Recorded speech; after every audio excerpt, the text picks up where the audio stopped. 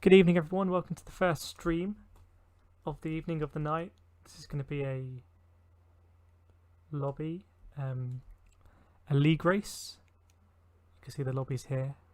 So I'm not going to be talking over this, the racing in this lobby, because I'll be in a party. But we're going to do some daily racing afterwards. Going to try out the alt account and have some really messy races probably. Just change some of the audio levels as well slightly, so let me know if there's an issue with that. But otherwise, I'm going to pop this on mute, get into the party, and going to get cracking with the racing this evening.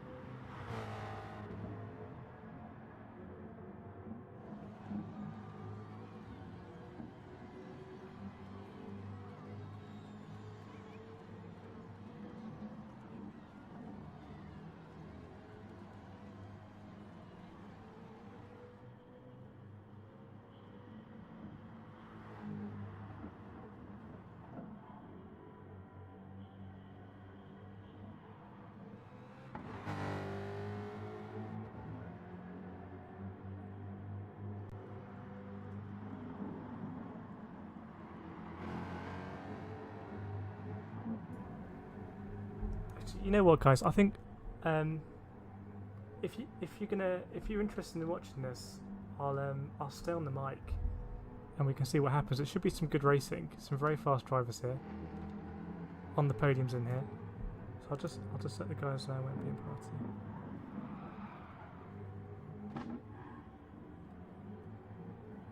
Evening, Ian, and let me know if the audio levels aren't quite right because I've just tweaked something.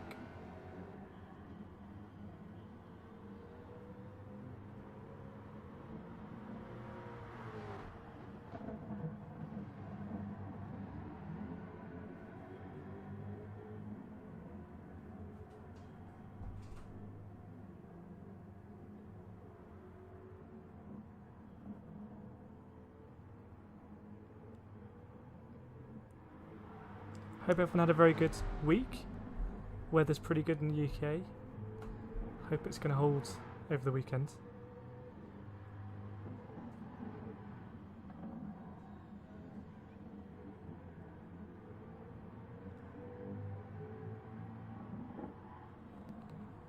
Right. Right, first things first, need to connect the headphones to the VR goggles so I can actually hear what's going on.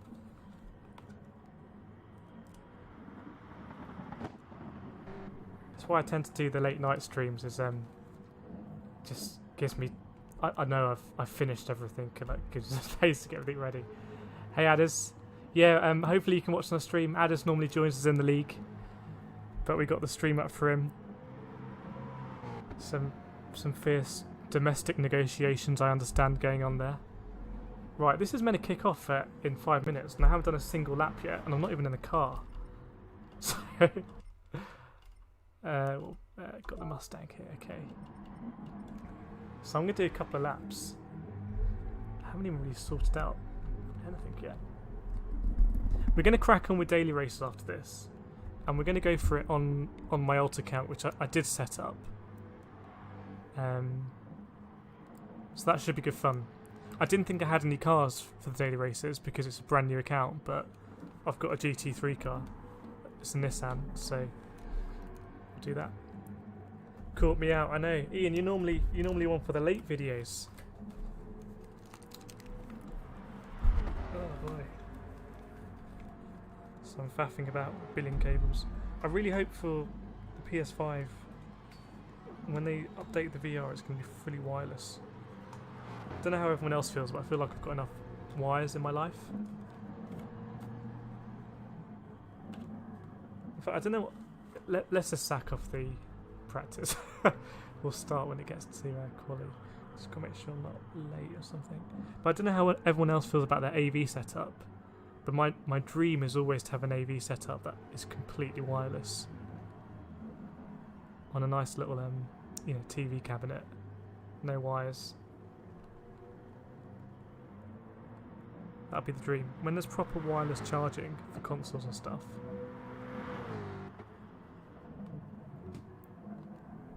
I'll be there. I pay more money to have a fully wireless setup. Right, okay. Headset on. So Alex Wilmot here is on the podium. Very fast driver.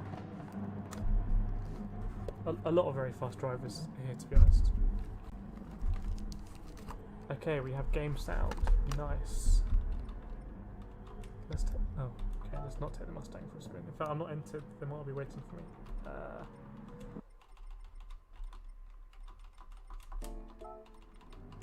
Entered. Fantastic.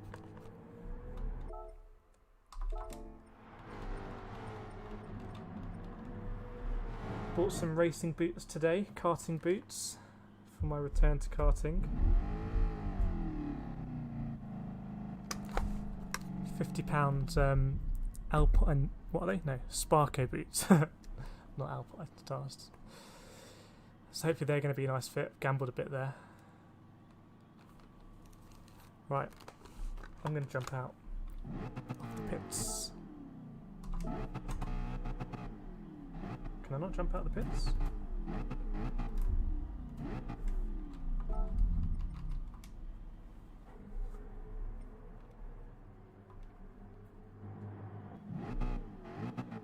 Am I doing something really stupid here? Why can't I get out of the pits? There we go. Okay.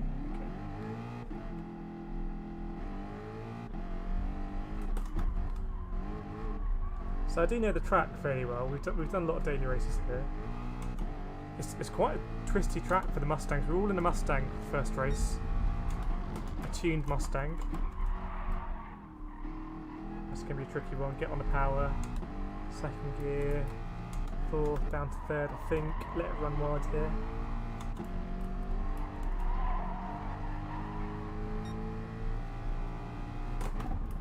Okay, braking too late there. Then down the straight and then last corner. So it's quite a simple track. I'd love to do this track in real life. If I ever go to this part of the world and I can race anything, I would like to do that.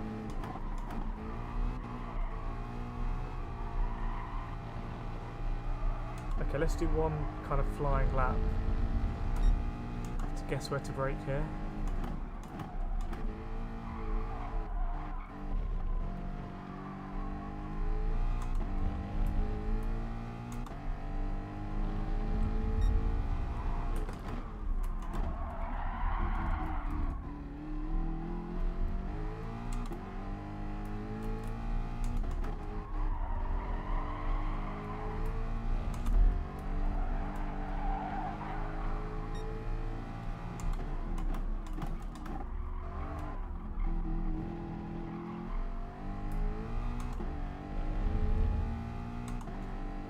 Friday.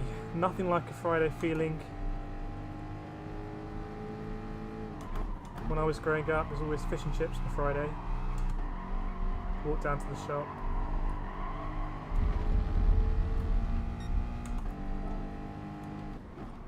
Walk down to the shop and get 2 large cod, 1 standard chips, because a standard chips is always massive.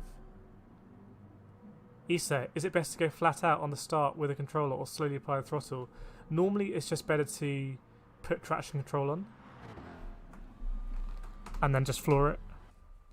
I think in these races traction control is like prohibited, so I will be progressively applying the throttle. It's actually one of the most fun things to do, is a no traction control start, because you're trying to find the grip. So that's my tip. Put traction control on if you can and just floor it. Otherwise, have a look at what I do in 10 minutes, as I hopefully get a good start in the Mustang.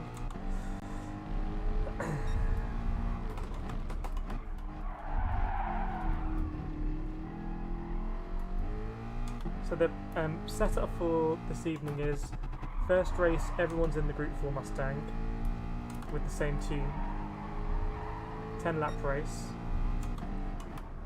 It's round 4 of 10 or so we've done 3 rounds already, this is round 4.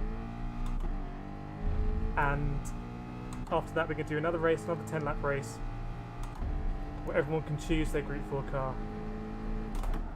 Now to keep it simple, I just stayed in the Mustang, but other people are going for other cars.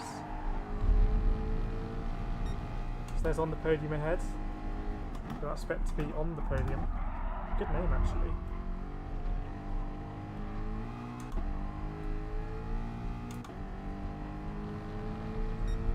Yeah, I hope everyone had a really good week. I wasn't streaming yesterday, I made the video with the Josetti battle that I talked about. And then I just played some Trackmania after.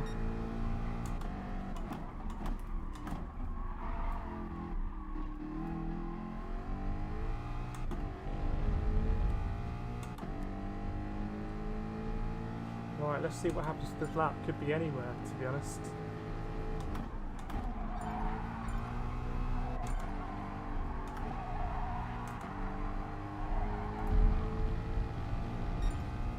Okay, not too far off actually already. It's going to be one of those races where I don't think it really matters where you qualify, because it's such a tight and twisty track. There's going to be so much battling.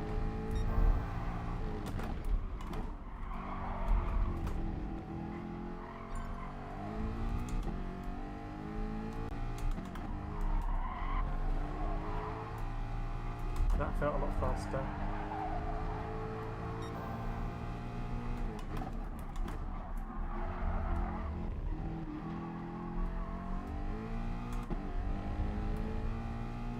Let's have a look.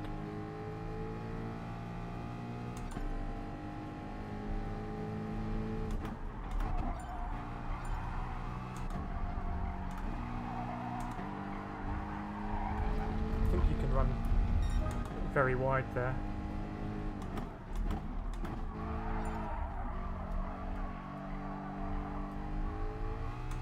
Do one more lap and I'll pop in the pits.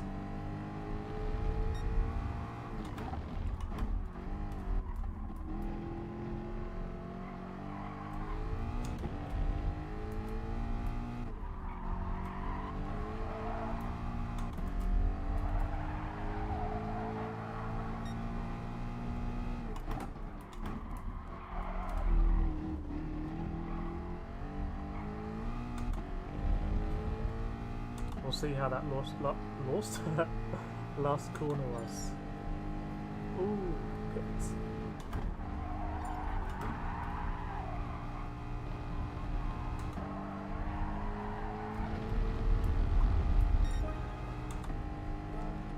Pop in the pits, cool down. Hi Steve, we catch up on the chat. Friday night, we made it. There's nothing like Friday night. Issa, mainly just playing offline with bots. Yeah. Same strategy still applies. Yeah, Ian, correctly set it to 2 or 3, then back to 0 at the first corner. That's what the pros do. I mean, the pros do that. So if it's good enough for the pros, it's good enough for me. Steve, I saw your battle with Josetti. Top stuff, my man. I bet your horse was racing hard in the car. Yeah, I know. But I like the pressure. There's a karting video on my channel called, what's it called? It's something like, you won't believe how close this karting race was, something like that. It's like a 90-minute video, and that was the same thing. I was chatting with this guy before the race. He was like, oh yeah, you know, I'm from Brazil, I grew up karting in Brazil. Had a really nice guy, had all the kit and everything, really nice helmet, custom painted helmet. I was like, okay, it's going to be a good battle. And then we were racing for the whole race, and we were swapping positions. It was like the Josetti thing, but instead of me just kind of holding him off, you know, he'd get past and I get past. And yeah, my heart was definitely racing, but I like that pressure. It makes the result feel kind of harder earned. Did I just quit there, or am I still in the thing?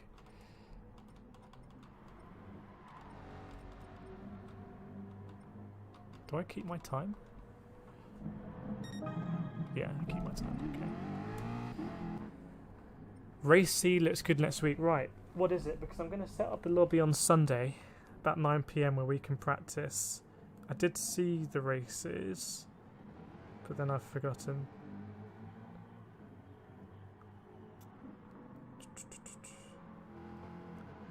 Yeah, Northern Life for Race B. That'll be good to practice. I have driven the Northern Life in real life. It's not at the same speed. That'll be good to practice. And then Race C, Dragon Trail Gardens 2. Yeah, nice. Group 4. 12 laps. Yes, agree. And I actually have a qualifying time for that track. Where I set half decent time. There's a funny way through the chicane at the beginning, where again you have to ride the sausages. So that'll be good to work out. Has anyone raced since the penalty update? I haven't yet, but we're going to race later. We're going to race in the alt account. I didn't think I had the cars to race, but I do have a GT3 car. Popping in and out. Nice to see you, Steve. Been very busy last few days.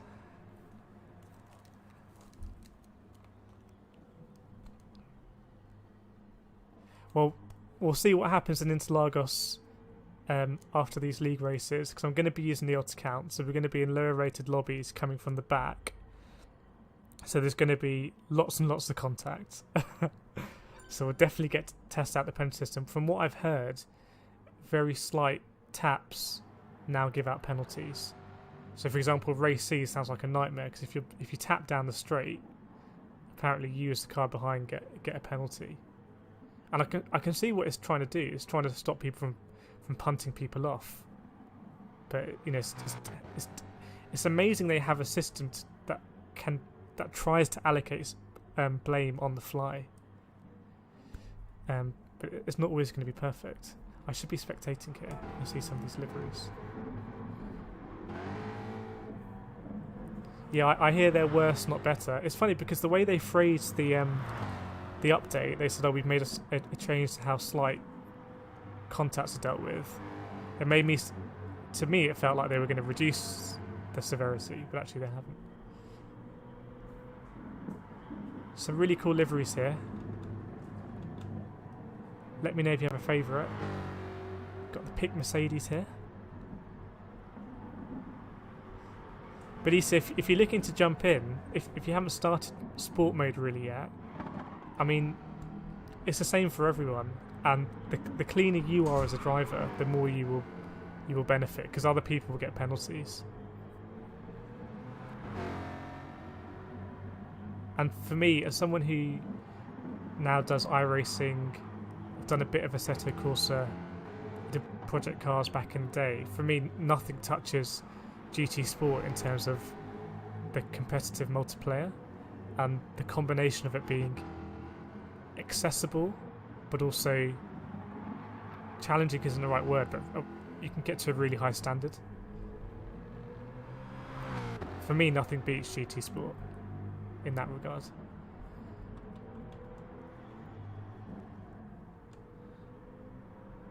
Mustang is a good looking car, isn't it? Just looks like it means business. Ooh, a little bit of oversteer, okay. I've got to watch out for that then.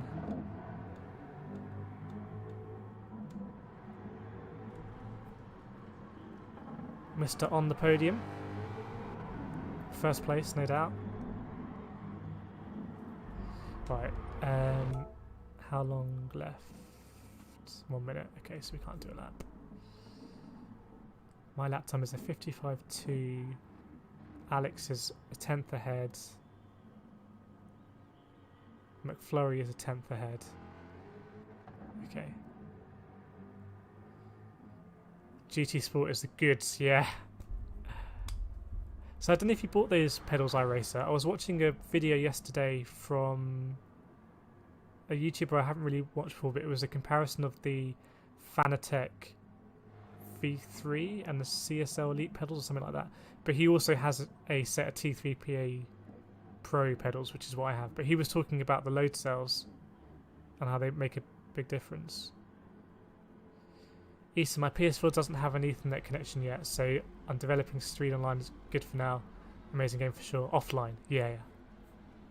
Well, I mean, I don't know how if you have the option of wireless. I mean, my PS4 is wireless. Alex Wilmot is now using Ethernet, but was using wireless before. Right. Oh shit. I'm not really in the zone.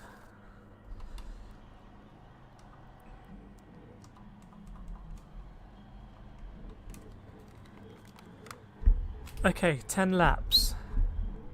Make sure I don't bash the microphone. It's going to be respectful racing here.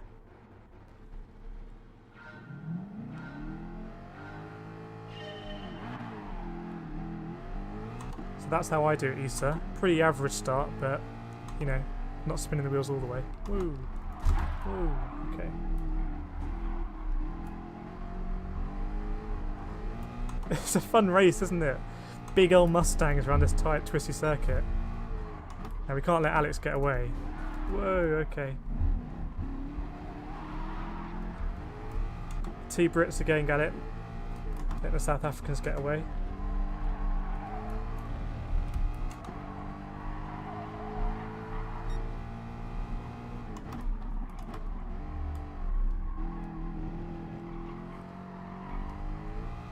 Let's just get into a little groove and then we'll work our way up.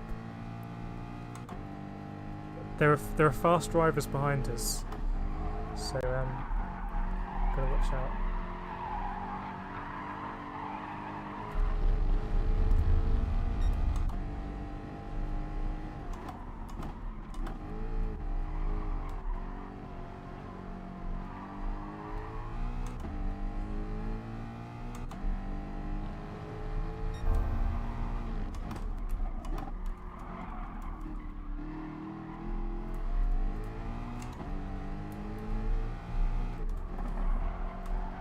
Might have him down at the hairpin. Let's see. No.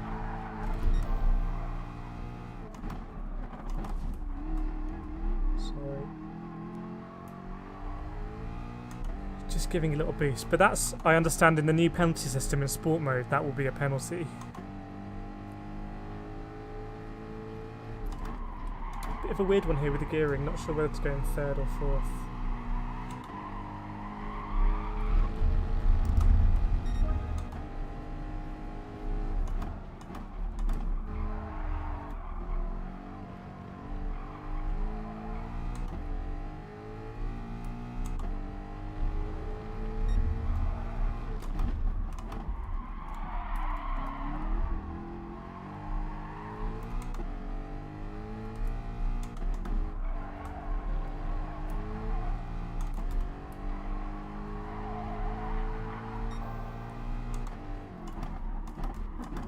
I've almost touched him again. So once looks like an accident, but twice would be, you know, Josetu. Hola.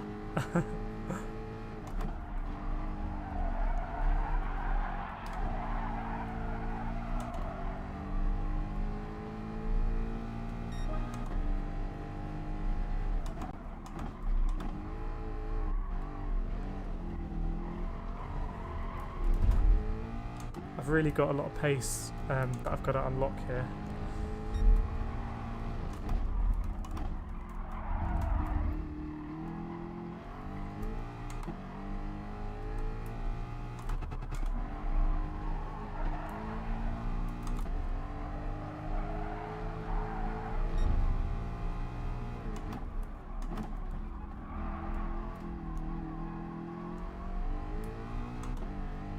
There's going to be no catching Alex, I think, but if we get it together, we can get third, I think.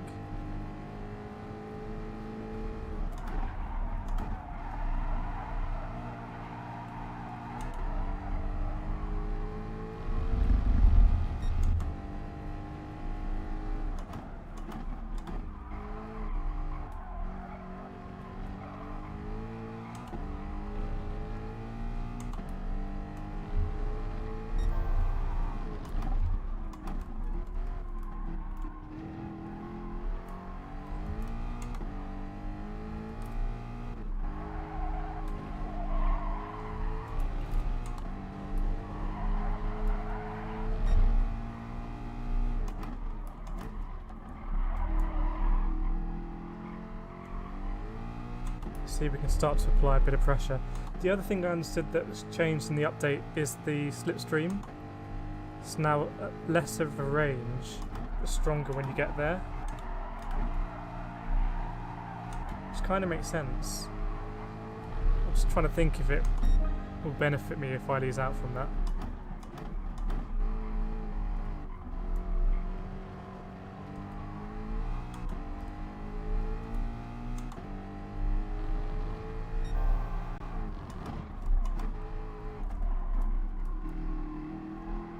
There was a game that I had on the PSP about 10 years ago maybe. I can't remember what it was called. It might have been called Juiced.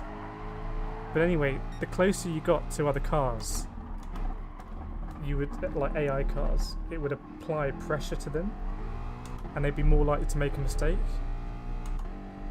And that kind of concept stuck with me because I can see where it comes from, because in real life it does kind of work like that.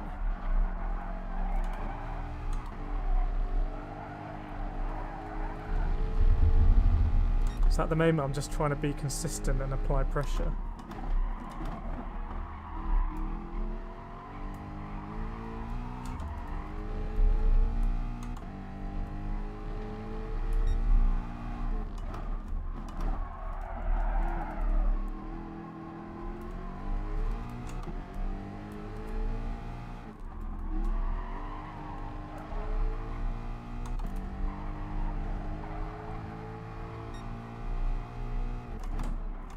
I miss my PSP, those were the days.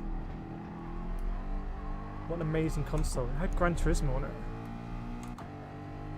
When that thing came out in about 2005, for me that was the coolest thing in the world.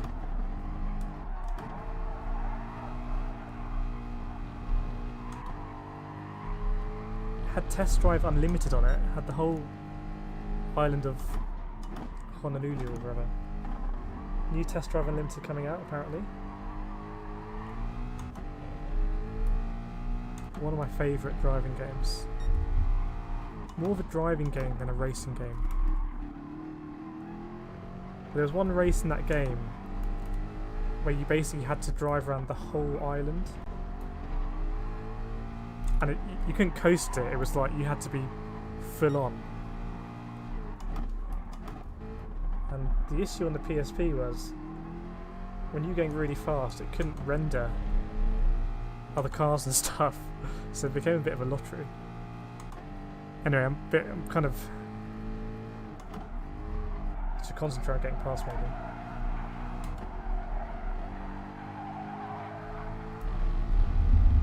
The pressure aspect isn't working.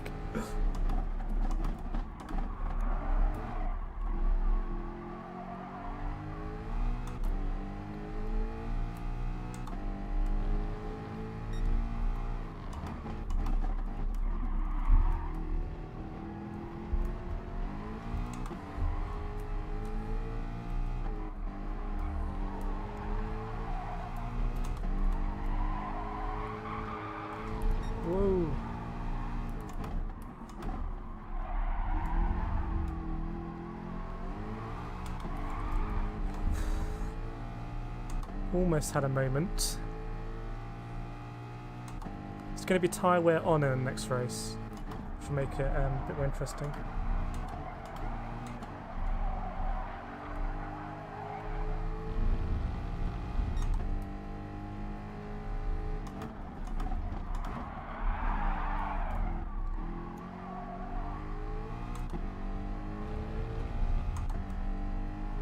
And there's a mandatory pit stop as well. So timing that pit stop might be really crucial.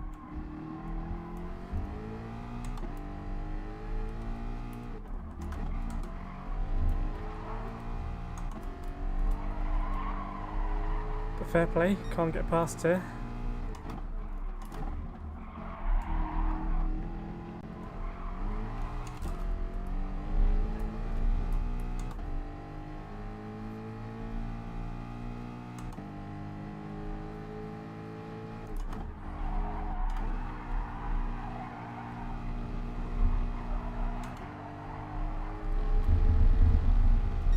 Difficult track, the Monaco of GT Sport. But a bit more strategy next race, but it'd be good to kind of take it to Alex a little bit. Hello chat, just put it on poll, yeah. Ian 10 chat off and focus. Well, I can't see chat when I'm in my headset, so that's why I kind of ramble a bit. Kate, who joins the stream, is in the flat, so we can work something out where she can relay comments.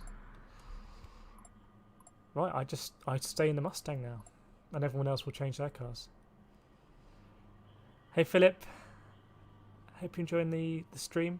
Got one more race in the SSBB Championship.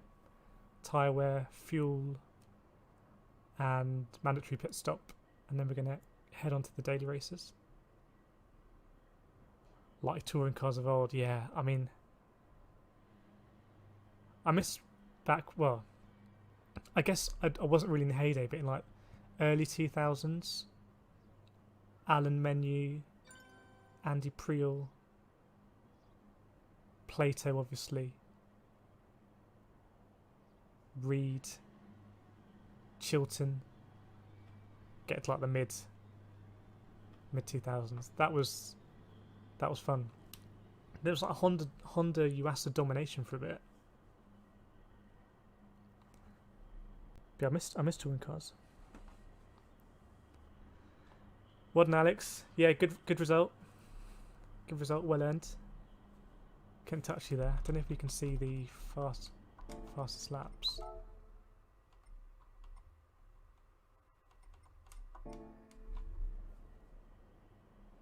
Philip, I would come to you, Laurie, if I wasn't working right now. This is a league race, so you have to ask permission from the whoever.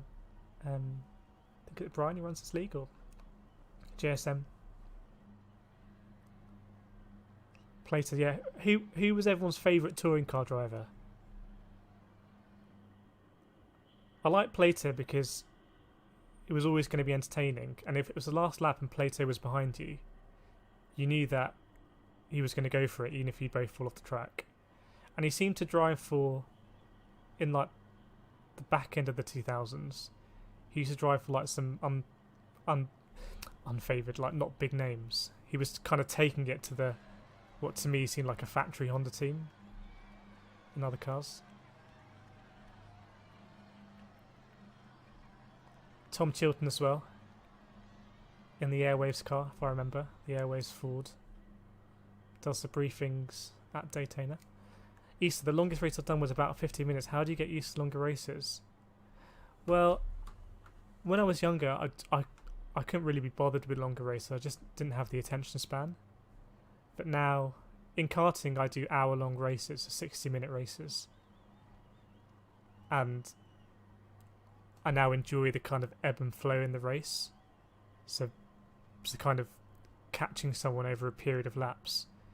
And you can only have that strategy and that, taking that bigger view, you have a longer race. So I don't think I've really answered the question there, but I just got used to it because I enjoy longer races, actually. These races today are very short.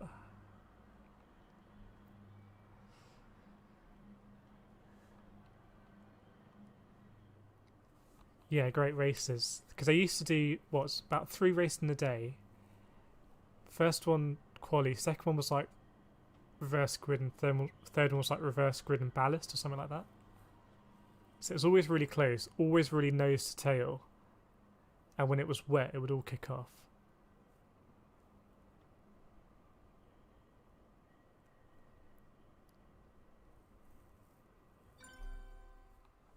There we go. I never went to see touring cars in its heyday, which I regret actually.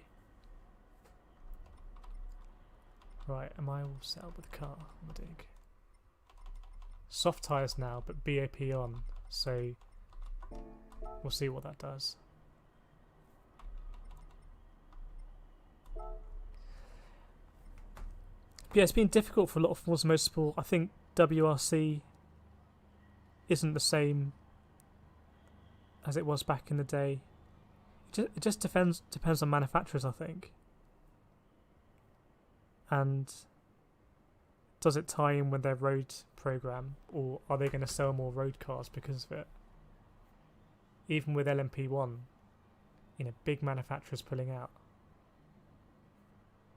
because of expense in terms of the investment versus the upside for them. Oh, I went a few times up in Alton Park. It was a good day out. I can imagine. That's a proper like British day out. It was on a Sunday, touring cars, all the support series. When Janetta came back, a lot of people that I race in Club 100 kind of progress up that way into the likes of Janetta Juniors and whatnot, into that kind of touring car, you know, area. Tin top.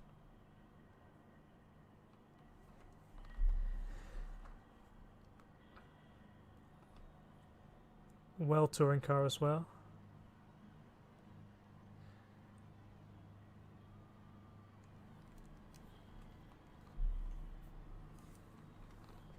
But then again, it's what does sim race? How does sim racing fit into all of that? I was on YouTube the other day. I was just kind of scrolling through, and you know, YouTube like auto plays videos when you scroll. It does for me on my phone. And there's something about Nürburgring, you know, championship, blah blah blah. I started auto playing, and I was like, oh, is this GT Sport or is that iRacing? I can't really tell. And then when I clicked it, it was actually a real race in Nürburgring they were doing. But to me, it's become so blurred. The fact I A, expected it to be a sim racing event, B, I couldn't tell because the graphics are so good these days. And C, I was going to watch it as a sim racing event. Alex, tip for longer races, don't hold the wheel or control it too tightly. It's serious. To look like a... Yeah. Alex coming with all the top tips here. We went to Donington once for DTM. Those cars are so loud. Yeah, DTM. There's like wide wheel arches, stuff like that. That's what I remember from DTM. Big old wings at the back and wide wheel arches. But I hear DTM is going through some trouble times as well. I think someone said it could fold.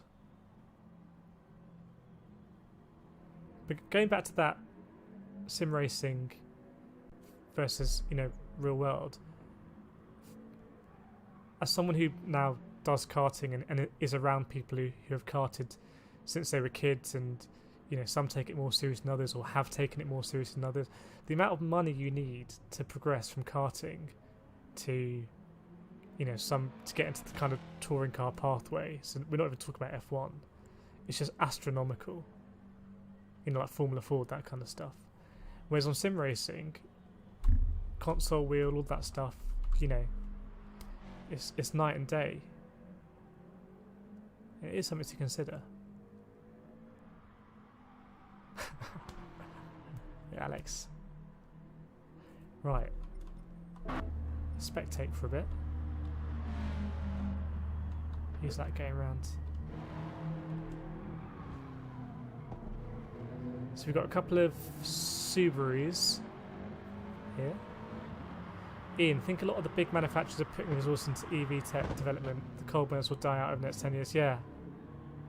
Actually, I was lucky enough to go to the first Formula E race they held at Battersea Park. Probably, what, 3-4 years ago? And I went with a couple of mates that I karted with at university. And in fact, when was the first Formula E race at Battersea? I want to know now. It's making me feel old.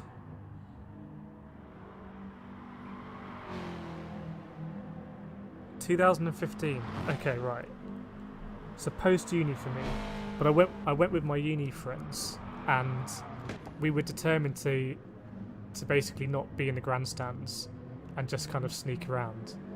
And we snuck into this place. You can see where those marshals were behind the barrier. We kind of snuck there and just and hid. And then when the race started, we popped up and had this amazing view, just like right next to the racetrack. And then when the race ended, we went onto the track, grabbed all the carbon fibre bits that had fallen off as mementos, and then we snuck into the paddock. We found some lanyards on the floor. They weren't actually didn't have anything. It was just for tickets. But we wore them the other way around, so they looked like a kind of press pass. And then we said we were doing press for old university. And yeah, we spoke to Sam Bird. We spoke to what's his name? The Senna that was in F1. Got some photos. So that's my memory of Formula E. The track was atrocious because it was so bumpy. You see the helmets in the cars were like, it looks so uncomfortable. And I think Formula E is coming back, but it's coming back to Docklands around the Excel Centre, which doesn't sound that inspiring. You know, I wish the stakeholders could come together and they could do a proper central London race, kind of down Regent Street, Piccadilly Circus, maybe go through Leicester Square. What's it then? Up top Charing Cross Road, onto Oxford Street, something like that. When I was younger, I used to kind of go on Google Maps and try and imagine a Formula One track in London. I should stop rambling and practicing. I'm not very good at this. Because the BAP has changed, and I need to see what the tyre wear's like.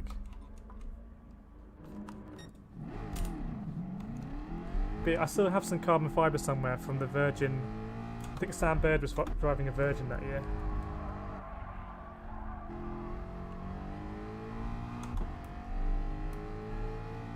I'll find the pictures and I'll use them as a background or thumbnail for the next stream.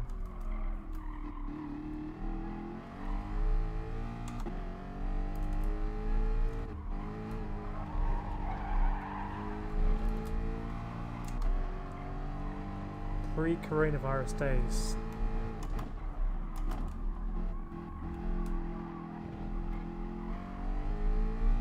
So I do need to find a bit more time to catch up with Alex.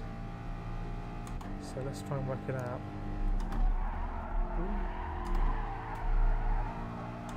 Maybe that, a bit of a wider line.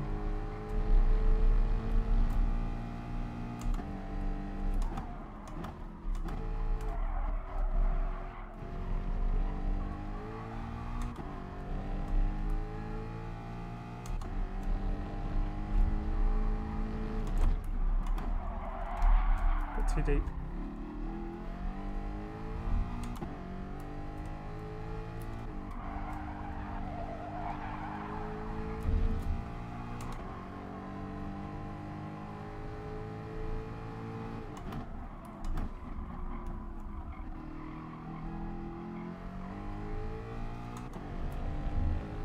There's probably a good second in lap time that I could find fairly quickly.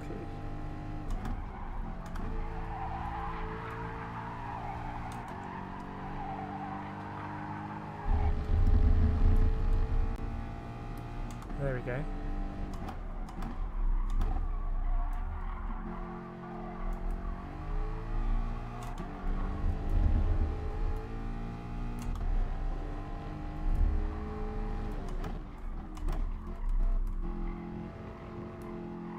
think the first streams I was doing recently were at this track in the Porsche.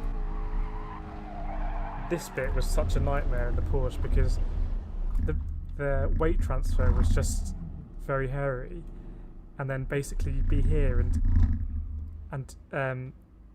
you'd want to be on full throttle, but if you apply too much throttle you'd oversteer, and if you didn't apply enough throttle you just end up over here and dip a wheel and then you'd oversteer anyway. So it's a bit of a weird one.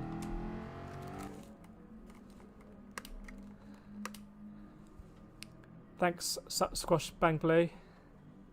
No worries. Put a link to the car restoration stuff in the description as well. Remember the London track in GT5? Oh, I never had GT5, so I don't remember that.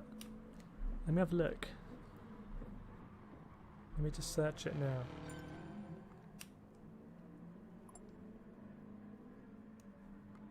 GT5 London.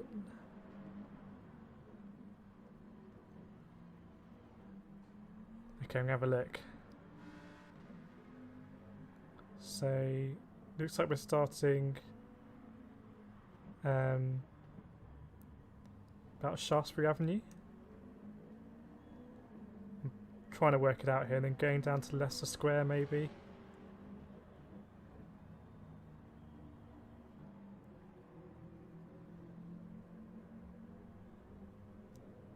I'm not sure it actually makes any sense. Okay, and then going down past National Gallery, Trafalgar Square. Nice long corner around Trafalgar Square. Okay, then going up past, what is that, like Texan Embassy or something?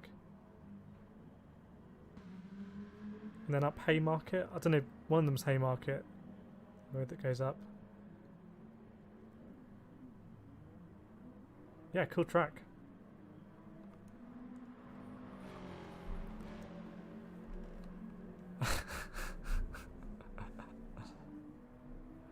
Right. Well, let's see who's caressing it the best. Who is leading?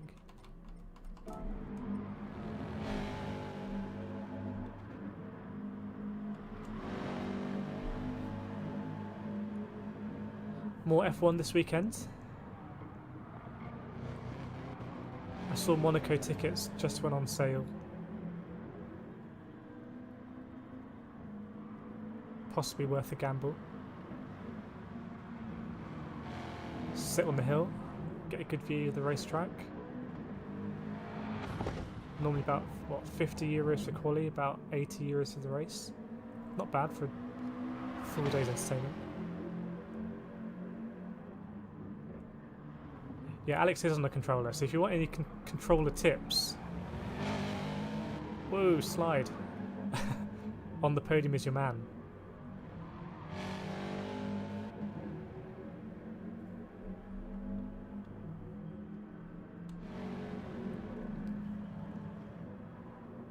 Never been yet, yeah. Silverstone, no fans this year. Well, Silverstone isn't my favourite place to go for racing. It's just a pain to get there and get back for me. I'm not even that far away.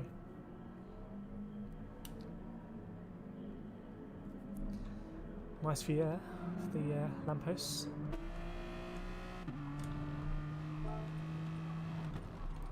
We're all going to see just how smooth Alex is.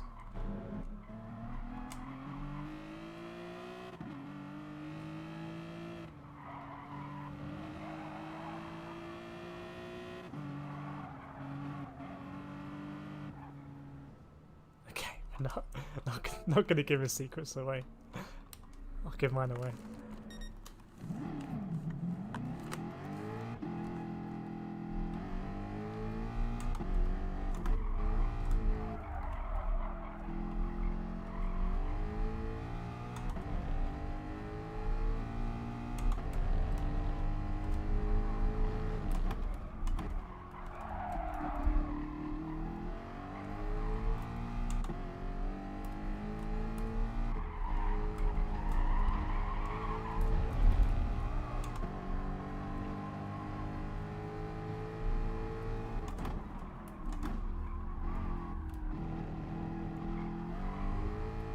feel very safe in this car. I don't feel like it's going to oversteer at all.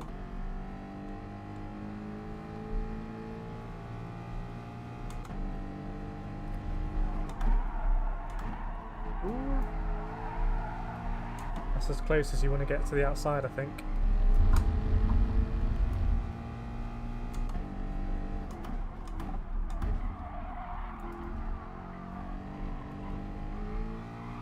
So on the podium, and we're going to be karting in a couple of weeks. Hopefully get some good footage.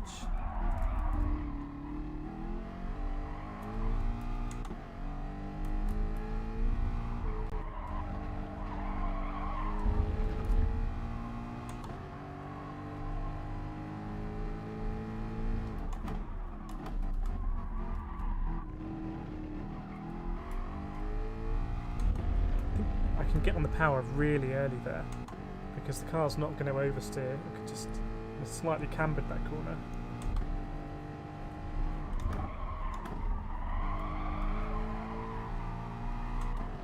Okay, a very different line through there.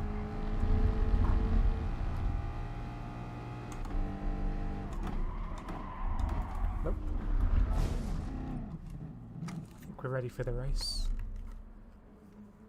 I can't play in chat and chat. Yeah. I could try and play on the preview screen on YouTube, but it's not gonna work.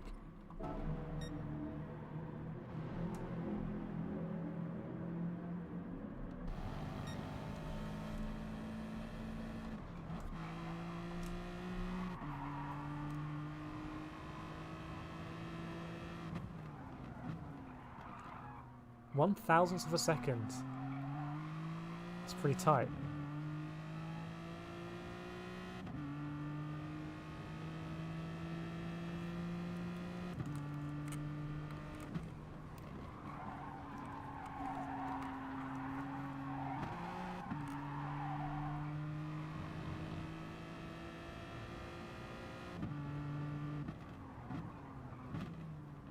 Shame we can't see the splits.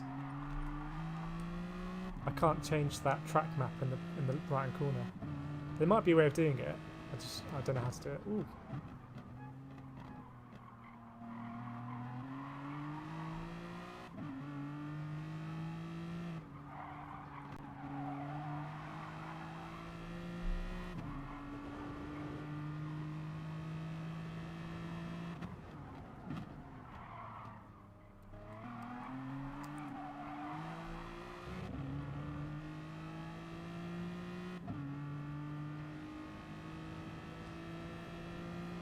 So on the slipstream changes, so it looks like on the real setting, it's the window or the gap has gone down from 1.5 to 0.8. So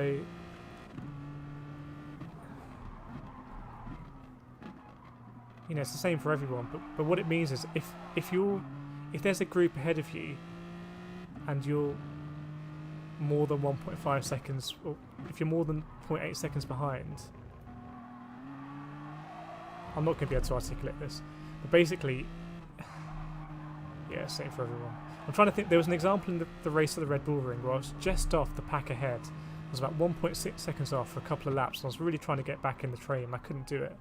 And all that time, the guy behind me was about 1.3 seconds behind, and he was catching up slowly because he was just in the train. Whereas what will happen now is that neither of us will get a slipstream, so although I won't be able to catch up with the group ahead, I won't get caught up with the guy behind. So in that instance, it would have been better for me.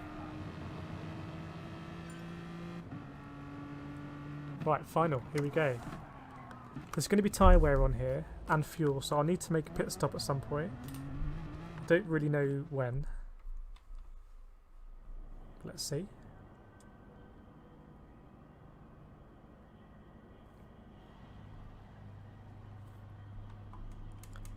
Looks like there's a position missing there at the beginning.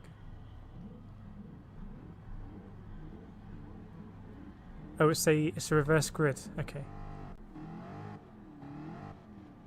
Probably shouldn't waste fuel. Okay,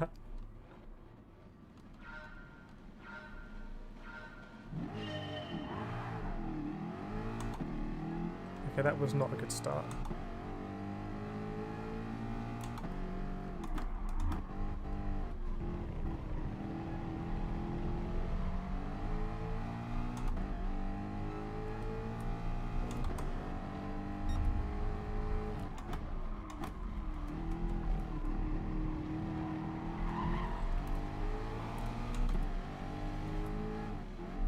I should have gone for it.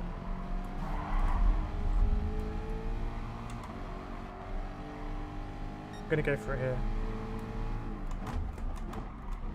Ooh, that was an aggressive move.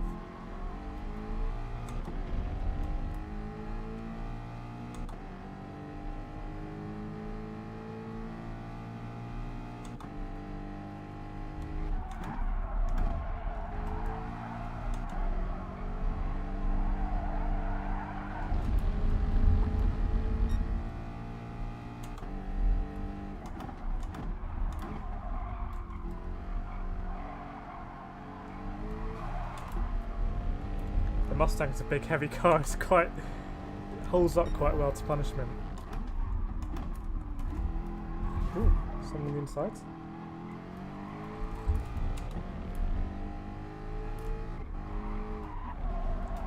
Got a bit of a trolley train situation here behind me.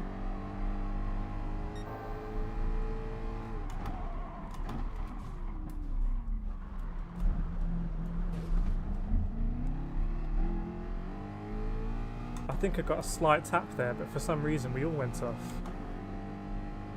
I don't know if people were looking at me for the brake marker, might have been the case.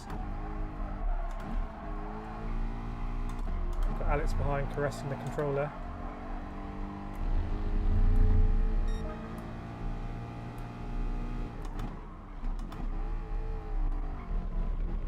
Let's go for it, that's our opportunity. You want to be on the inside here.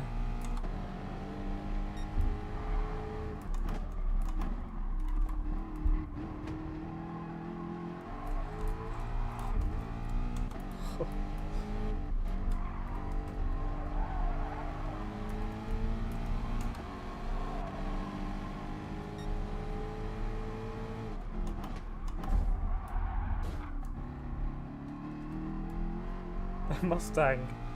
It's fast becoming my favourite car.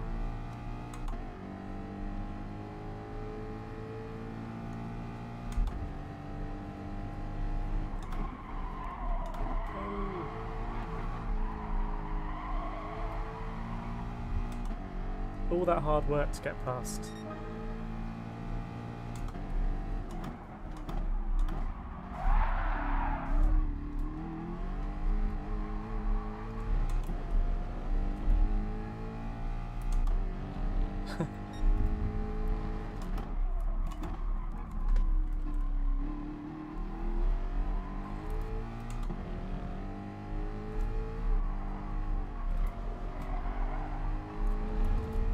Imagine being on the motorway and just seeing that behind you. I think I have seen that a few times. Audi drivers. Right. What do we do with pits? I'm sure someone's going to pit in.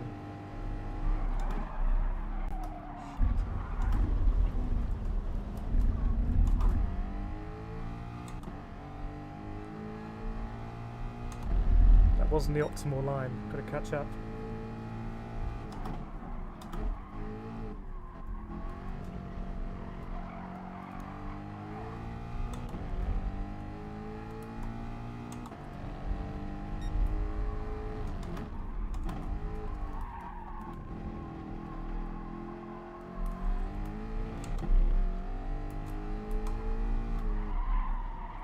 See, I bet on the podium has been fuel saving when he's behind me.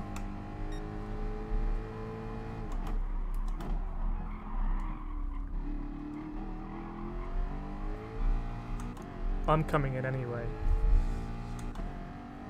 I've never actually been into the pits there.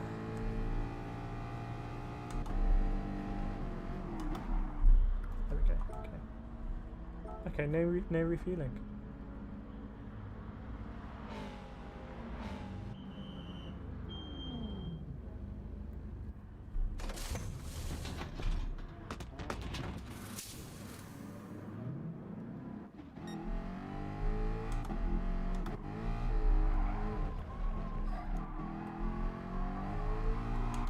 Right, game on.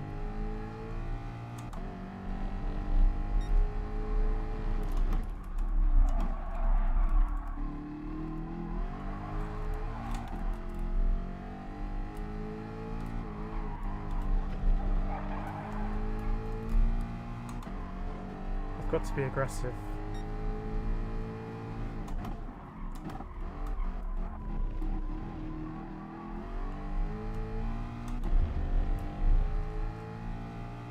Right, Alice has got the inside line.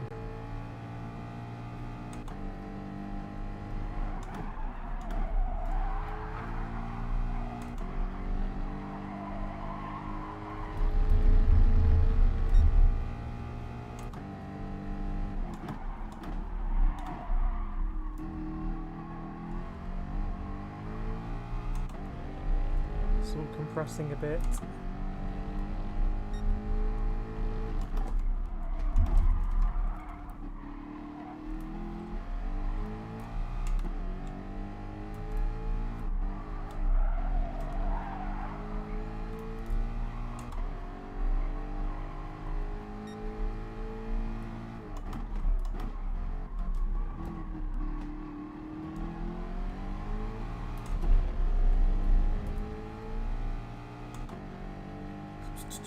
Can we get a nose up the inside?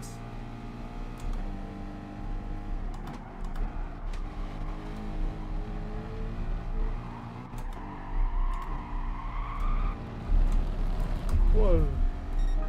Big old snapper oversteer.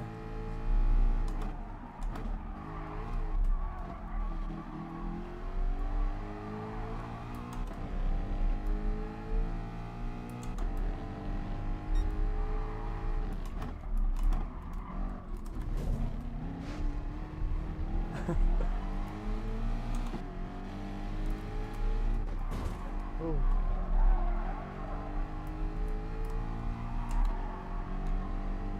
Neck and neck.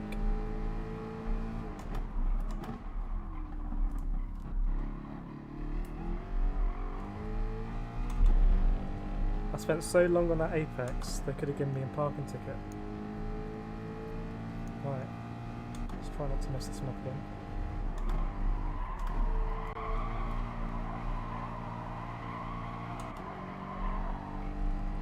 2 laps to go. Can only hope they start fighting.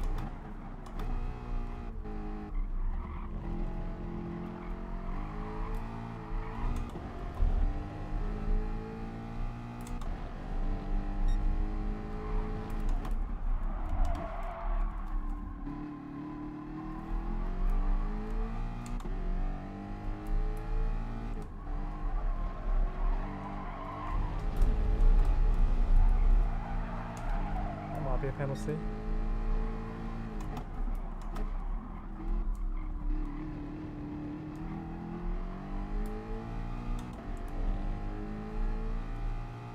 Close race, actually.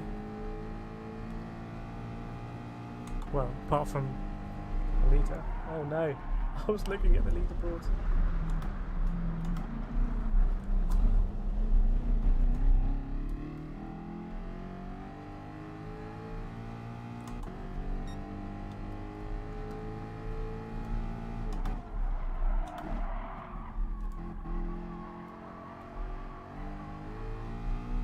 Anyway, we'll finish it off. But I was looking at the leaderboard like, wow, 10 seconds, that's a long time. About to be even longer.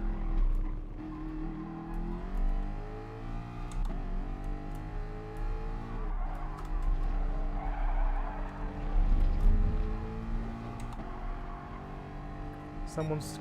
oh no, I thought someone gone wide.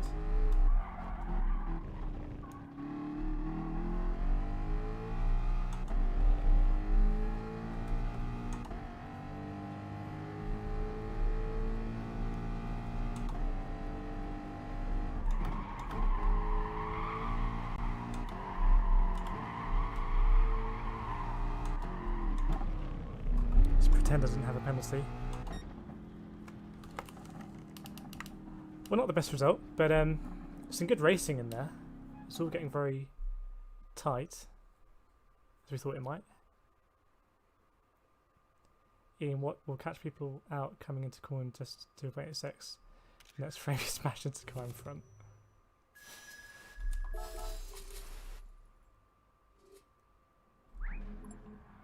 That race was messier than expected. I don't know, that race was as messy as I expected. But I ballsed it up twice. So that's my bad. Right, I think that's it for the league races.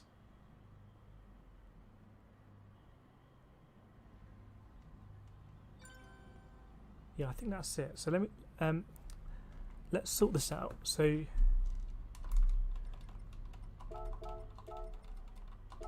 what we're going to do now is we're going to jump into the alt account, which I've set up and has a car for Interlagos. So let's try and do that now.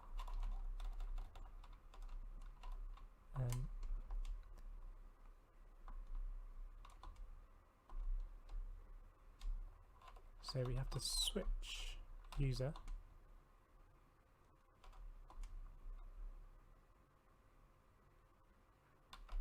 And start the game up again.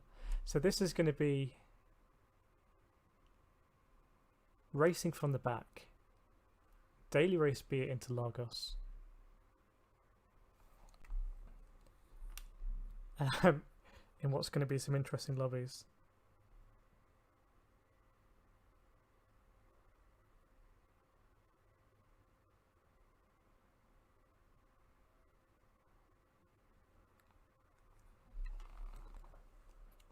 Let's skip all this stuff. We'll change the title at some point. But let's just check this works at a conceptual level.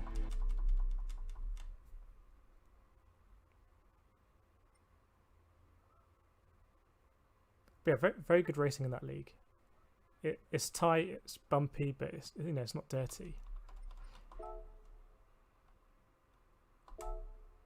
So we're on the odds count, E rated, but we've got B sportsmanship, and we're probably not going to set a time. Should we set a time or not? It's more fun if we don't set a time, I think. And as you can see, I've got a selection of GT3 cars already. So I thought this wouldn't be possible because I just wouldn't have the cars and I don't have the money. A bit like real life. But actually I do have the cars. So in 11 minutes we're going to jump in.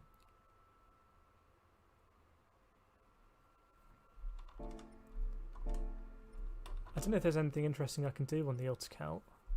Anything else? We've got 86,000 credits. And let's see what we've got in terms of cars. Thanks on the podium. Great results for you. I don't know if you won the second one, but won the first one. Big points, good racing. And some good tips on how to caress the controller. So these are the cars we have. We actually have Group 1 cars. We could do the Le Mans race. Oh, you'll probably pass me in a few days. I don't know about that. I don't know what the name is for this. We'll see what the account name is. It wasn't very inspiring.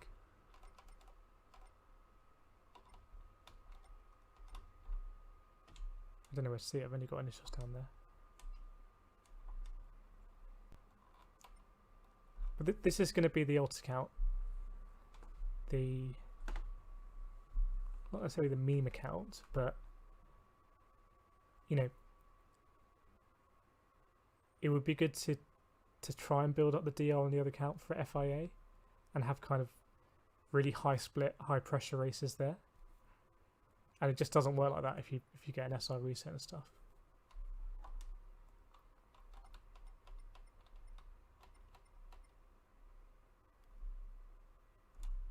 So I don't know what to do until we start, because we're not going to set a qualifying time.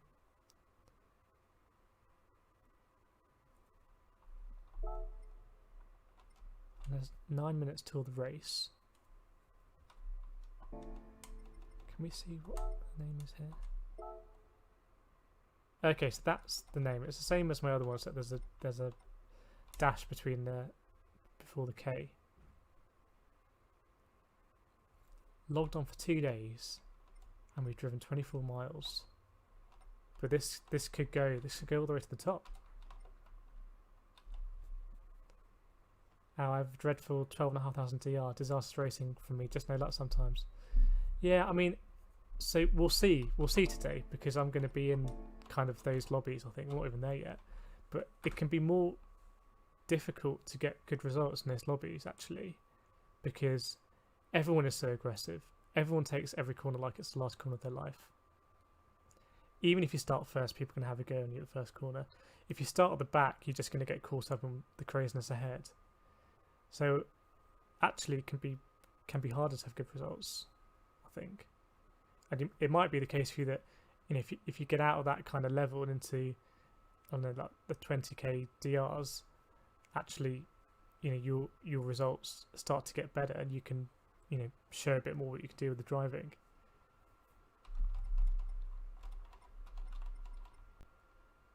But we're going to see. I mean, I'd be very surprised if I've no idea what to expect actually in this race. May as well get into the thing. We'll use the GTR. It's one of my favourite cars in the game, although it's a bit difficult to steer.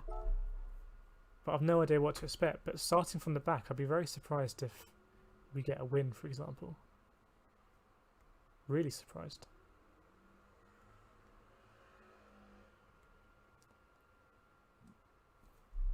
We saw with Josetti, you know, setting the fastest times in the daily races, you know, these couple of weeks, and from the back could only get up to 6, and that was a much longer race.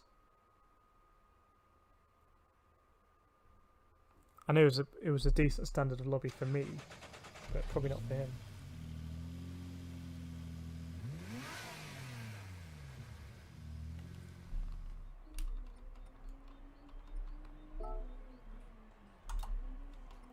Set the fastest time here as well, Mr. Josetti. Ian, bloody General Carnage and TR resets. We'll see what the racing's going to be like today. It should be fun. I thought about doing an ultra count before. I never really went for it because I wasn't sure if it would be fun or if it would be fair. But I think everyone I speak to who's an A+ driver uses an alt account, because it's just too risky to lay it all on the line every race.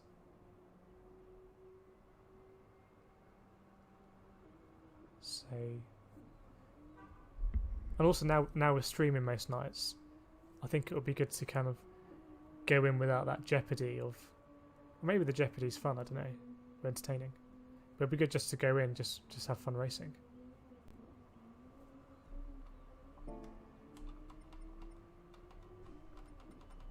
I was looking back at that dive from Interlagos the other day from who was it, the Portuguese driver who took out 3 cars and himself. I mean, how he did it is an incredible piece of skill to take out 3 cars. One of them, the cars was basically past the apex. But I'm sure we can expect more of that.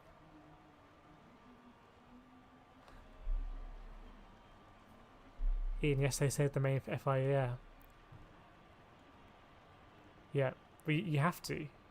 If you want to get top 16, and normally top 16 means that you go to New York or you go to Monaco or wherever to do the televised or streamed event and get your prizes and whatnot. At that level, you just can't risk it. And I'm not at that level or close to that level, but the same kind of principles apply, which is that in FIA I do want to be trying to get good results in FIA. That is the one place where actually I do really want to get a good result, and I want to try and get, you know, points in the 200. That's kind of my aim, I think. I've never really thought about it before.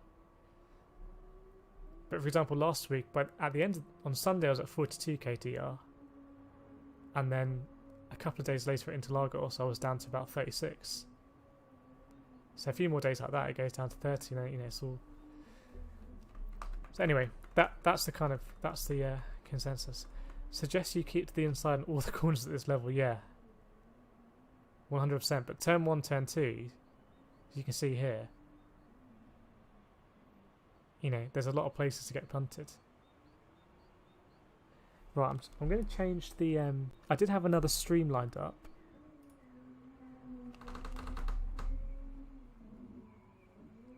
But I'm going to cancel the other one because we'll just stay on this one.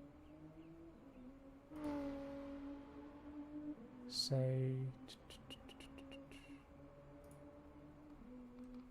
just bear with me for 60 seconds. I'm just going to copy all the info there.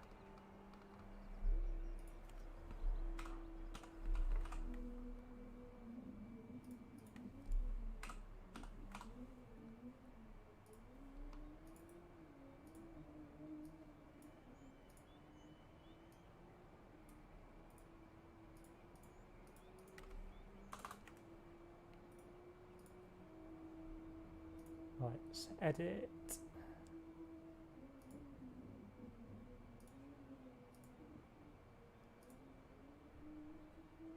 In fact, we don't need to edit it, just delete it. Delete forever. Sounds very serious.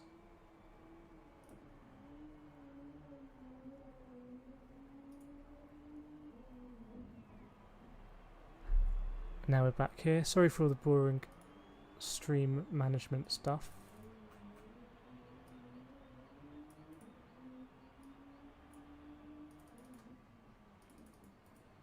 Change this one to daily races. Change all of the stuff. Change the thumbnail. Bish bash bosh. All done. Should have all changed, hopefully. If not, it will have to do.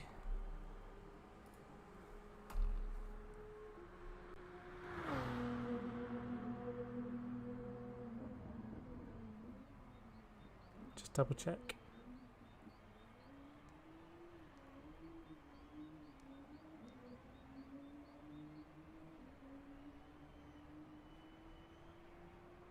Yeah, looks good to me. Alright, okay. Let's jump into the daily races. Yeah, inside, I think. That's what I try and do at karting in the first couple of corners. I've had some really bad experiences where I've been on the outside, minding my own business, and just some instant happens and suddenly I'm facing the wrong way in the tyre barrier. So I try and keep that philosophy.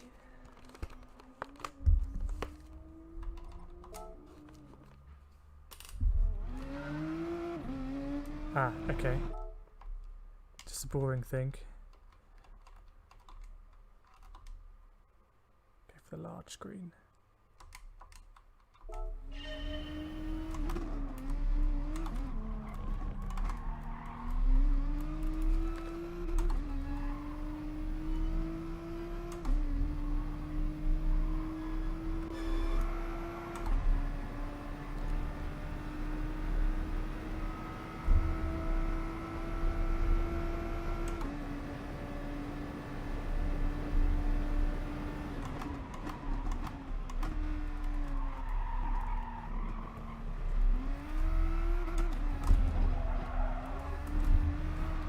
Still got traction control on, haven't I?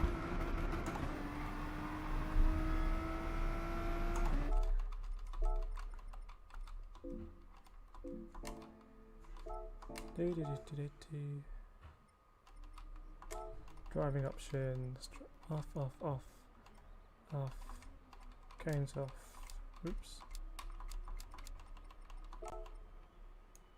Braking off. Whatever that is. This all changes, I guess. That's the same, I think.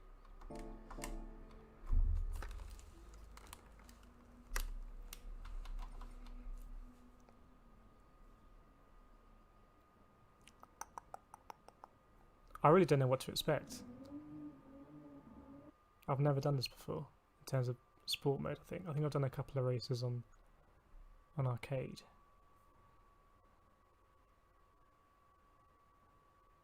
Got a couple of A-rated drivers in here, some big scalps.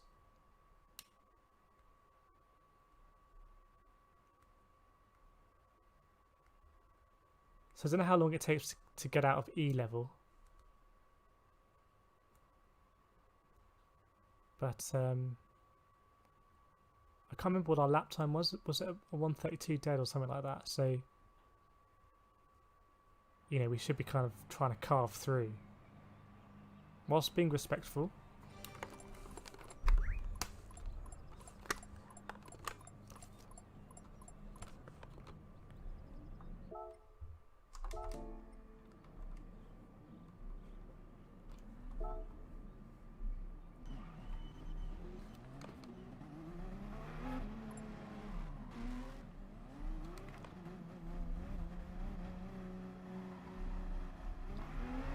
Please don't hit me. Well, I'm not intending to hit anyone.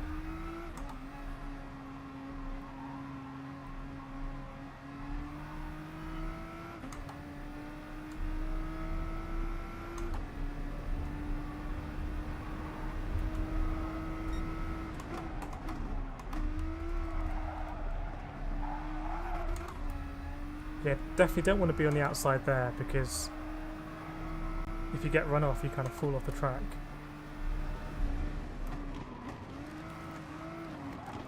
All right, here we go. We're on the alternate account, Al. So I think that's why there's a mix. I think. Don't know why we've got A drivers in there as well. Maybe the SRs come that low. I think it's like 5, and then you automatically come out. Okay, great.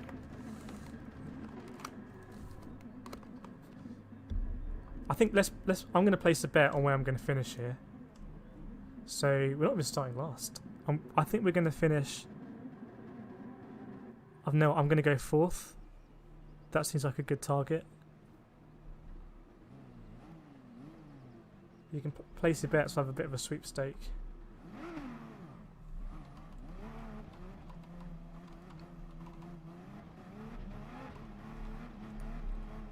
That might be really optimistic or not optimistic, I don't know.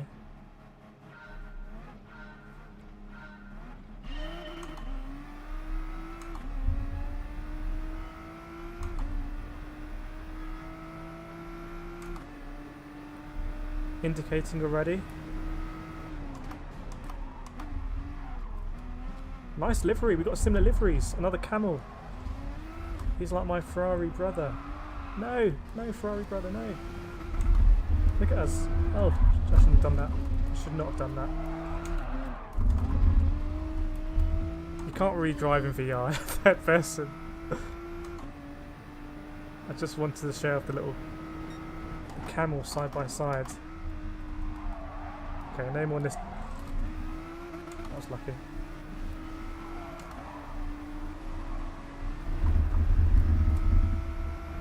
It is car. Whoa!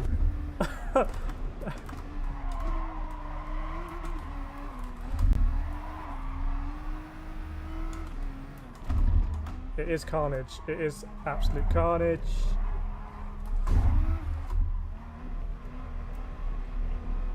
If this is what you're dealing with, then for anyone who's in these kind of lobbies, fair play to you. Ooh.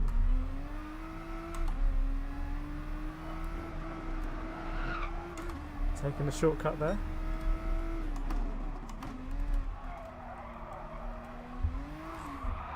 Oh my, that's all me.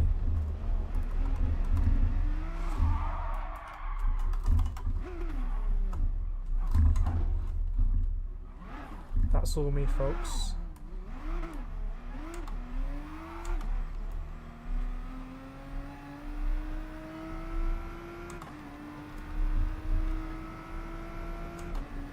Just making it super hard for myself.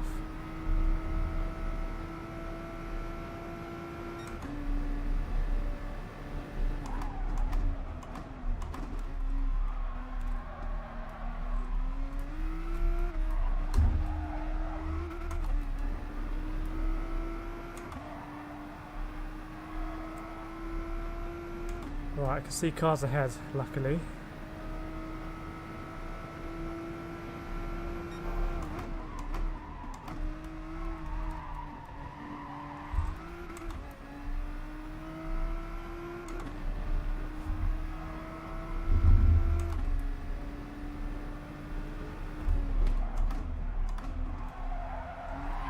I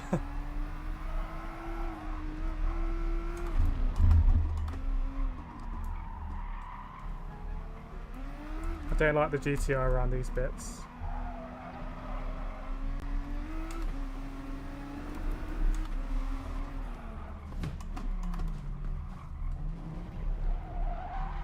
Okay, we didn't get a oh, we got an SR down for that. Okay.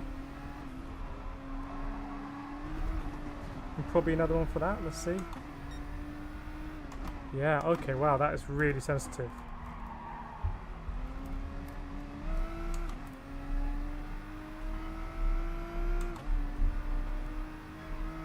I mean, the second one especially, that was just kind of a... You've got to be on the throttle, and if you're a little bit faster, then, you know, the tap, it hurts you, it doesn't hurt the other driver. To get a penalty off that, I can see what people are complaining about.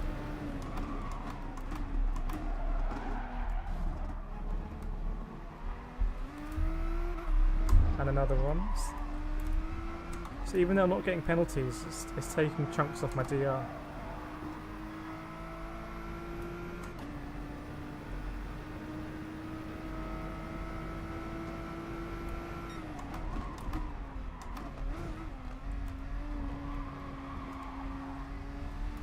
Just going to protect my Camel sister car. There we go. I'm not very good at that.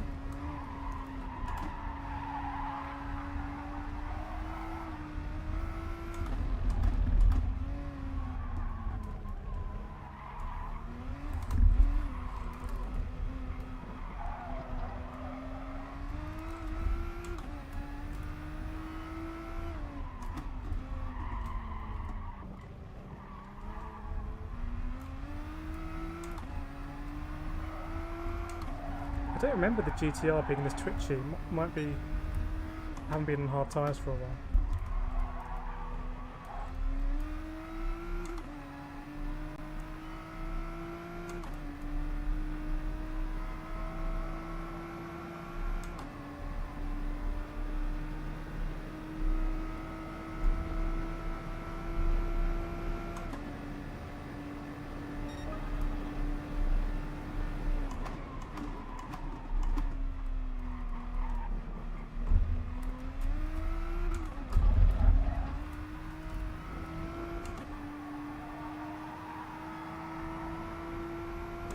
Let's try and get a few more positions.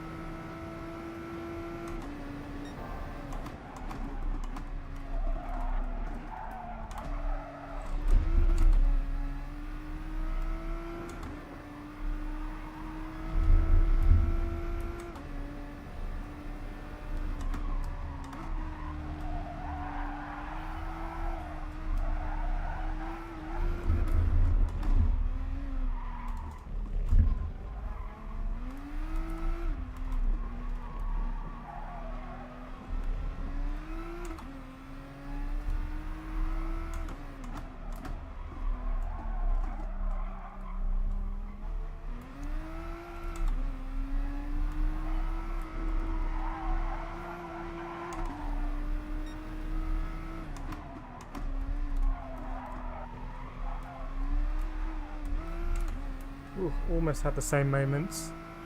Okay, last lap. Maybe 7th is on. On the basis they're going to fight a bit.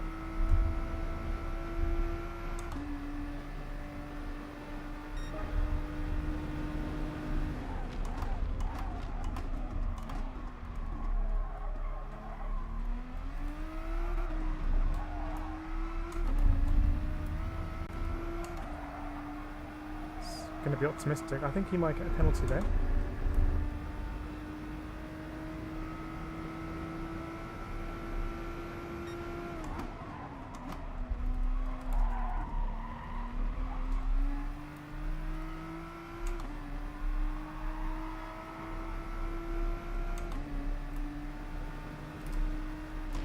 Ooh, sorry mate. I'll wait for him.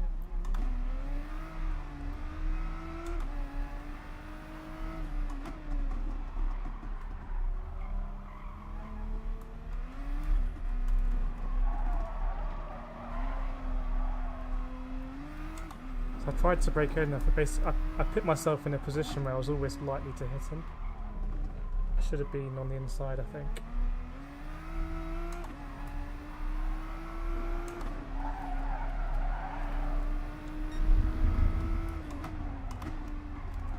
Ooh, no.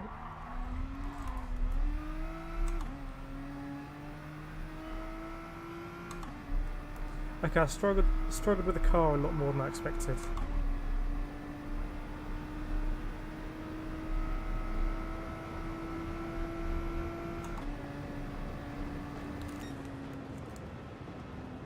We should check your DR and SR before the race. Yeah, if I go onto Kudos Prime and put it in, it should show you whatever there was on day 1 or day 2. But I'm a little bit disappointed that I struggled with the car there. Had that spin out.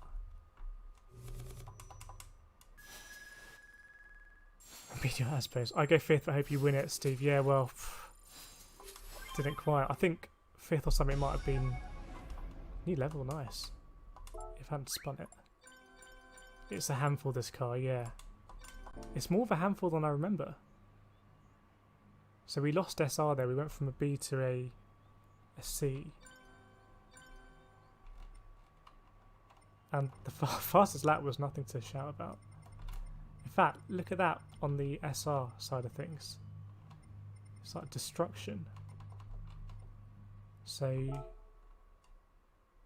I'm glad I'm not doing this in the, what do we call it, the regular account. I don't know if there's another car that's not going to be so much of a handful out of the 3 that I have. I saw someone in this. Super GT6, yeah. Destiny. Ian, I feel really bad for laughing so much. I had an absolute moment there. I was just like... I just wanted to get on the throttle as soon as possible, but I just went round in a circle. DRSE. Is that your one or my one? Let me being really slow here. Let me check my one.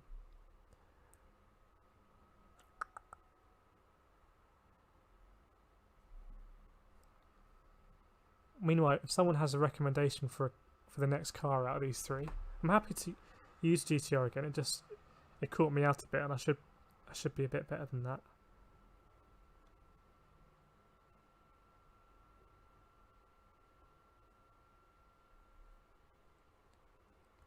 Right.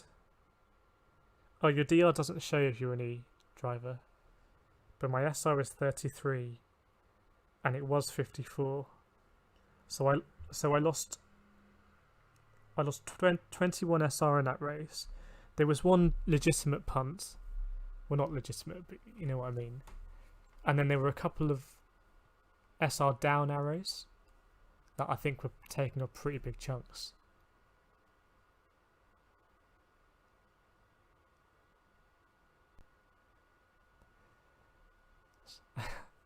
But yeah, I don't know to go with the Corvette or this FT1. Corvette is decent. Let's do the Corvette then. In my head I have this kind of prejudice against American cars from watching Top Gear when I was younger. I think it's entirely misplaced in terms of their ability to corner.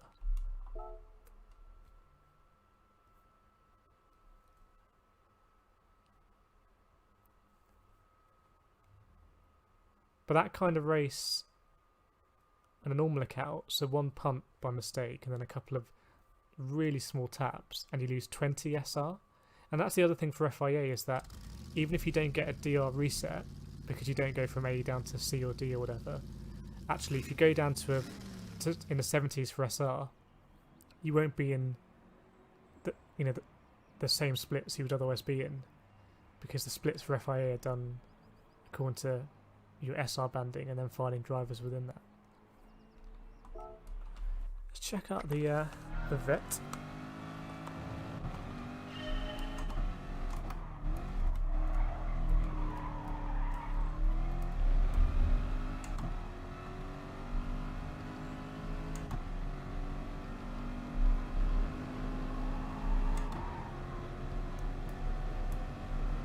Just have to remember not to set a time.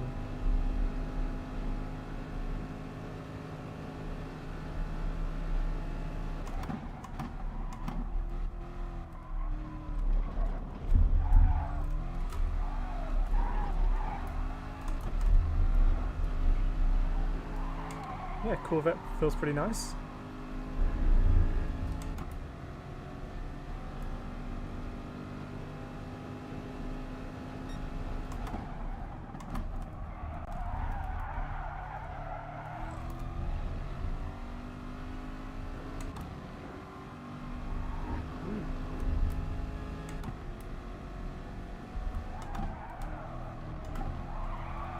I haven't worked this bit out yet in any car.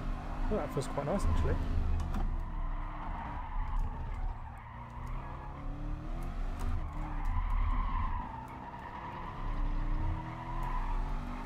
A bit slidey through there, but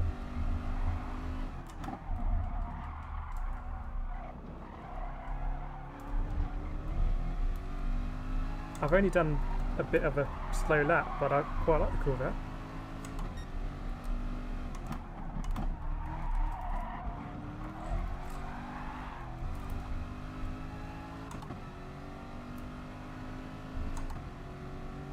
Oops, I was going to finish the lap there. Quite like the Corvette. Good shout, Al. Oh, I think you have to change gear about 50% RPM, is that right? Okay, so sector 1 was a 23.7, sector 2 was a 46.3. I've forgotten that already.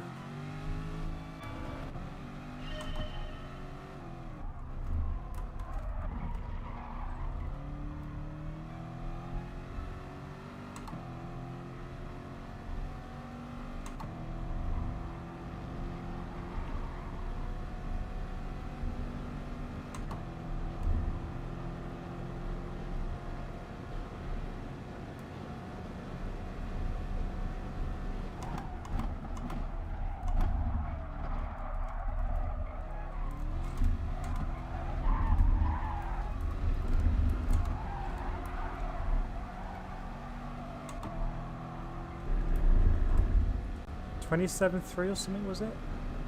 Just random numbers. 23.7 maybe.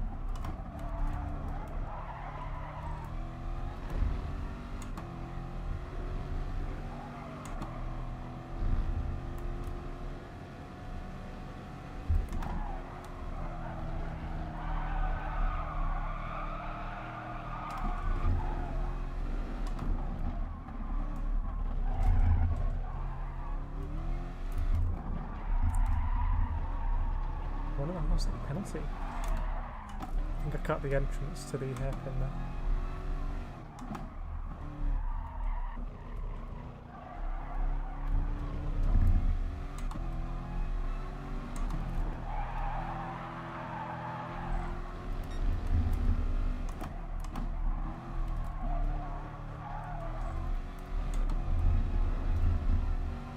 So sector 2 was very messy, but I think sector 1 might be a bit better, don't know. Might want to check its power curve.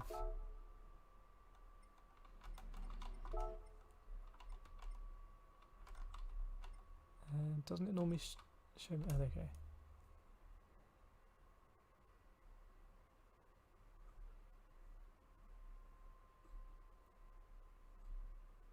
Okay.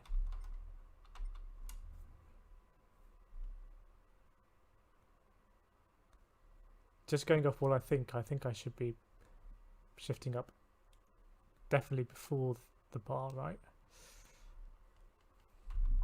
But I don't profess to be an expert on that kind of stuff. It's less snappy than the GTR. Yeah. I forgot how snappy the GTR was. It's often been my go-to car.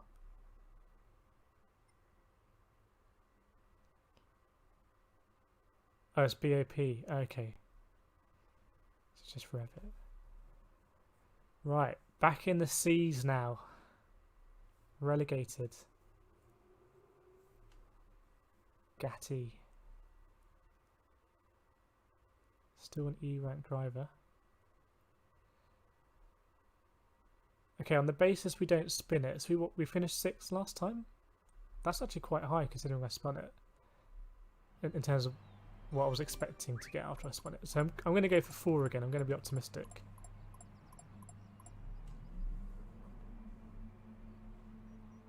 And I just hope I don't have another moment coming out of Junkow.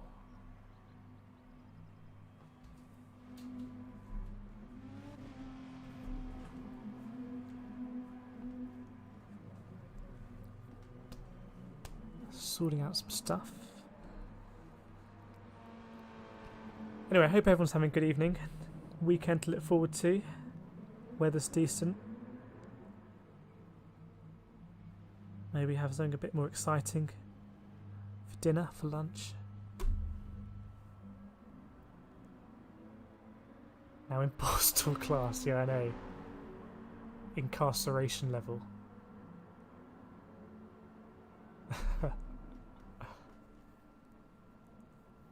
This is, I mean, it's like racing school, but like this is like elbows out. You know, cut your teeth here. If you can cut your teeth here, then you can fight anyone.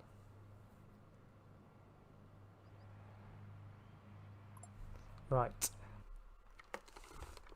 The fastest lap in the last race was actually a good fast lap by any sense, I think, mid 31.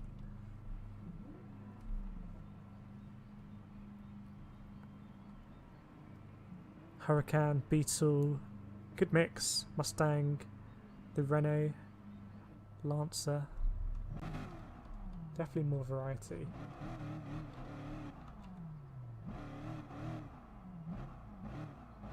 If I had a car like this, I think I'd just go outside and rev it.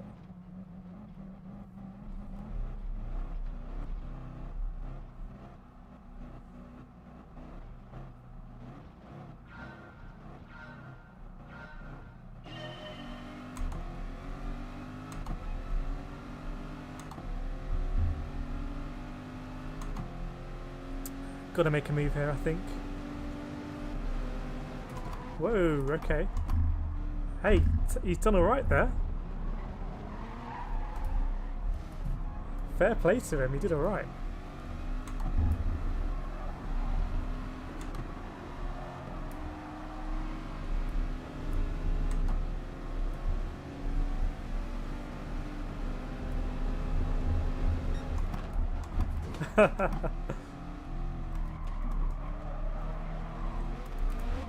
Borstal class.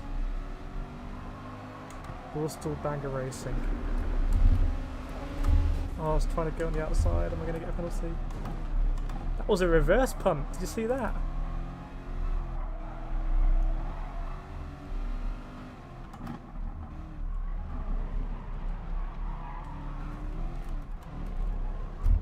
Stick to the inside, someone said, Ian.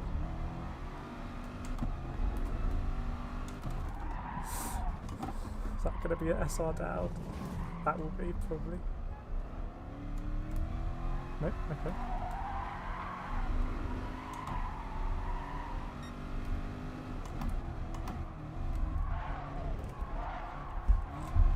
It's a strong move.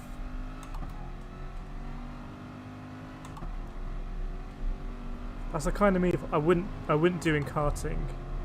I wouldn't do in iRacing. And I probably wouldn't do most of the time in GT Sport, but we want to get on the grid here. Is he going to pump me?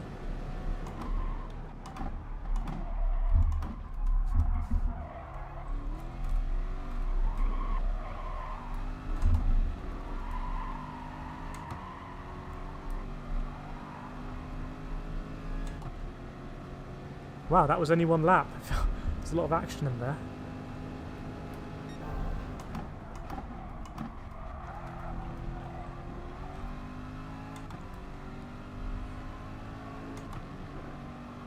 Okay, okay, can see the cars ahead.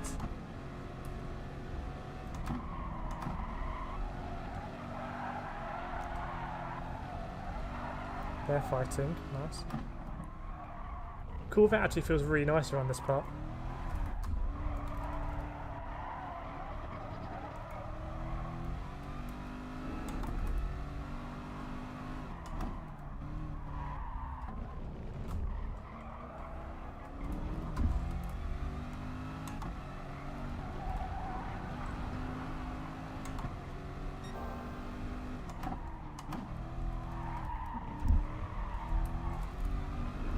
Not catching as fast as I'd hope, actually.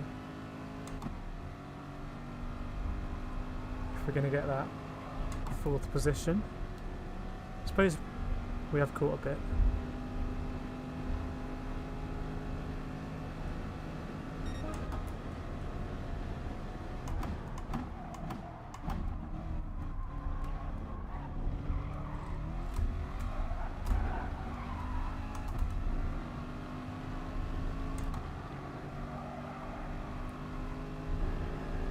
Possible penalty for the Italian? No? Yeah.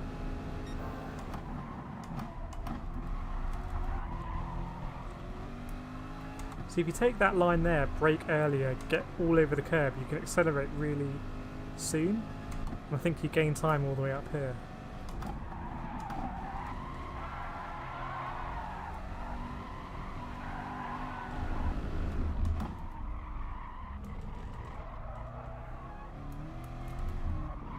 Slow on the throttle there.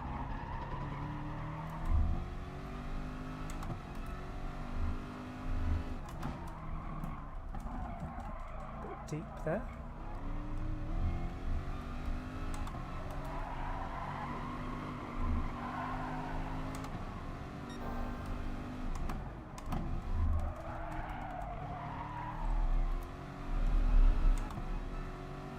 Right, the 2 second I think will overtake. The 1 second we'll need to see.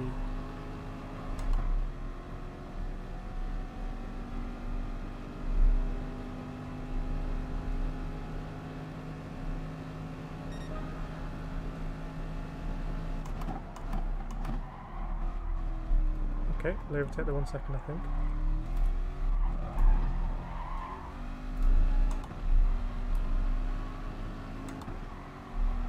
Who's next up the roads? Okay. Just about see them.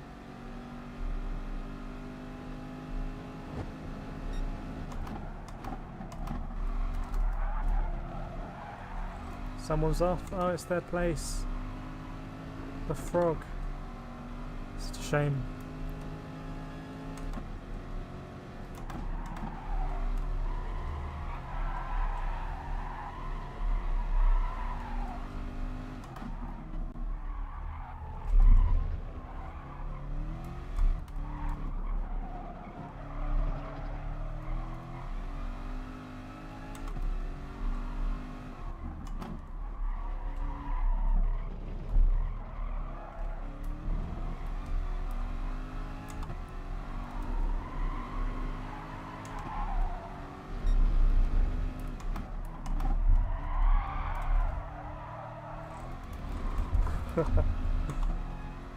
Bit messy.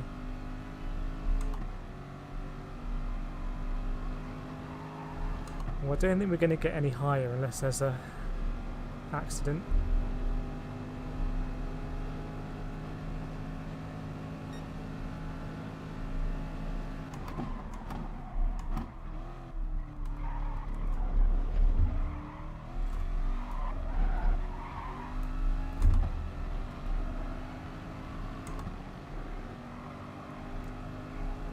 The Norwegian driver was actually getting away. It's fair play.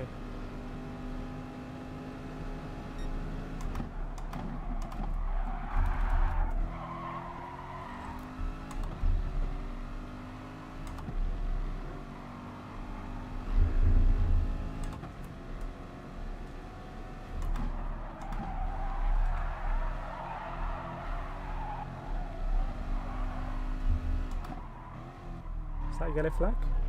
That's a slow driver, I think.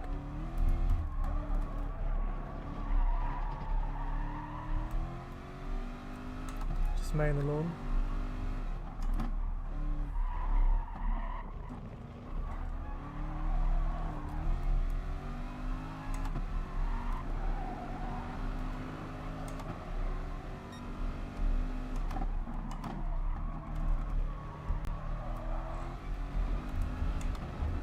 Felt like a decent exit that time.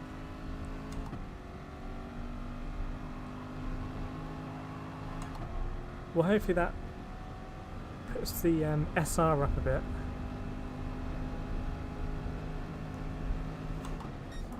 On the podium.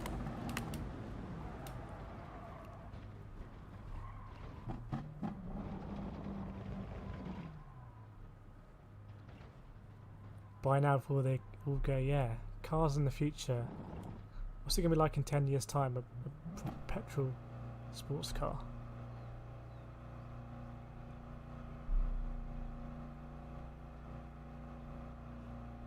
Maybe do a curious 80 lap time trial.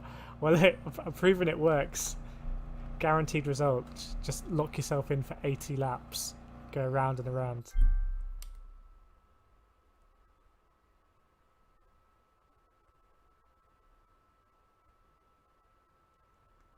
Priorities with the garden, yeah. Thanks, Ian. But in terms of wheels, I think wheels are expensive at the moment. You know, they can't make enough wheels for the amount of people that want them. But eBay or somewhere, second-hand wheel, probably a good place to start. I've been using a T150 for years. Didn't really take it seriously until about a year ago. Actually less, probably about what, September last year. But yeah, T150 does the job.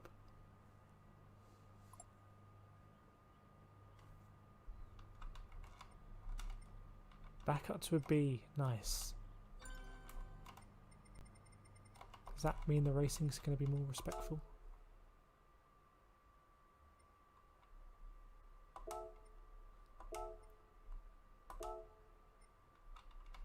I like the Corvette. We'll stick with the Corvette. See if we get a cool livery.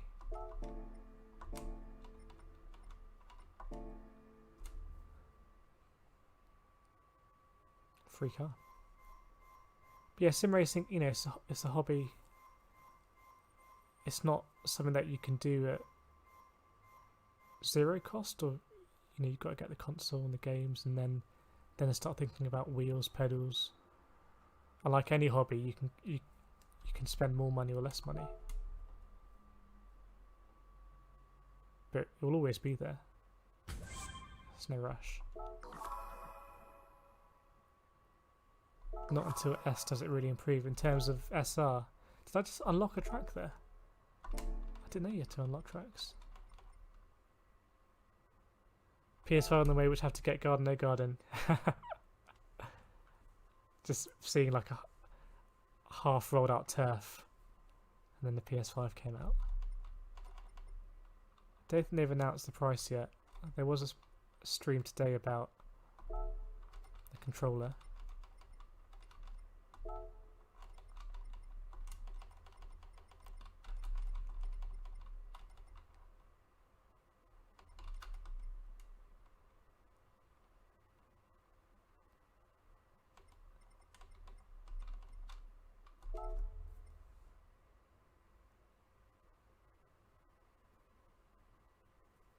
Any of these look nice?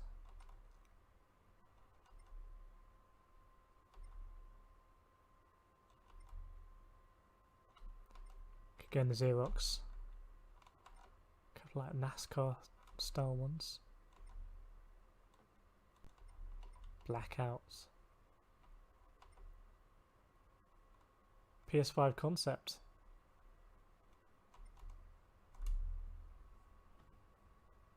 I'll chat to Alex. Yeah, I'll try and get Alex in the lobby on Sunday.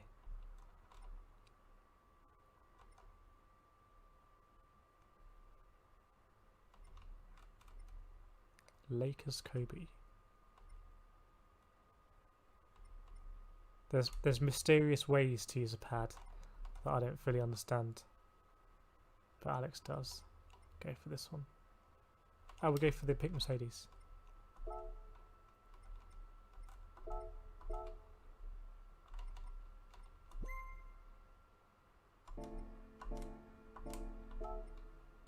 Corvette there as well. Old school Corvette. I do wish the application of liveries was a little bit more straightforward, rather than having to go through a billion menus.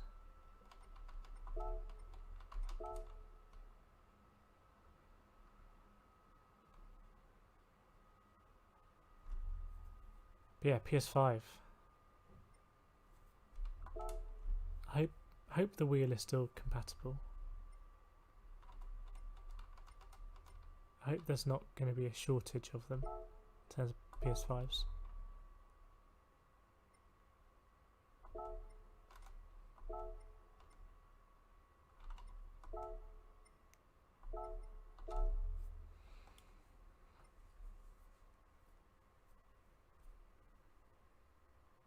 But good that a GT7's on the way. Ian, kids who grew up just on the pad, not mouse, are like aliens to me. Yeah, I was watching Martin Grady's video, Tiffany's video, where he was talking about how he went from pad to a wheel, and he qualified for GT Academy on a pad, and then they said a couple of weeks ago, by the way, you know, you've got to use a wheel. So he bought a wheel off eBay, and that's when I think he started using a wheel. But he's obviously just a really fast driver, and the same principles he could apply to the wheel very quickly. And it is true that the first couple of times you use a wheel after using a pad, you'll be slower, but fundamentally you're still doing the same thing to the car. The thing I find tricky about the pad is gear changes, and I'm sure that's something that would just click all the time. Just can't use pads. Yeah.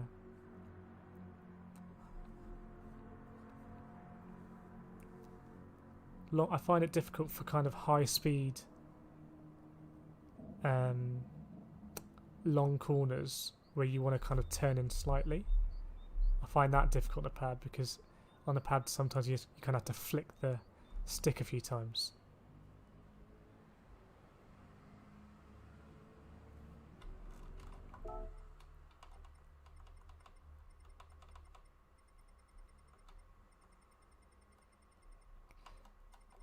Wonder if the next GT7 is going to have more tuning in sport mode. If they're bringing all that back in the arcade. It's like aiming with a pad. Yeah, well, so I think for shooting games, I'm much more comfortable with a mouse and keyboard, because with a pad you get aim assist and stuff like that. But I can use a pad to play shooting games. Mouse, I'm right there. Yeah, I mean, it's funny when you look at a mouse and keyboard, they don't look like these are going to be the. When you compare a mouse and keyboard and put it next door to a PS4 or an Xbox controller, and just looking at them, think which is going to be best for gaming, you think it's going to be the controller. But actually, nothing beats a mouse and keyboard, in my opinion. Even for Trackmania, everyone uses a keyboard, I think.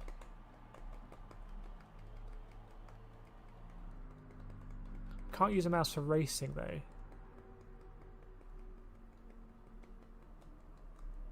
Although I think some fast drivers actually use the motion steering.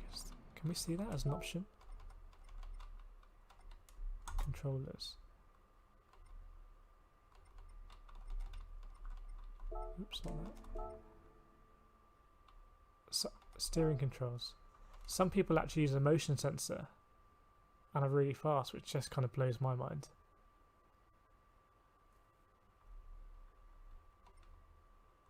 Some people use a D-pad, which I can kind of understand. Some people use a left stick.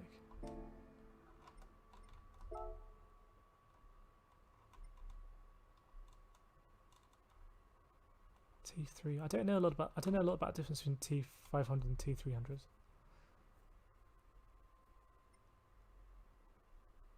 Don't know what they offer above the T150.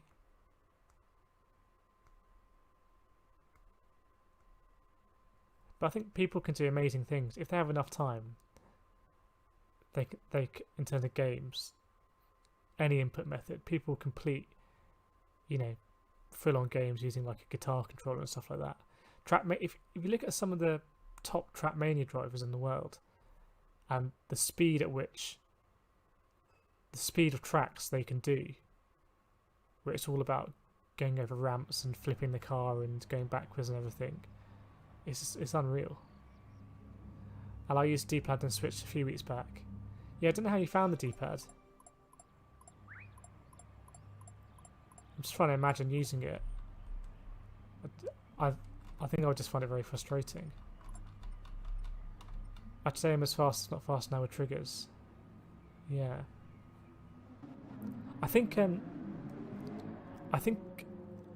well, I don't know, but I suspect it might be easier not to spin the car using triggers. There are some assists that the game gives you with a controller. So I wonder if that's the case. Manual gears, no assists, yeah.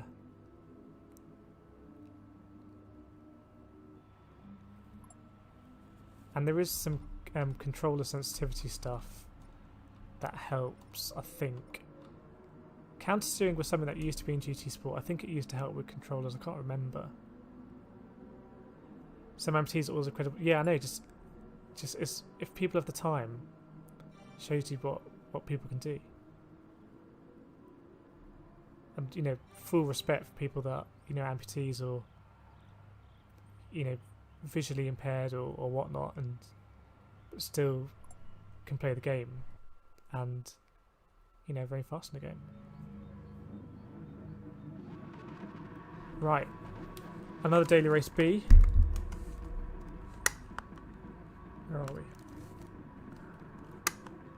Another race from the back. Is this going to be the last one in E-Racing? I think I did a couple of races before, so maybe the last race in E-Race, in the E-Ranking. In the pink Mercedes.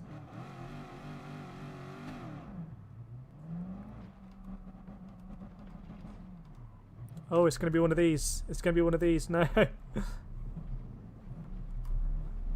Okay, it wasn't that bad. We still got slowed down a bit. I've had that before where everyone stops, apart from like the leader.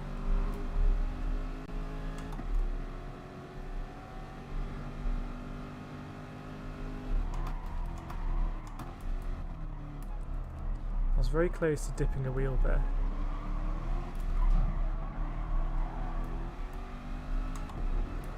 Ooh. That's a bit harsh, right? That's a little bit harsh. I mean, wasn't he inside me, then he unghosted?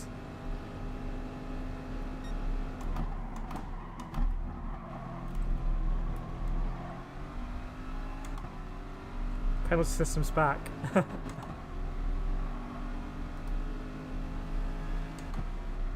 Voila.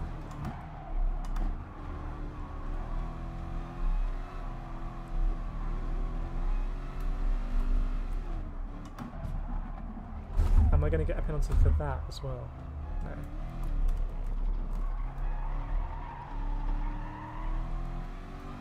I'd say the penalty system is actually a little bit broken at the moment. This reminds me of when I had my last SR DR reset.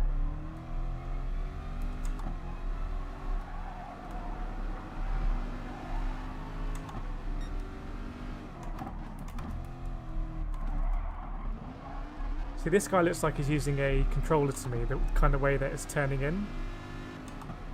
And a lot of short movements.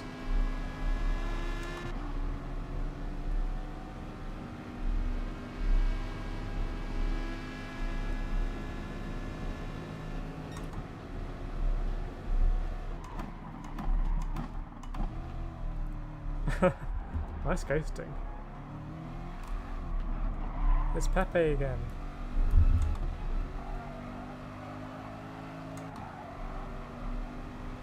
The thing is, when a penalty system is broken, it's annoying for everyone, but technically it's the same for everyone. But actually, if you know how to manipulate the penalty system and get other people penalties, then it can become a little bit unfair, I think.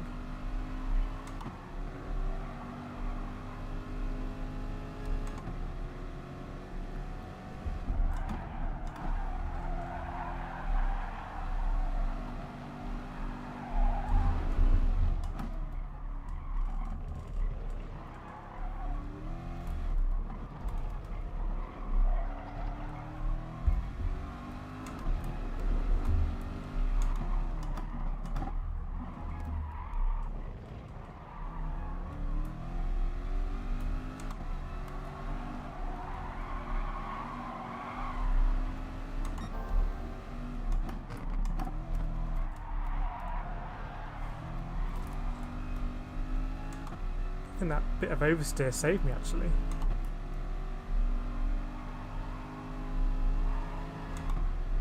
So apparently the slipstream is stronger when you're this close.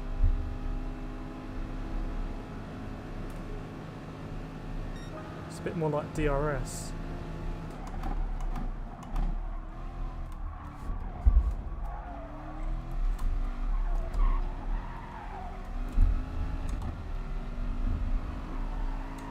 Okay, 4th place ahead.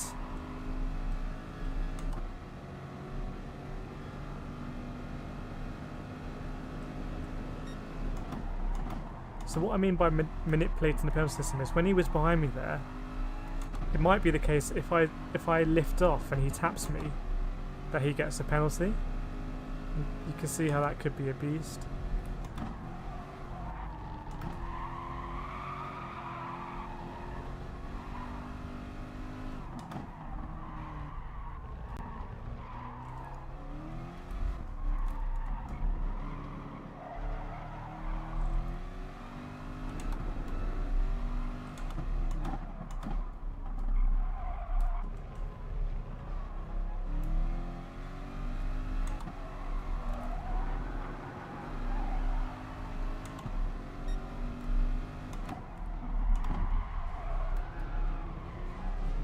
Unlucky. It's a pretty aggressive move by the Israeli.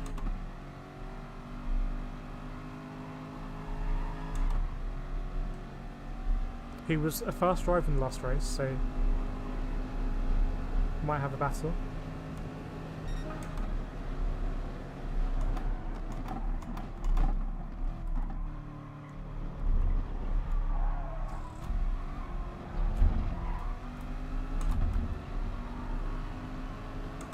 Actually, he's going to take his penalty.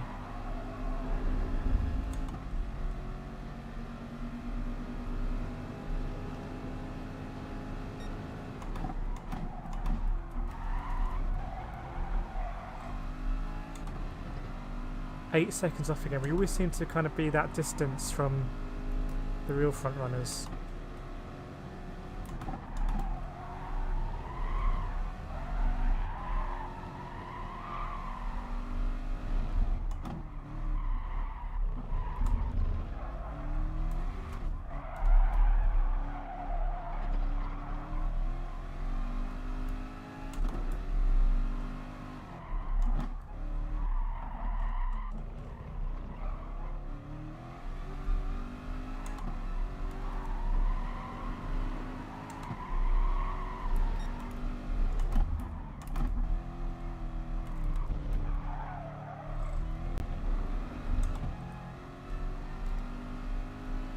Just kind of ambling around now. Maybe try and go for a fast lap actually.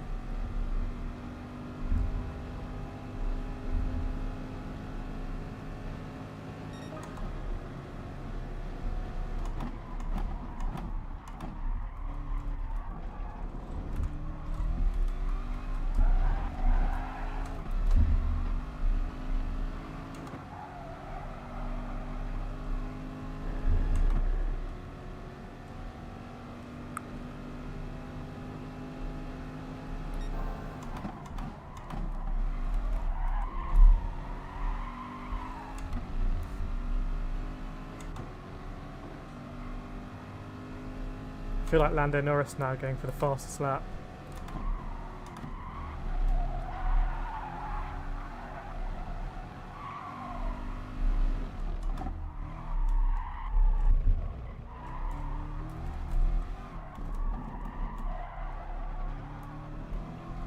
Scenario 7 time.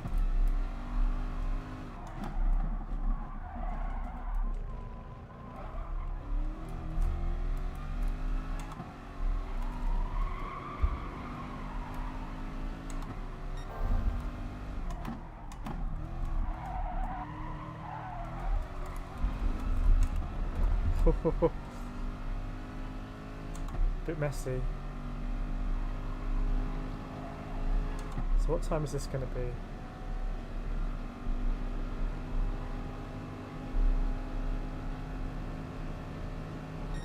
Not super fast. DRS style.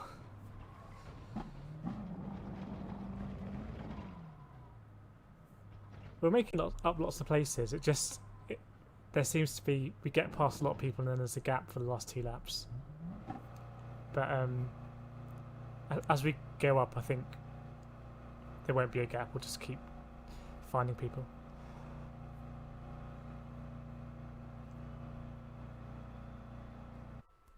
Ian, 3 races and you get 2,000 DR. So do you not get any DR whilst you're an E driver? I guess it makes sense.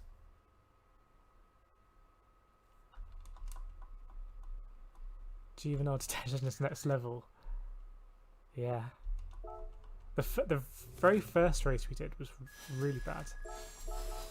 Oh, we're now D ranked. Sweet.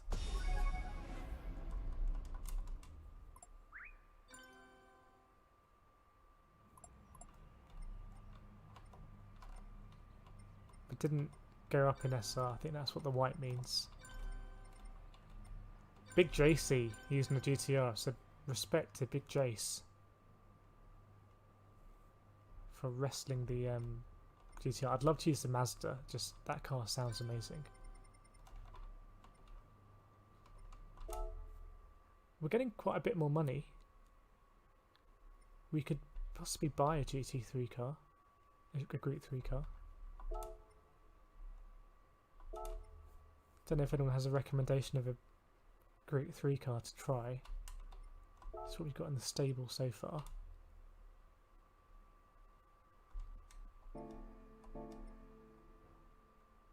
I wonder how much that Mazda is. I don't know if anyone's driven the Mazda, but it just sounds incredible.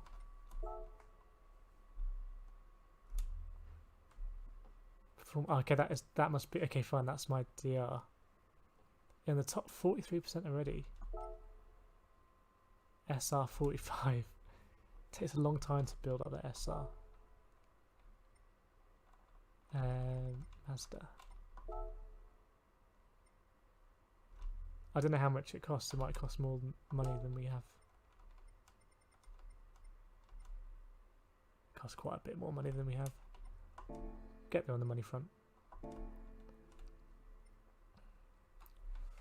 Don't know if anyone has another Group 3 car that they're liking at the moment. You can splash the cash. Did someone say F-Type was decent? I've never driven the F-Type. Another car which sounds great in real life.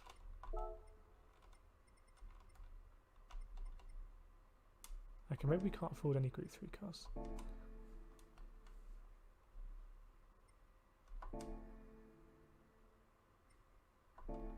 If we want, we can also dip into race A.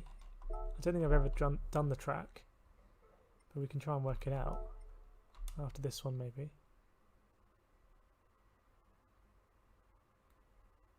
The reverse of that track is the next one coming up in Nations, I think. Yeah. I'm not going to do any Nations or manufacturers in this account. That doesn't feel right.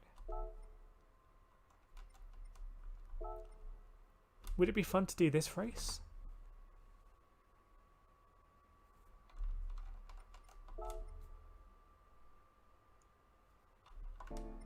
Maybe. I do have cars for that race. I guess either of these would work out maybe.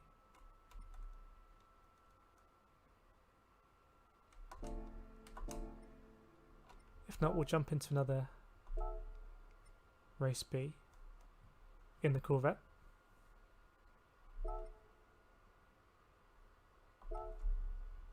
I think A rank, does A rank start at 64 or something like that?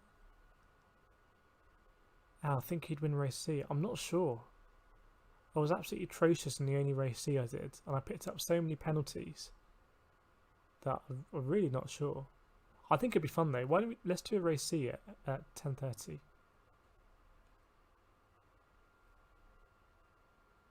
Yeah, it is such an easy track to get wrong. I've been watching some videos and it's people get into a flow. It's a track where you have to get into a flow apart from the massive straight, and feeling pretty good, and then will go slightly too wide at an area where they didn't get a penalty before for going wide, and they'll get a penalty because the track limits are a bit arbitrary.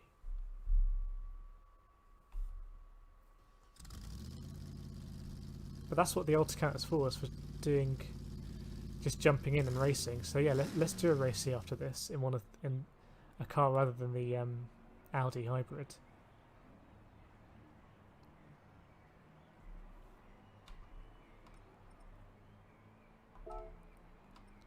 Twitch Josetti.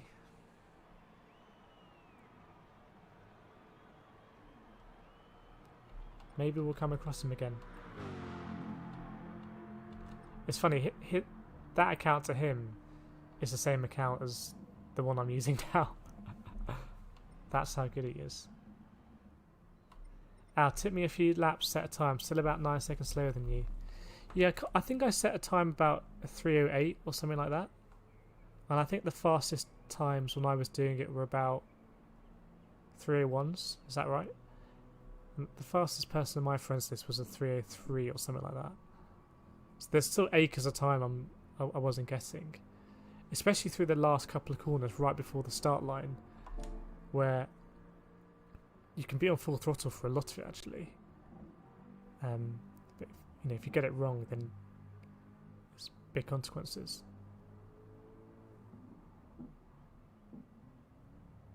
Yeah, we'll do a race C next, but that's not an easy combo. That is a really difficult combo.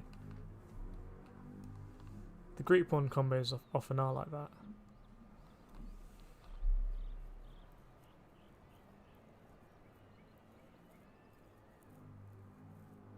But the no chicane should be fun if you get a good run on someone.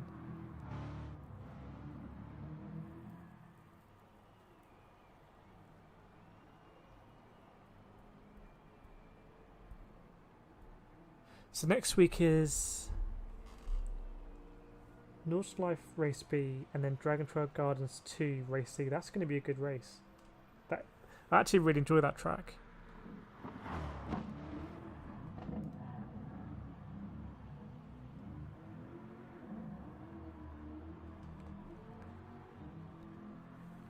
After the first corner, turns 2 and 3 are really tricky. Or that little chicane bit. And I know a lot of people will spin out in the race there as well.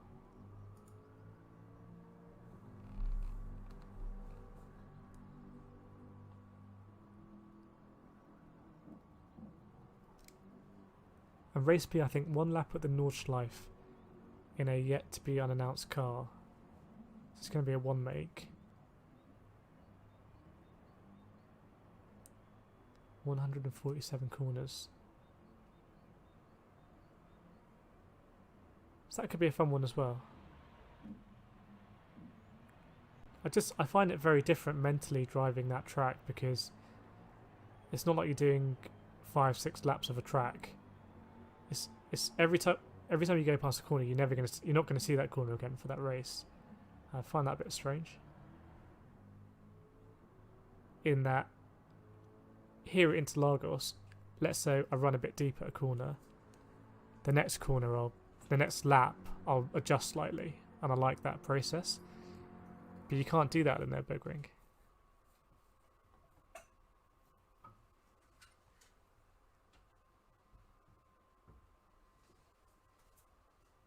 Try it harder. It's funny, we were racing A-ranked drivers at the beginning. Dave Lavelle. Don't recognise any of these names. Someone is in the F-type. But it's very narrow for overtaking. Yeah, it is really narrow, and a lot of it is actually full speed, especially in a road car. I think it's going to be a road car.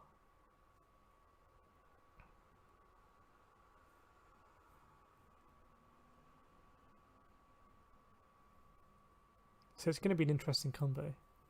We've got great respect for people that know the Nürburgring inside out and can set really competitive lap times. I think that's really cool. And I have driven it in real life. I don't know it inside out. A lot of it kind of looks the same.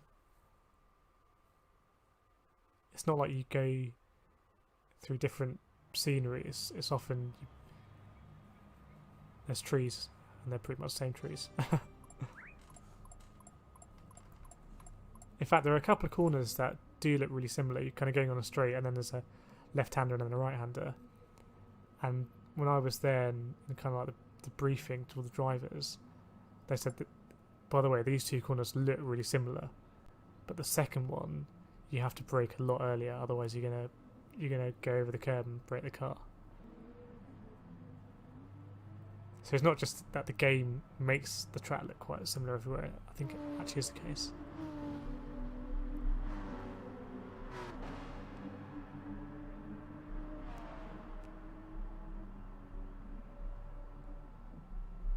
Okay, gonna make our way through again. Been quite lucky the last couple of races. We haven't been punted off. On the track guide, did you do the Nordschleife in the BMW?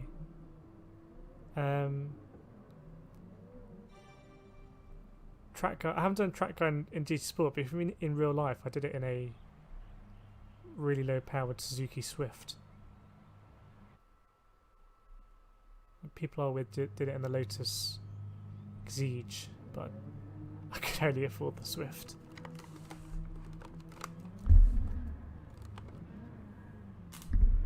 Right. Oops.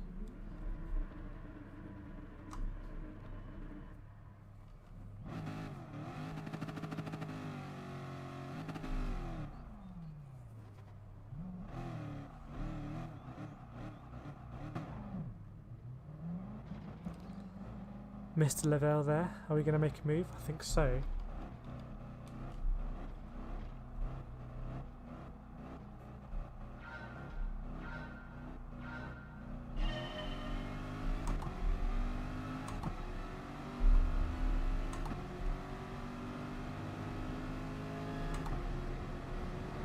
Catch up, mate.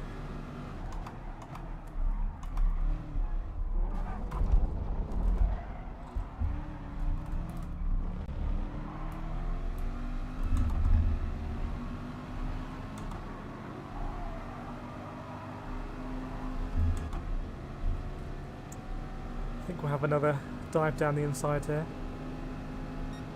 No?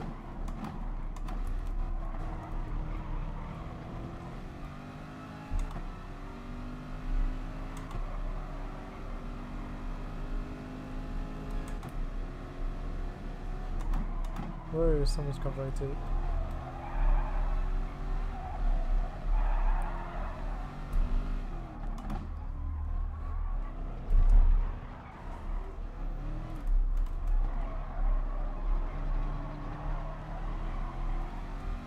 Don't really want to be on the outside here. Try and chuck it in.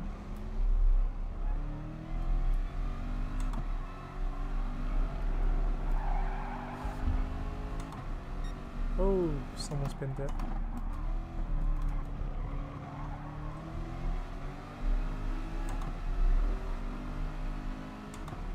Right, third place is there, so where's second place? Second place is up there.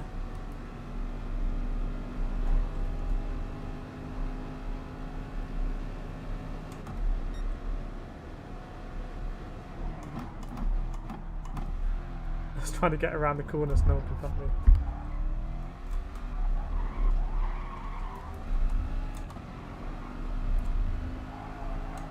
I don't want to look ahead too much, but I would like to catch up with seconds. Someone's right behind me.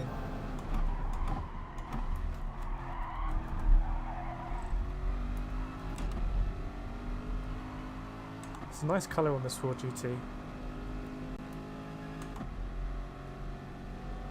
Feels very classic.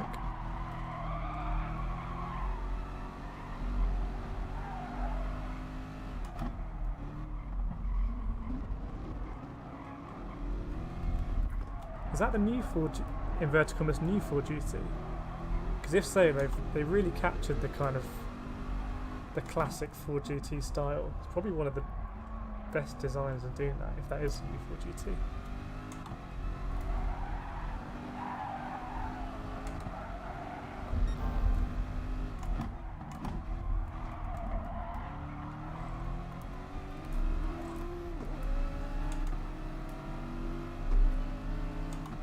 Smirky 100 1702003 17/0/2003.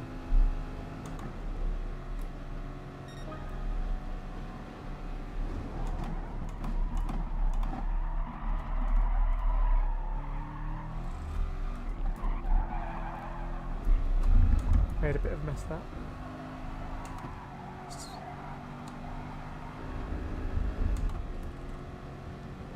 Just want to see if you got a penalty for tapping me.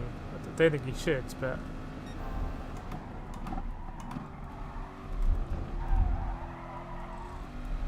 just wanted to see if the system allocated it. Right, second place, 5 seconds up the road.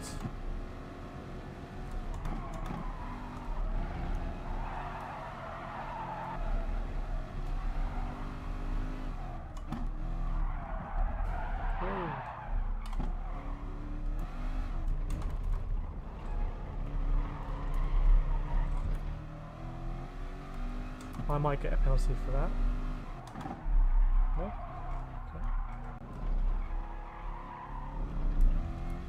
See, if I was the AI doing the penalties, I would think if there's contact and someone goes off the track, I'll give a penalty to the driver who didn't go off the track.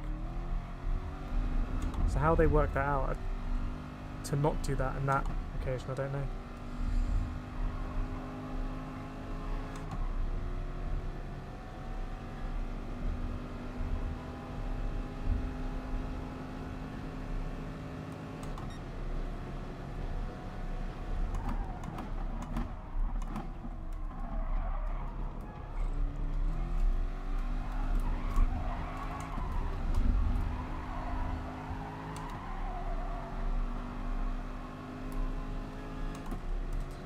Hopefully they fight a little bit ahead, maybe a bit too far away.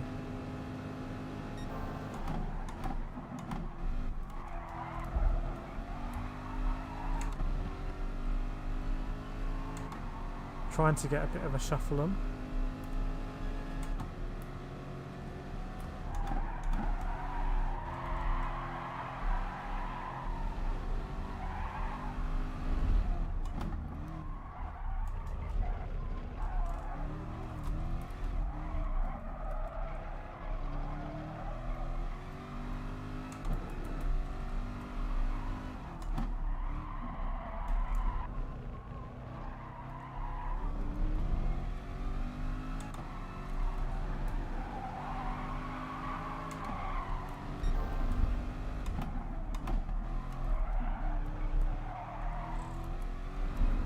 Okay, I think we gained about a second, but that's not going to be enough.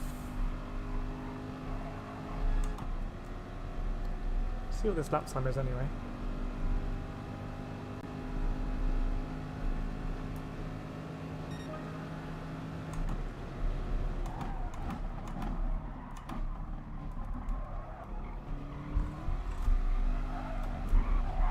I know I need to cut that corner more.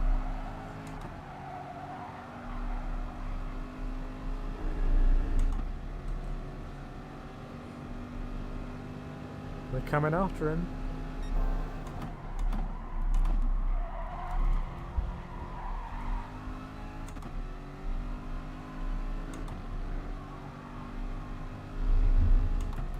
Not quite, I think.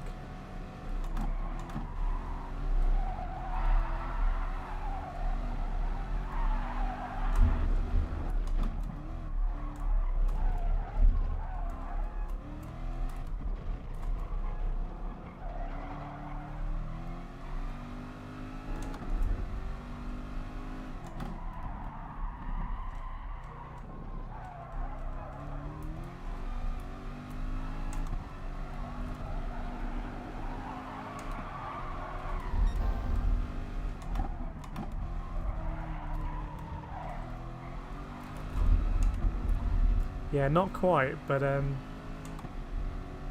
if we got past a bit of the traffic quicker, it would have been pretty close.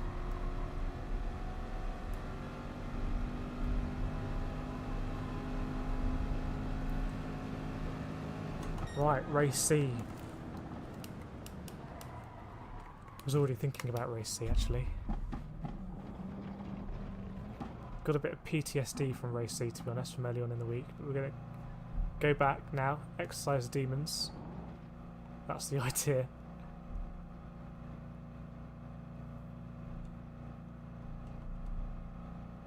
Oh, out in track guide. Okay, I don't think I've done any of the track guides in GT Sport or the circuit experiences. I think they're probably really good ways to learn the track. If they still have the bits where you can just do a couple of corners, I think that's a really good way to learn the track.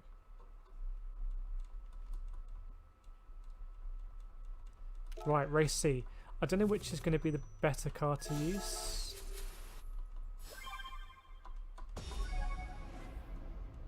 Smashing the button. Let's see what we got in the garage. Oops. I'll take a Circuit de la Sarthe, but keep the chicane.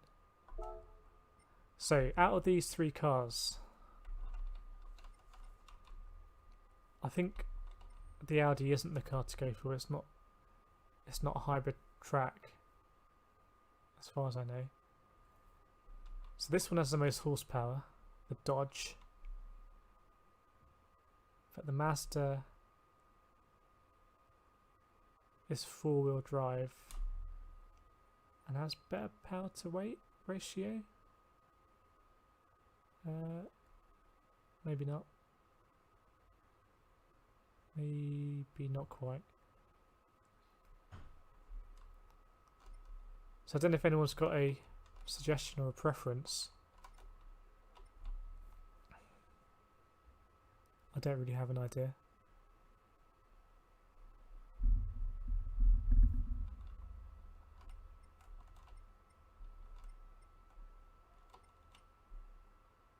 It's going to be PAP anyway, isn't it?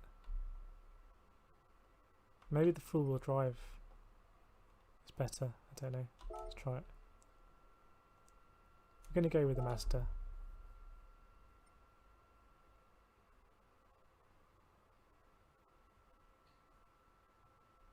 Mazda sticks to road but not got great top end.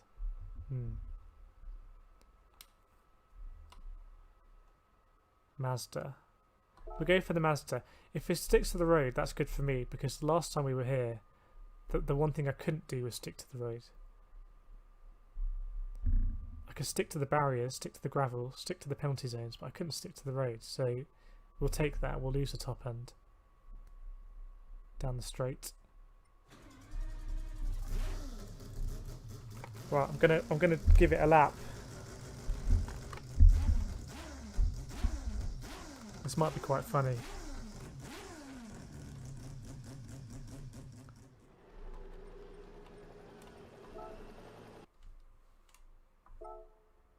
I don't mind if we set a qualifying lap here. The odds are we're probably not going to set a qualifying lap. I'll turn traction off after this.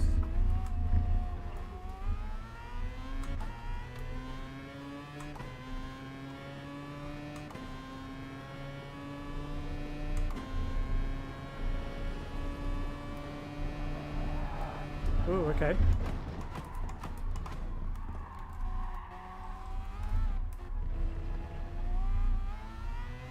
I wasn't actually expecting so much grip, to be honest, to be able to turn in so much.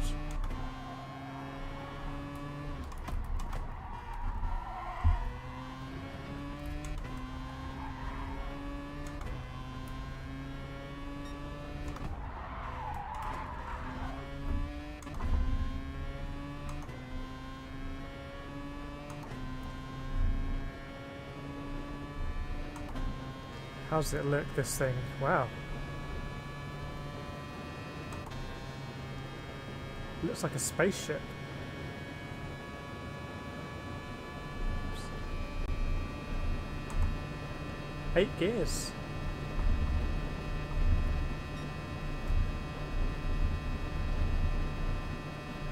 real pros can win the race using this view. Oh.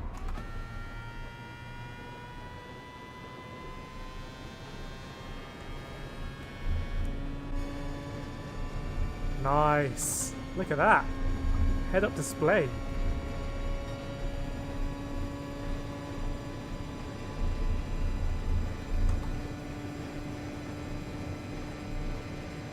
Should we try and drive like this?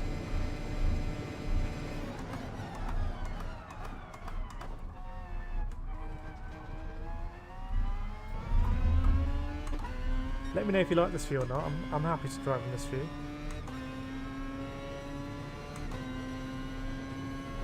Obviously, being in VR, this feels quite natural.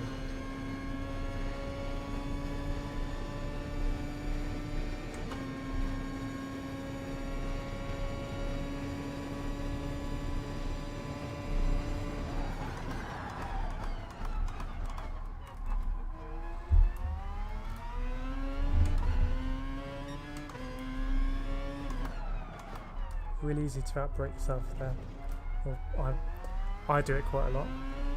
This is a lot easier to drive than the Nissan.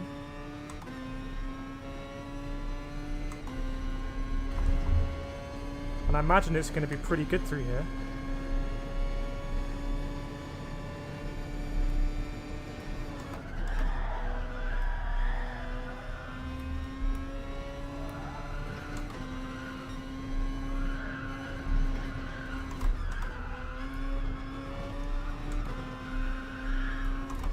Oops, turned in too early.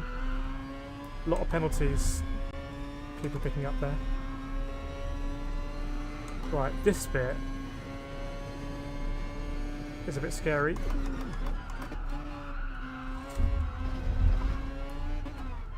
Can't see the curb.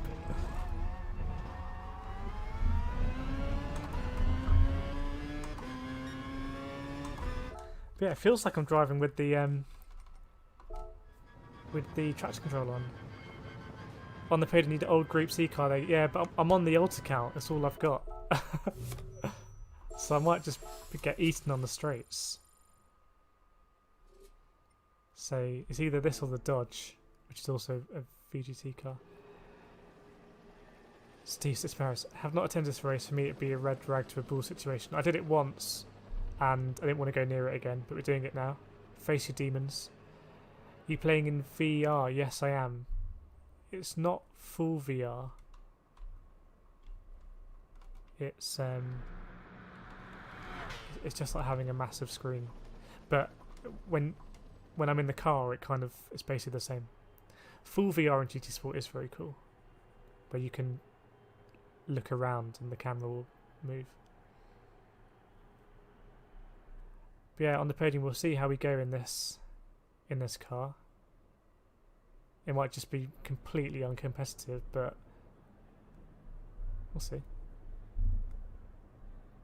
The whole of GT Sport isn't in VR, but you can use a VR headset to do anything. I used to play FIFA in VR, but because GT Sport is 60 FPS, it works really well in VR. There is a limited mode where it's full VR, and so you know the camera moves with your head, but you can only do time trial in there. After this, I'll show you what it's like. Okay, so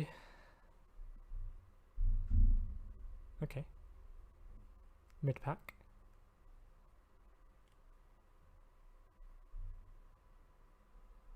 It'd be quite funny if we saw some well, it wouldn't be funny, but it'd be quite telling if we saw some A-rank drivers in these races, because the SR has gone down so much. Right, what are people in? McLaren, Toyota Hybrid, R8s, Nissan, Jaguar, classic car. Is that the old Mazda car, the 787? Tomahawk. Someone's in the Dodge.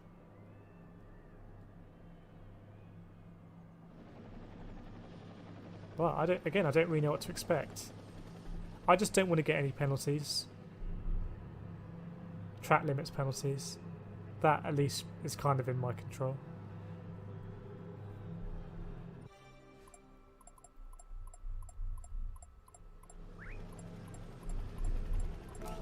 just get out there.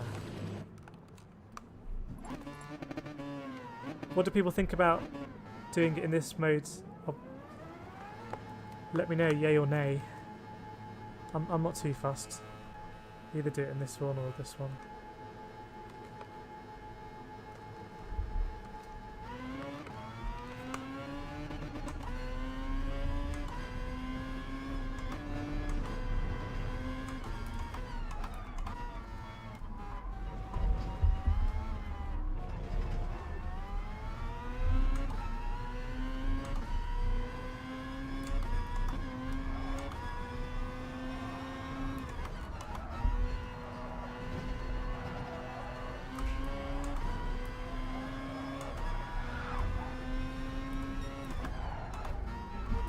It's not that easy for me to make out the curbs.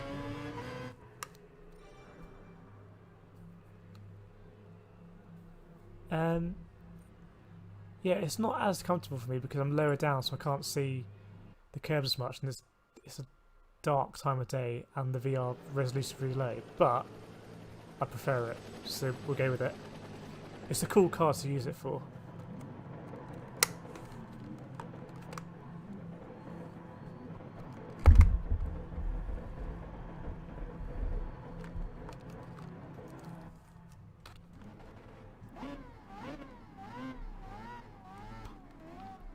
Reminds me of the Toyota Yaris heads-up display. Bit more advanced.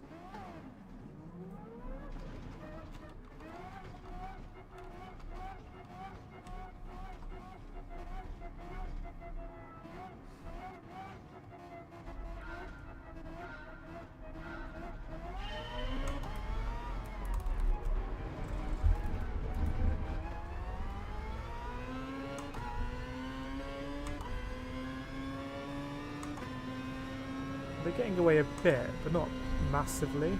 I don't know.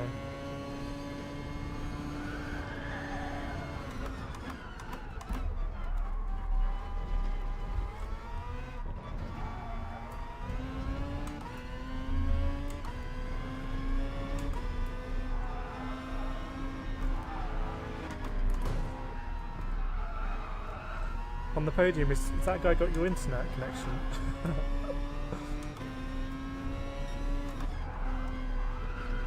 A nice SR up for that little punt. Right. We're just inside the 8.8, but now we're not.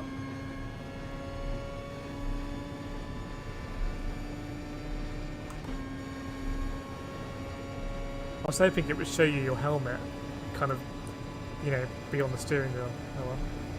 That wouldn't be very useful, would it?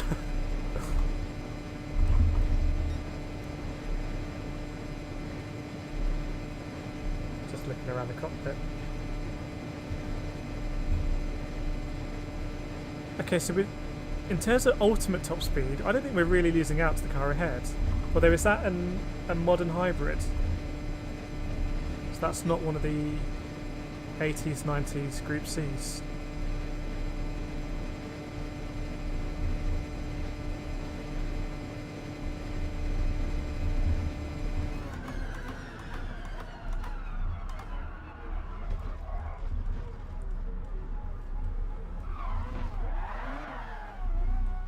Ah, that's really frustrating. Okay, at least a few people did it.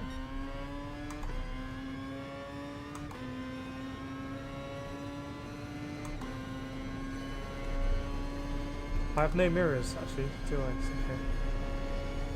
Oh yeah, I do. A little bit on the right side there. Just on the right.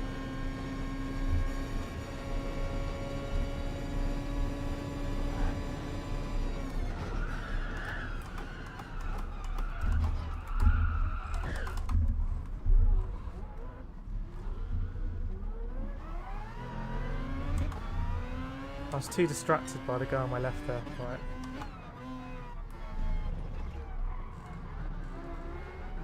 This is going far too similar to Monday's race for my liking, so I'm going to concentrate now.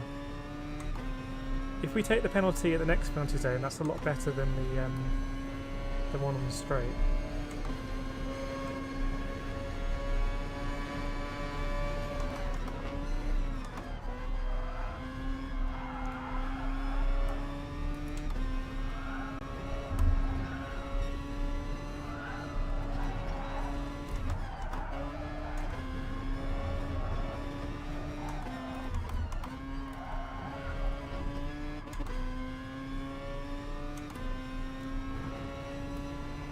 Yeah, take the penalty here. Okay, suits me.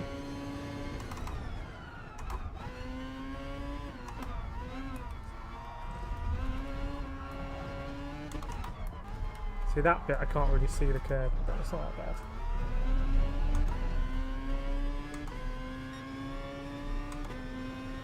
Right, time for a clean lap.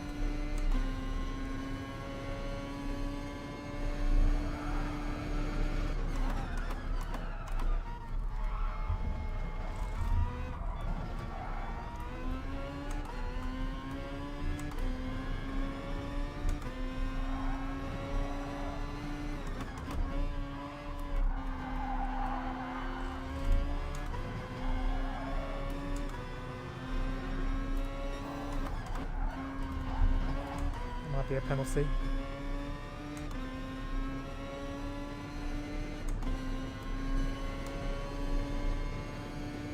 I think we got lucky there. Is that the guy behind in the Dodge?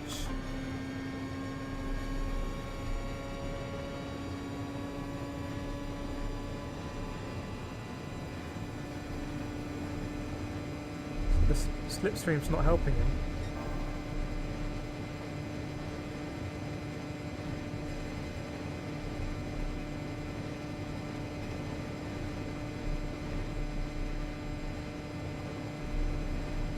Okay, are we going to catch this guy?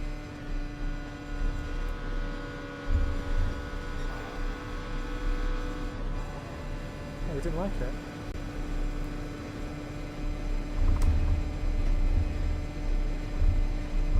Brake earlier here. There we go.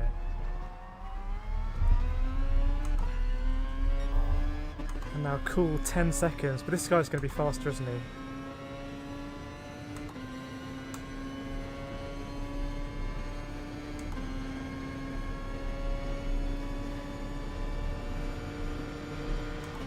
Right, might have a good battle with this guy maybe. Going to brake earlier here as well. Oh no. He's alright.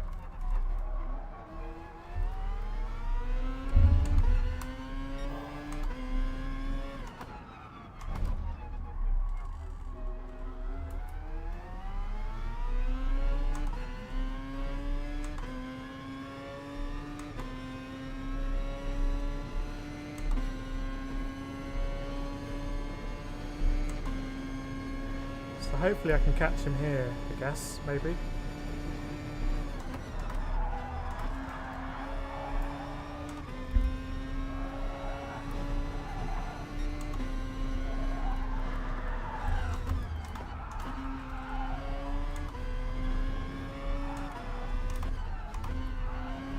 That's basically a blind corner.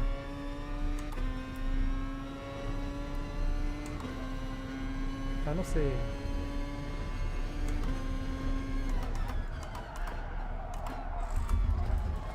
Did I make that? Desperately trying to make that apex. Yeah, we might have a good battle with this guy, let's see.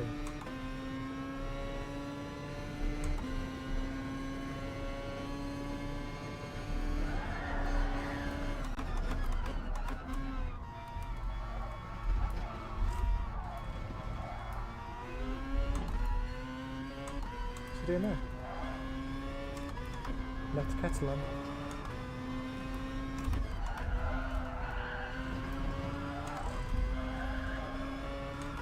That bit's super nice in this car.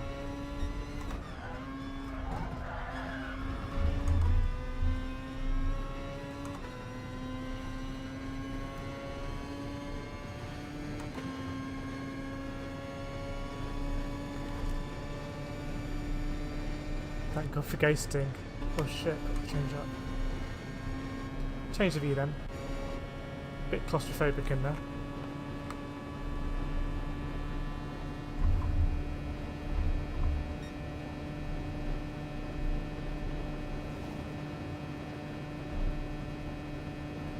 In a little bit of no man's land at the moment. I mean, someone's going to make a mistake somewhere.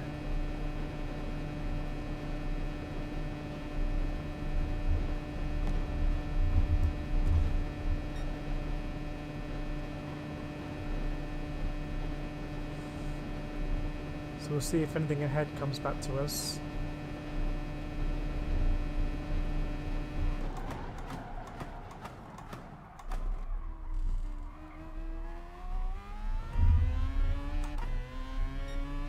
Is that the biggest braking zone in the whole game? I wonder if it is.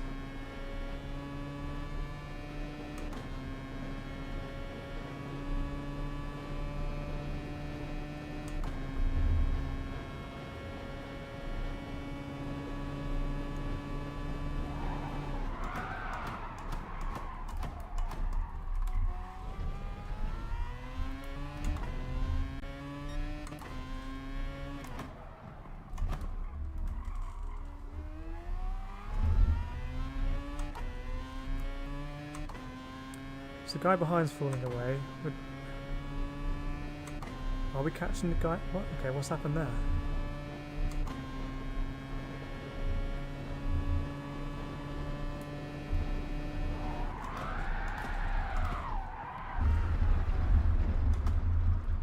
Just thought I'd make it more interesting.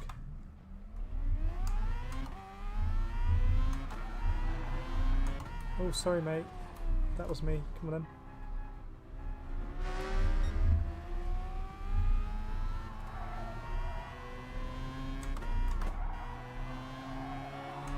And that was all me. I took a wider line into that part of the curve, and then I think the track's slightly off camber or something, but I couldn't get it back.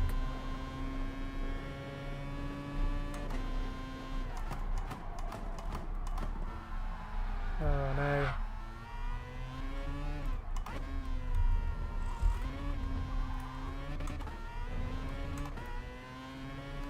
I thought I saw a card ahead, but it must have just been a mirage. Definitely no man's land now.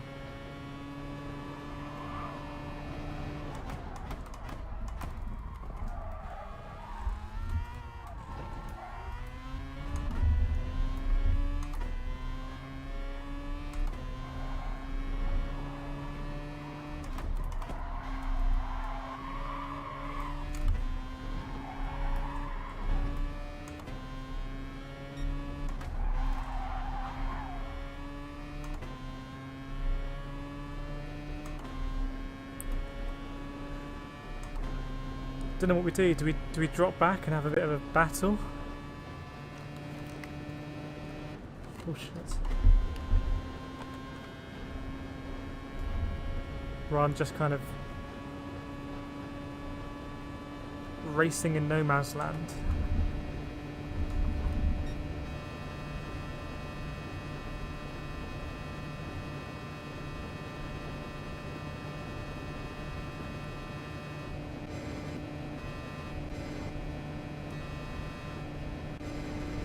Okay, why do we race the Italian?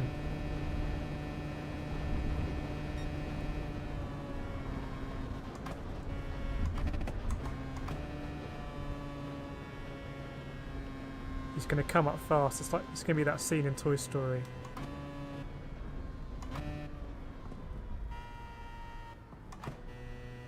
Just pretend I'm having a mechanical issue.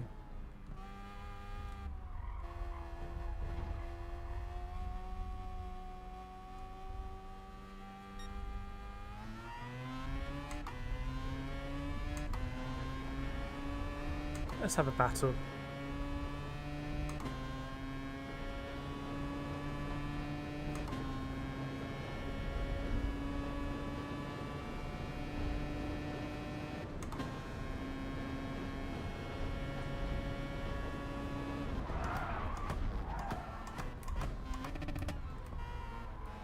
Bit of brake later there, I think.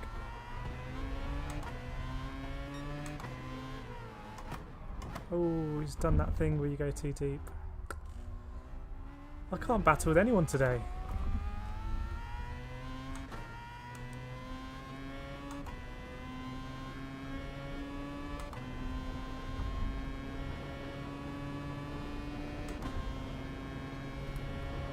So I just went 2 over to the left the last time, I think. I think it would be really close like this. No! Still too fast. So about that battle,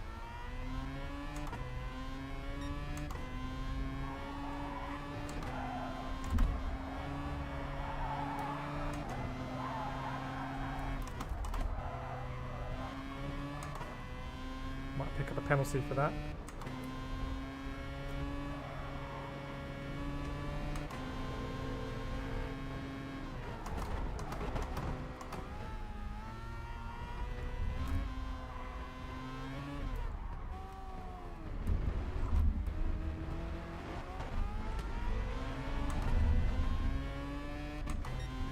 Sounds better, his car. Hey, just have a little battery. See, that's what happens. One of those battles.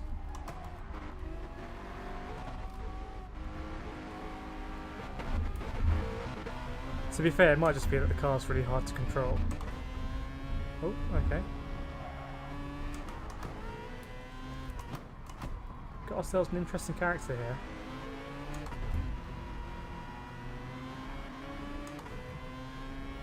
Oh! Someone joined the party.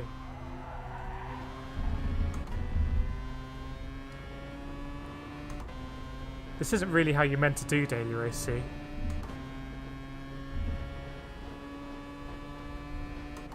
that a Toyota?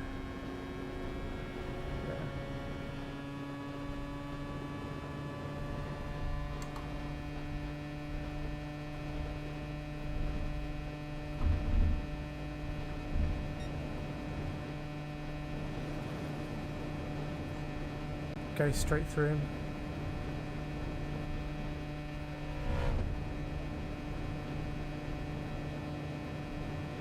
There's 3 cars back there. We'll probably make a mistake anyway, coming up. In the same position we were before we started slowing down. Right, we're faster here, aren't we?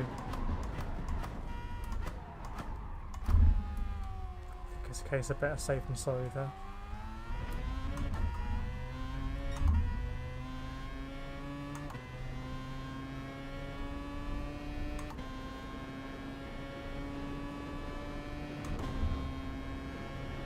This might be good for the old SR, this race, I guess.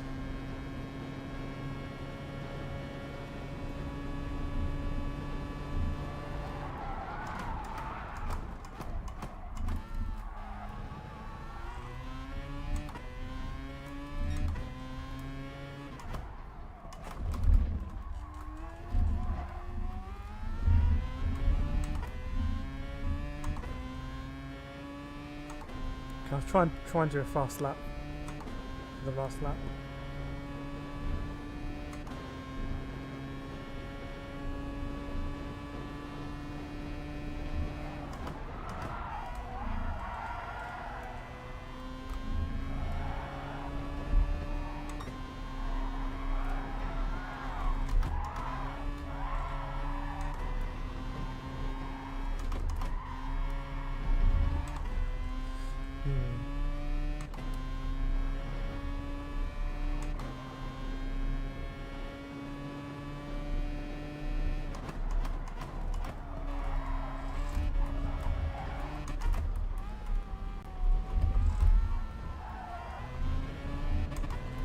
Well, fast lap, subject to having a penalty. We did catch about 10 seconds off the guy ahead, actually.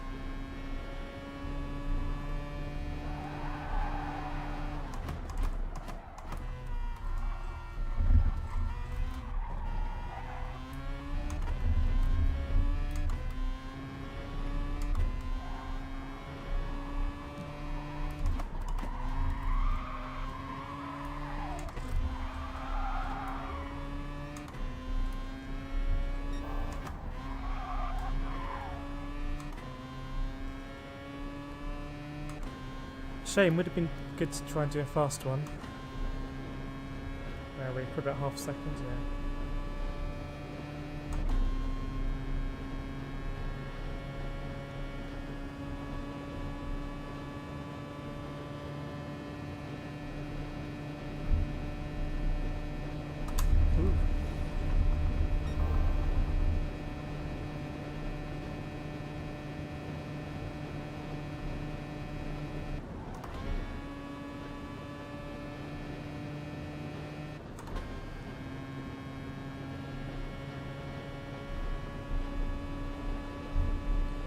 Just a moment to reflect.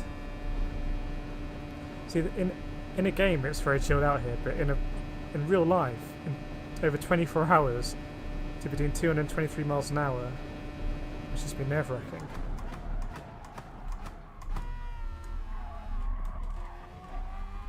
I think that's the big difference between 24-hour sim races and 24-hour real-life racing. I think the levels of concentration required are actually quite different.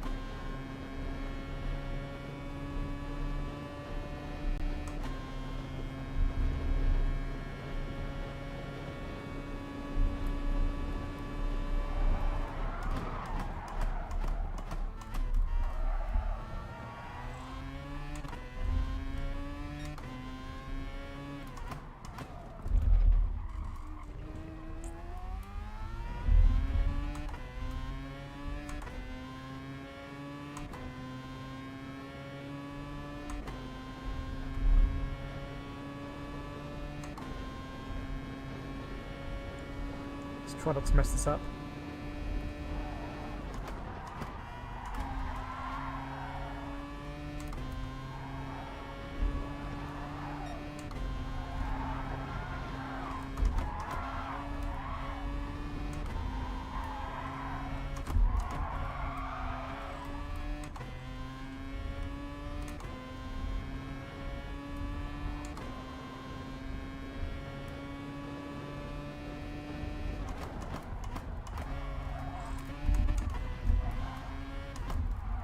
Oh, too wide. Oh, I didn't get set a lap. I don't know what that was running at that time. Ah, making too many mistakes here. How did I get 5th? Didn't make any sense to me, that race. About 14 kilometers the old type. Yeah, if I knock him off now, I feel so bad. I just wanted to race someone. It just felt so kind of... I don't know what the word is. The opposite of racing.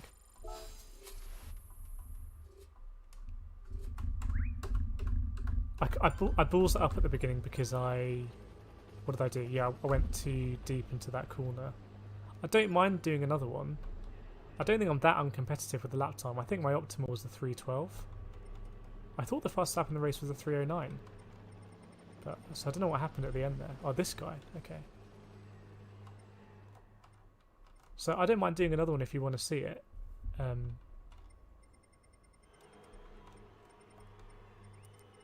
It's up to you guys, really. I don't think the car's that uncompetitive in terms of this split.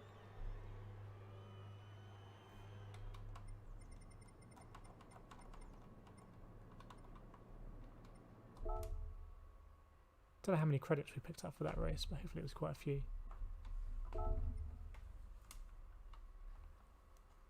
But yeah, let me know if you want to see another one. Hopefully I'll try not to bin it, so it's a bit more competitive. I just worry that there's going to be large swathes of the race where it's just me on my own.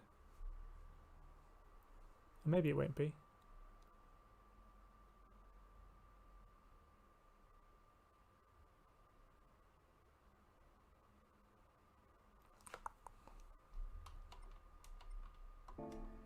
It is getting me a bit that I'm making so many mistakes, so I feel like I should try and actually become vaguely competent at it.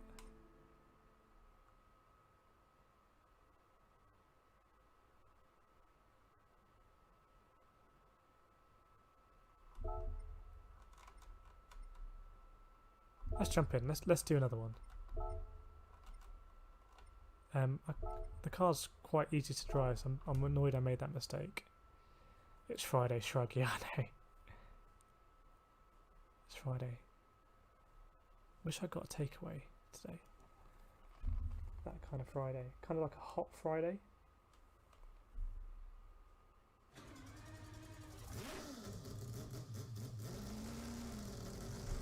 So I'm going to really try and not bin it.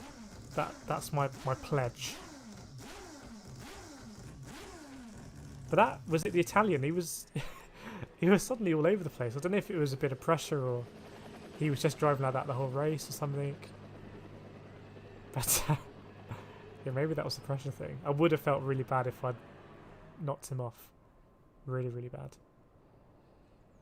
Yeah, Le Mans 24 in real life. It must be, yeah, it must, because when you're going down here, it's a minute to basically chill out, daydream, what am I going to have for dinner, that kind of stuff.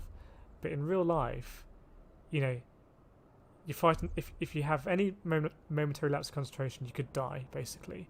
But also, if something comes loose on the car, you know, a screw comes loose or a piece of bodywork falls off, you could also die. So there's a lot it's a completely different ball game. I don't know if the Le Mans 24-hour drivers, if they sleep or not. Every 24-hour karting race I've done, I've had a bit of sleep. But, you know, I've done all-nighters before, you know, at work and stuff like that, so there's no reason why they have to sleep. I guess the sports science will kind of know what's best. Interesting one. I think there's a good documentary on Le Mans that I haven't watched. Haven't really seen any of the kind of Formula 1 racing documentaries, actually.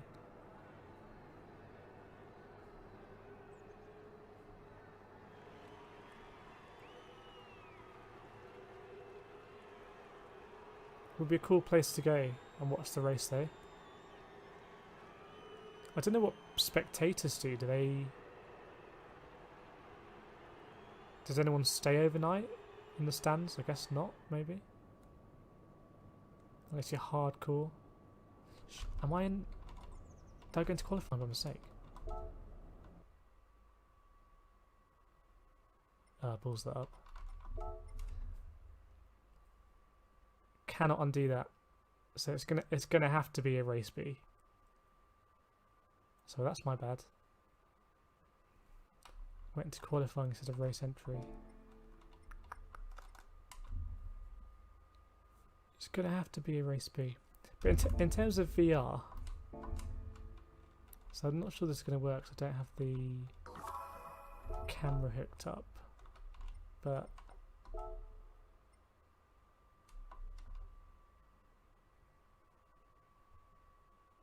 yeah, it's probably not gonna work.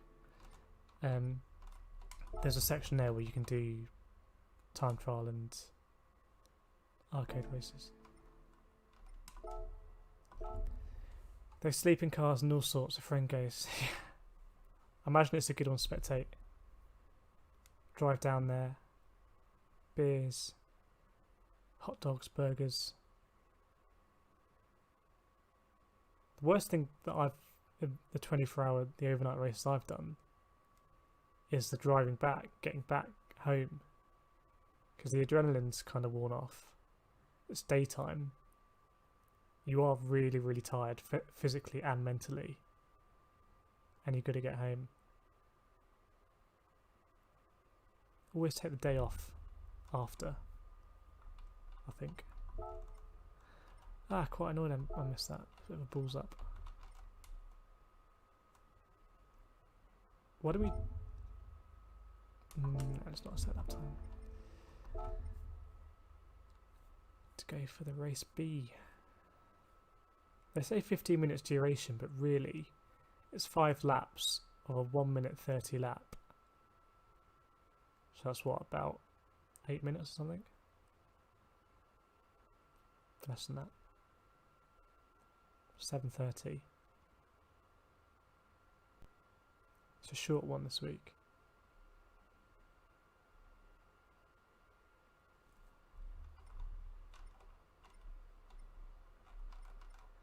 I've never been to Le Mans.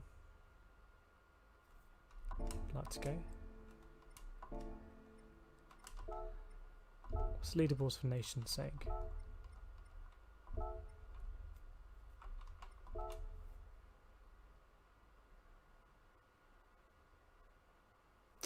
I don't know who Birol BC is. I've seen him on leaderboards quite a lot. TT Cup looking like the car to use.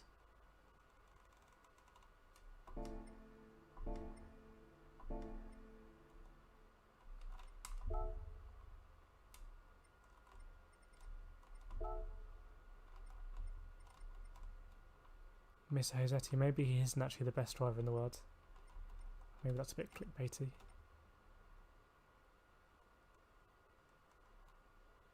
Williams esports team doing quite well.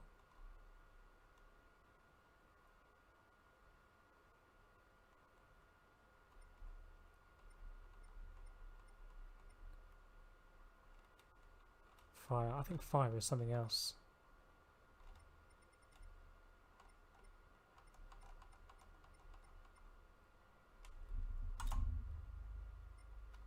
So who's in the top 16? Who's just on the edge? SVDR, Key, Matty Sparks, Antimix, Oog.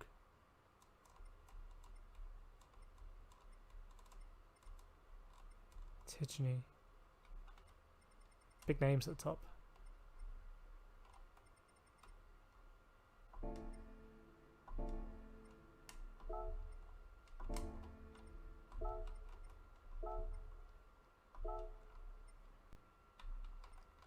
Race B, Corvette.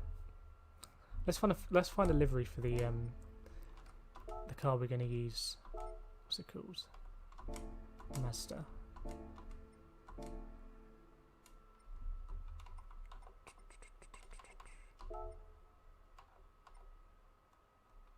It's not exactly streamlined to get a livery and apply it to your car.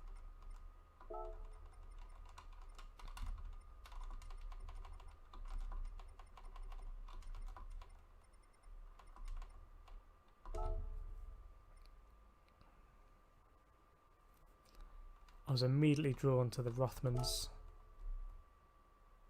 Nice.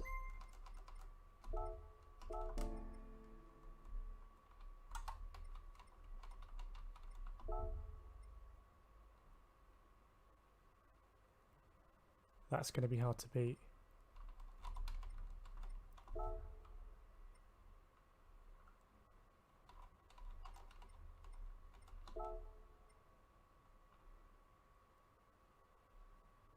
Mazda Red Bull.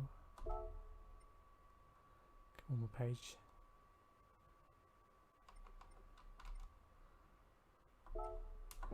Police concept car.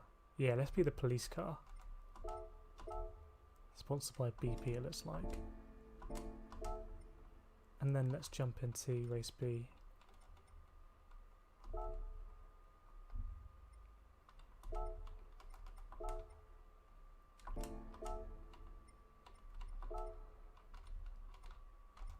That's all the cars I have, I think.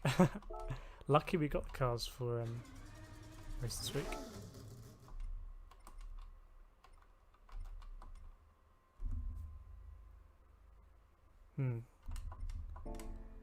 Didn't select the group 1. Legal livery then.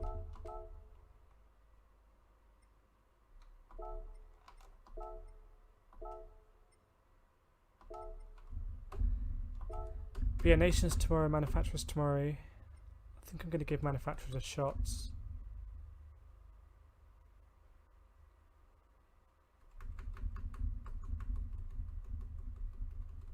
At Blooming Bay Infields.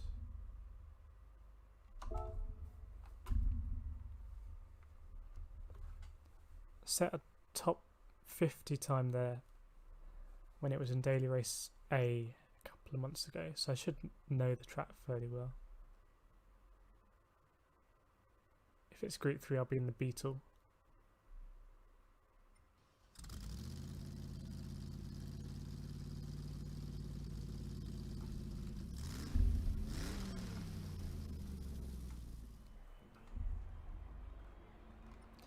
Back to the chaos in this one.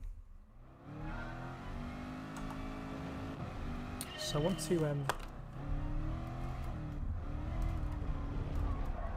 to have a look at turn 1.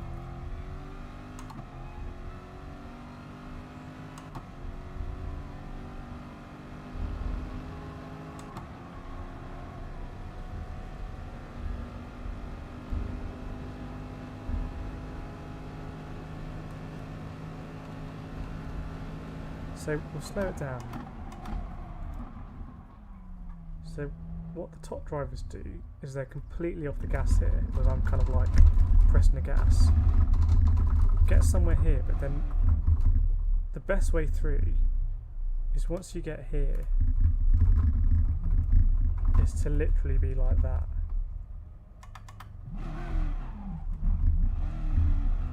And I need to get rid of that because that feels a bit unnatural to me. So where I am, I'm basically like that.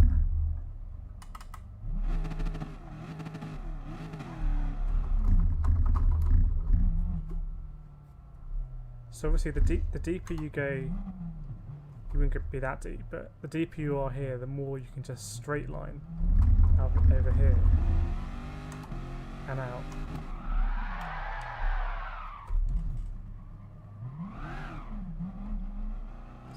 So let me try and see if I know where to turn in.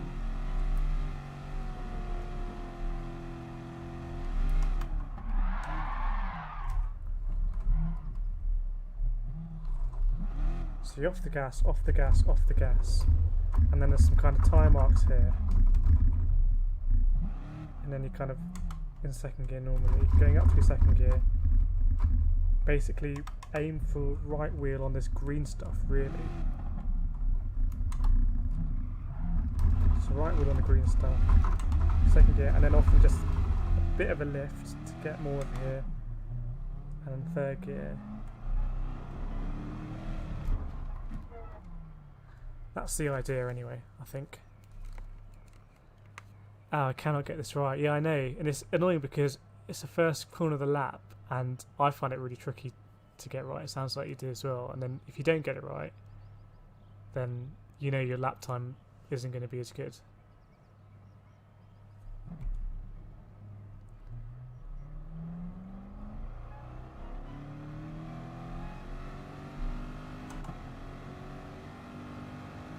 And the second corner, not second corner, whatever it is, playing on the previous screen, so a bit delayed. But brake, I think we all brake around that path. But the thing is, if you brake too late, just after it, or probably just on it, you end up going deep, kind of, you're a lot closer probably to the curb, slithering, and then you're out here and you can't get on the power. Because if you get on the power, you're going to run wide, risk running wide. And the next bend taking it third for me is difficult, yeah. So I think it really is a corner where you want to brake early, and then get on the power early without worrying about, you know, going over that rumble strip on the outside. That's what I suspect. And if you get that turn 1 and 2 right, and that corner right, then I'm not sure how much time you can really lose in the next couple of bits, especially the hairpin, because it's pretty straightforward, I think. Anyway, it's a proper circuit. Technical corners.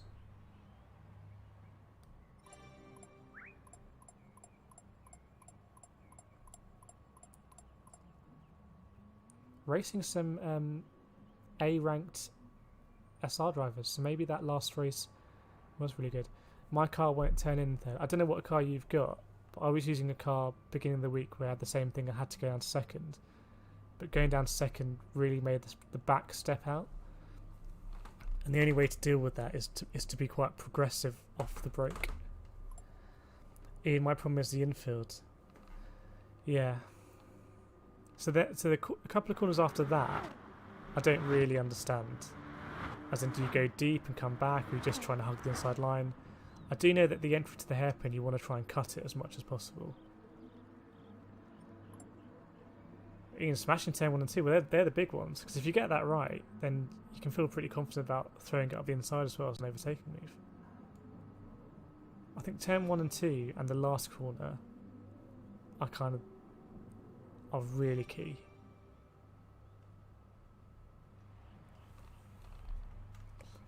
Blaming tools.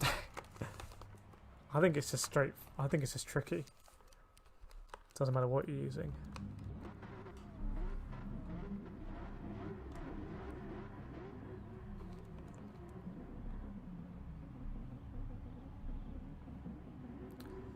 Tenza RA Z4. I want to use more BMWs. BMWs, they haven't really got a good deal out of their cars in this game in terms of exposure.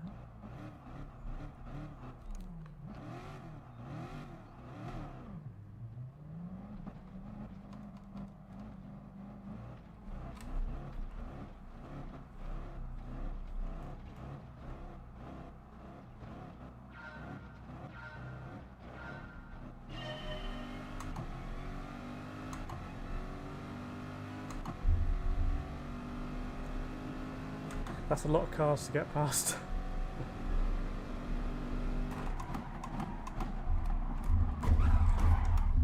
Got really lucky there. That could have been a lot worse.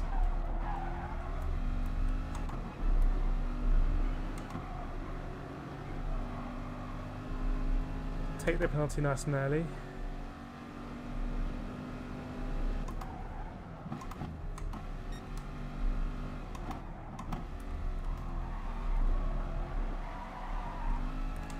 Back in the race.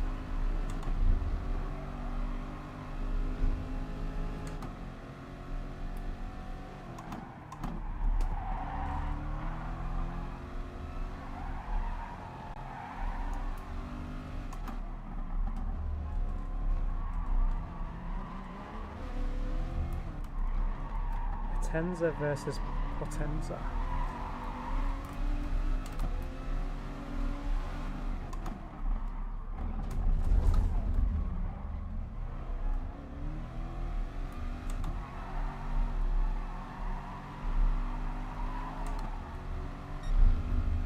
I always feel a bit edgy when I get on the car and when I get on the brakes in this car.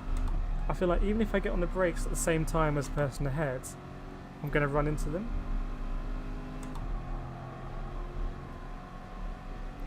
Particularly in this car.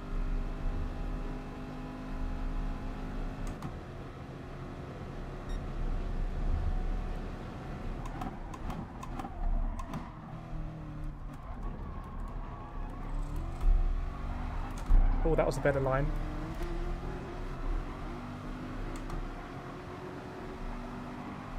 Just ran into a car, but it was a better line. Very patient through turn 1 and then on the power. It's a nice move, isn't it? Ish. Ooh.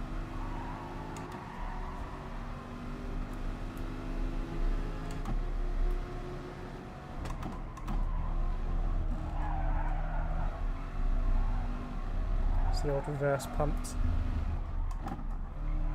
Here's a Z4.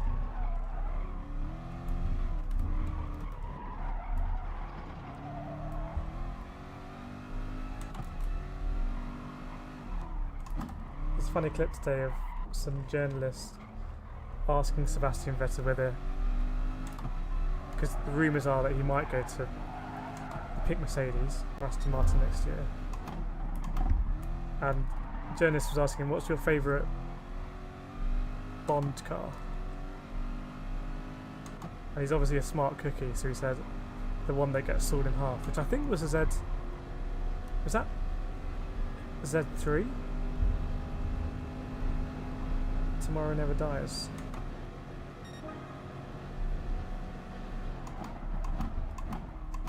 I don't really hear about the Z4. I don't think it's that popular a car.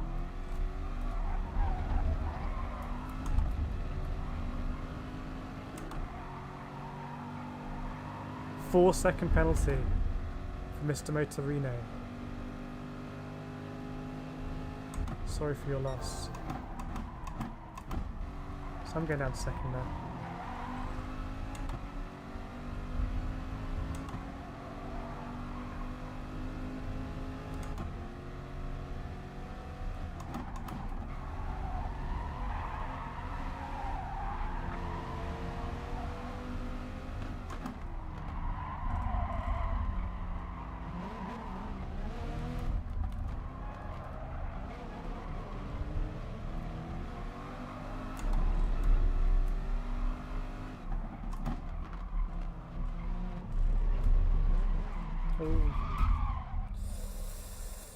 sharp intake of breath.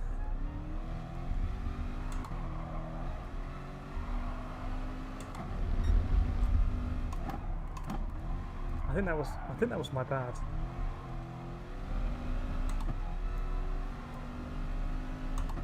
Well, actually, I don't know. Did he cut across me?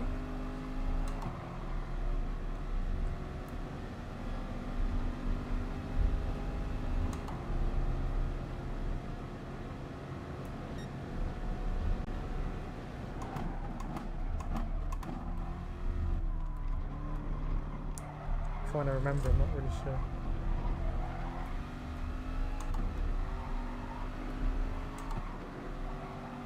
So Mr. Motorino had a 4-second penalty, and we're battling again.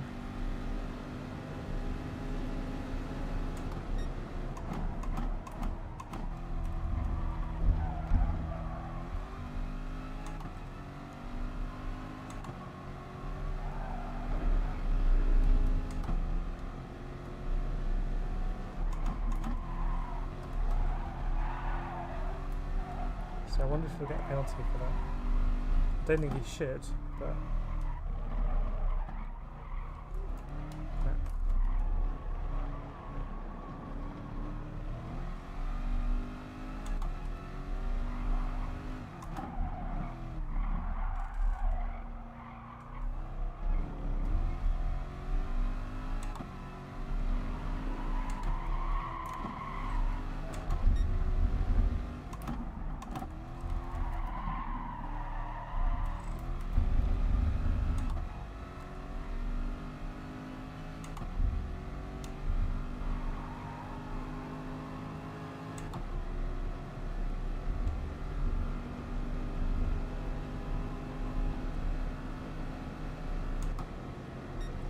I'm gonna go defensive here, why not?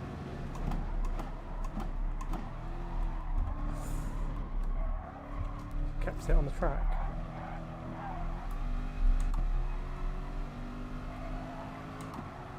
So they can always get to around third, but the top two always seems to get away.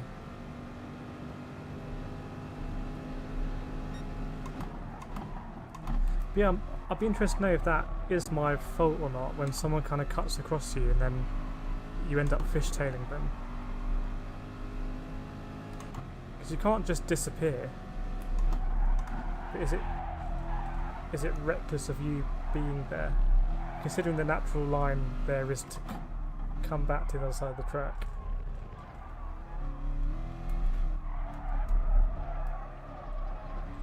But it's one where I don't think I turned into him. I think he turned into me, maybe.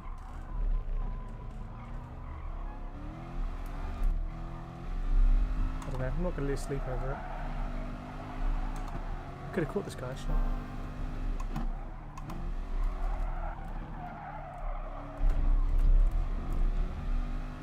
Bit sloppy at the end.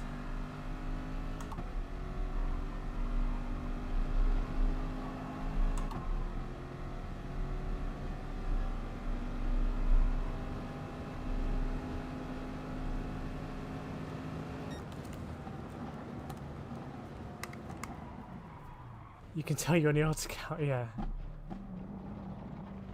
I think you may have tapped him first. Yeah, so you're right, yeah. So I tapped him. When he spun off, my first reaction was that's my fault. That's why I waited. And then I'm trying to think, actually, is it my fault or not? Hi Gary, Squash Beetle. Yeah, absolutely stomped on that beetle. I should apologise, actually, probably.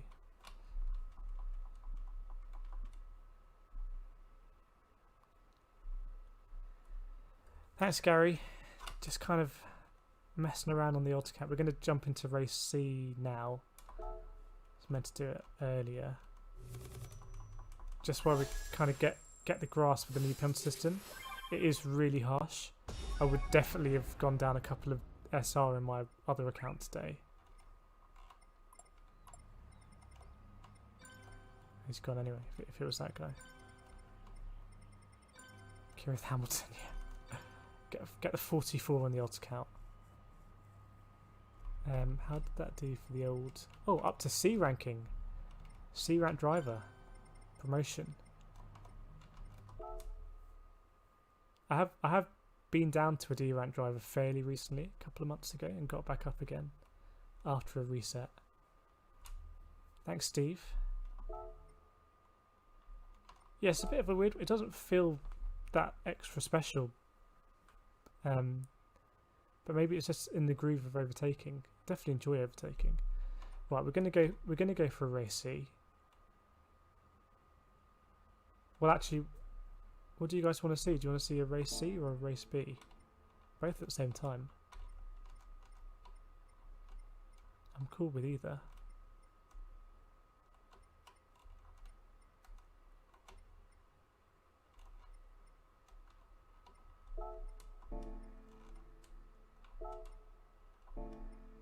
I'll be equally happy to do either of them.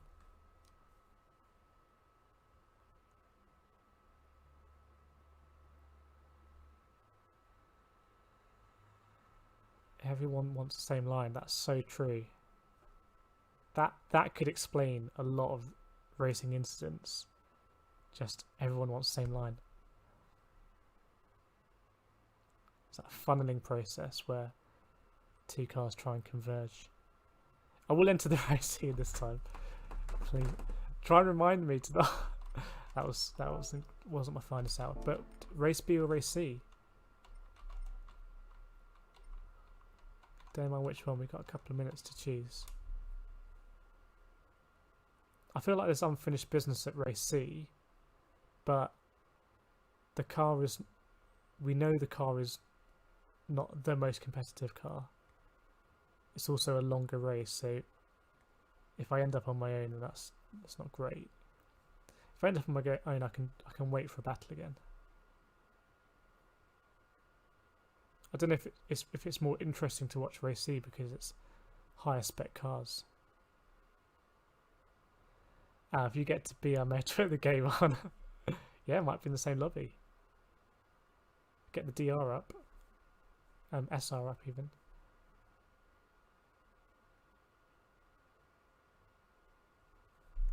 But let me know, race C, race B, what we're going to do. I haven't mentally committed to either. Go B, we've got to vote for B. B we know is going to be lots of overtaking, hopefully. A good bit of banditry.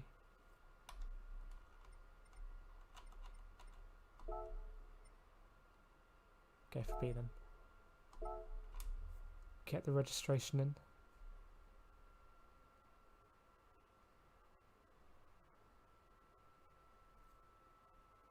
But the best way to build DR is get a super good qualifying time. So even if you look at these races, let's say that at this level I've got more pace than most people in the lobby, but I'm never getting first place, ever, ever, ever. Doesn't matter if that person maybe hasn't got the same pace, because the time I lose getting past everyone.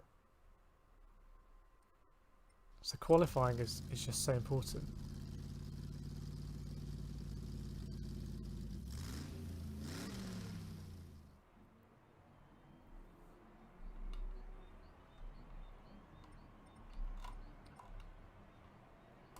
Let's have a look at a few more corners.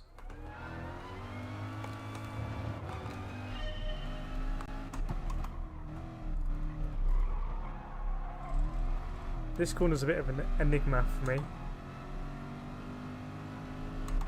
so I won't even try and unravel that one. Qualifying lap, I think you want to be so close to that line. Just like, whoops. Not that close then. And then all the way here, and then not that sideways. I'm trying to get a wheel on the green.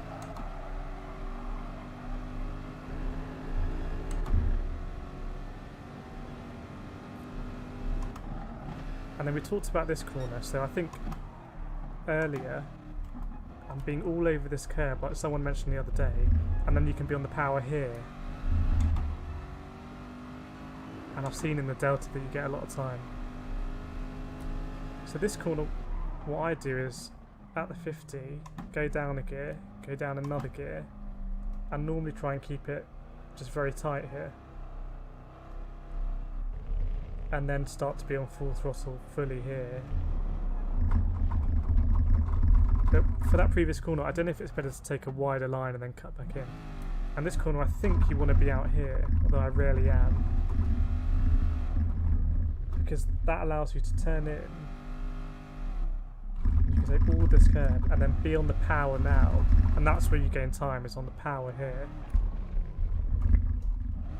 And then ideally, I think run deep off the throttle. Not that deep, you get the idea. And then fully on the throttle here, rather than riding it. Don't really have a good braking market here, but I think you want to get into this dip.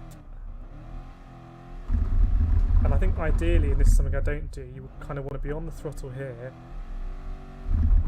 use this and run wide, but as we all know, the car really wants to spin out there. And then when I was looking at Fire's replay, he lifts early and he gets on this curb like this and it just pulls him around.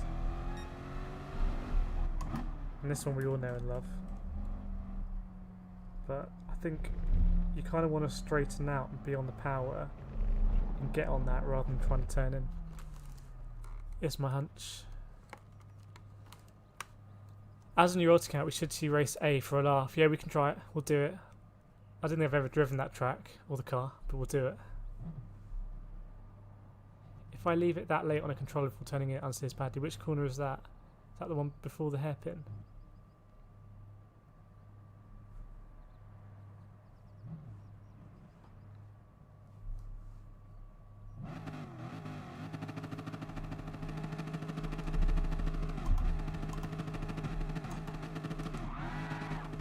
I'm not very good at donuts. Don't book me for donuts.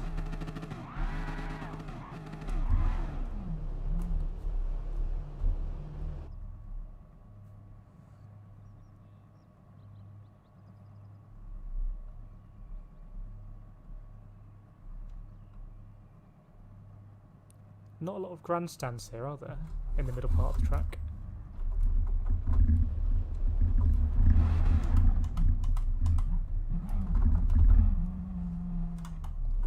For any of that bit, I don't think there's any grandstands.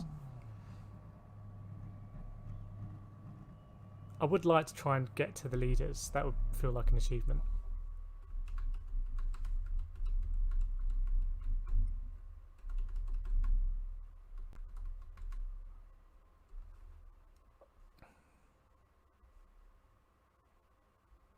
Yes, a tight right before the hairpin.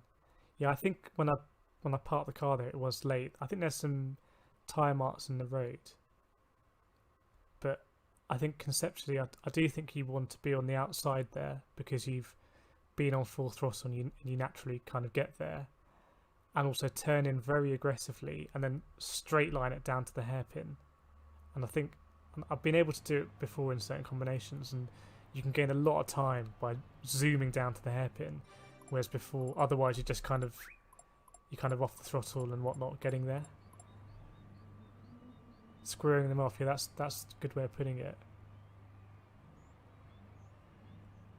And in the past, I found that I've kind of got you way for corrupt. I found that I've known I'm getting it right when I actually have to shift up a gear, say going from second to third gear, because I'm just carrying so much speed down into that hairpin, whereas before it wasn't really a straight for me.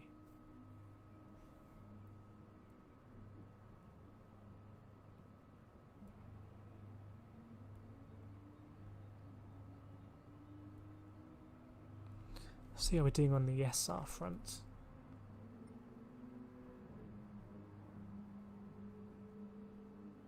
.53 SR, so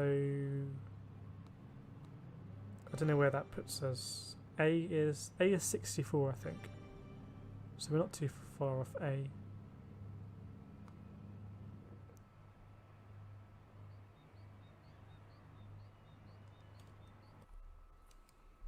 You sort of hang out in no man's land.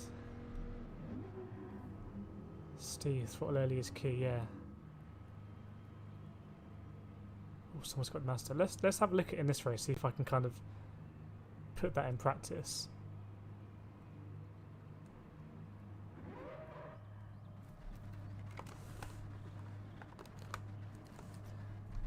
We always seem to start behind a Huracan. And that person, the classic Ford GT.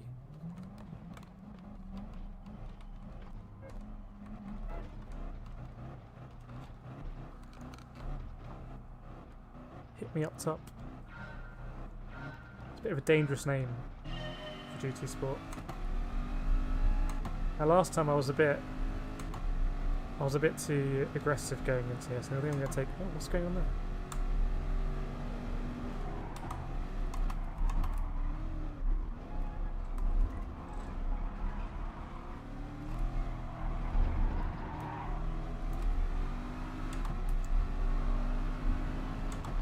If we view it like a challenge, like the challenge is, can we get first place? You do have to be really aggressive and overtake people early on, because the people at the back are statistically the people most likely to hold you back.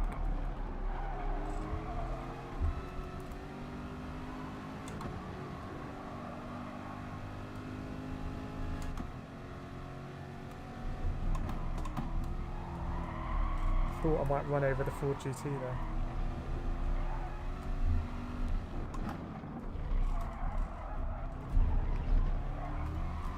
Whoa! We got lucky there. I was trying to do that wide line.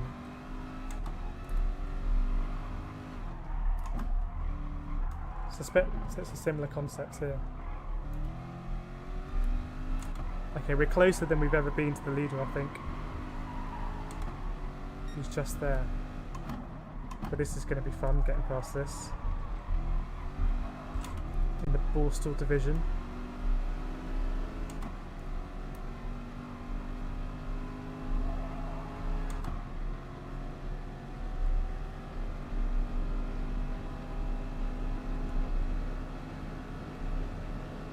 I'm going to go defensive here.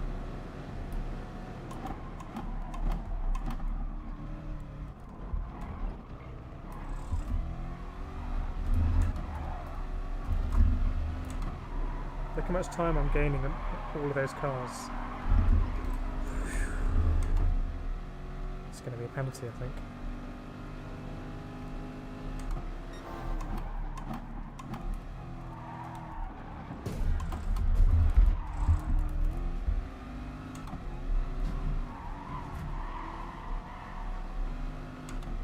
Bit of off-roading.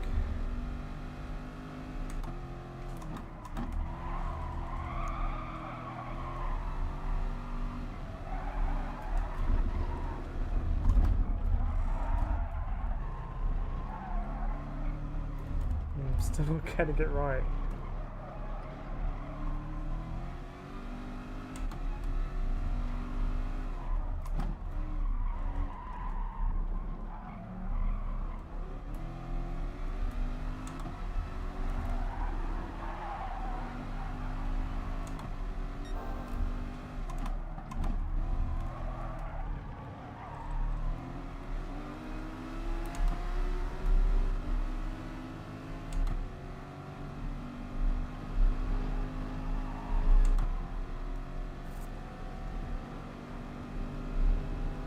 Penalty's not going to lose me that much time, to be honest.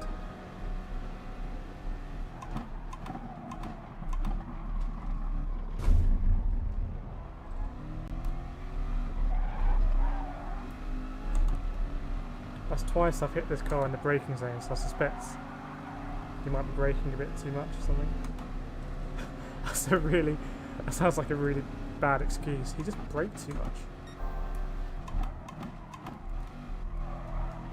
Why did you rear-end that car? He just braked a bit too much? I would say his driving is kind of so-so.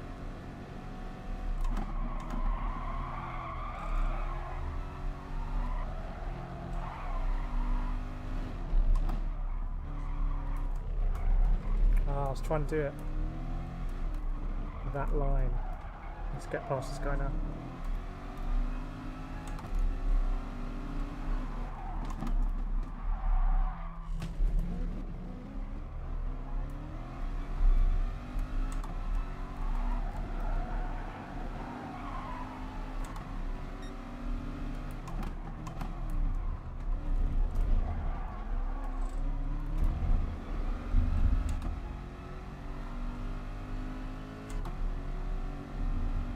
I wonder if this is how Josetti felt.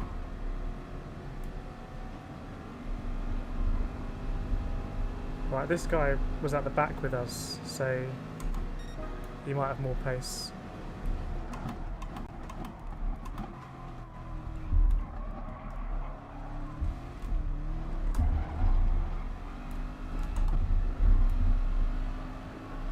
It's a shame. I think if we got past 5th, I think we could have made some ground, but he's defended very well, to be fair.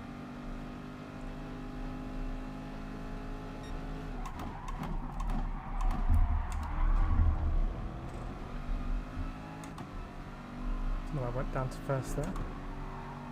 Yeah, it's a good battle ahead.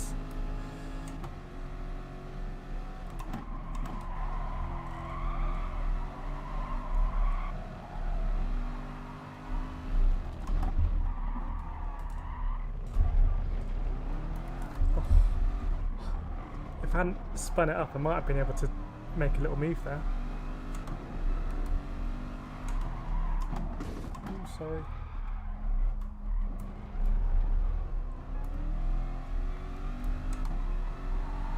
And that's why we're on the odds count today. If I apologise on stream, maybe that makes it all okay.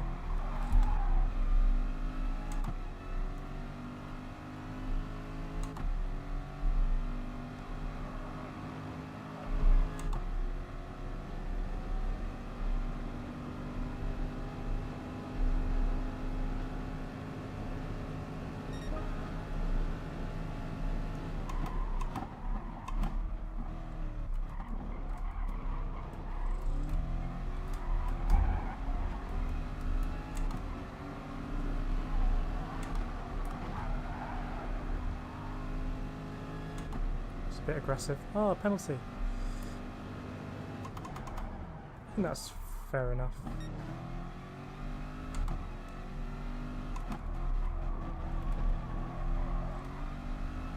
Let's try and get that position back.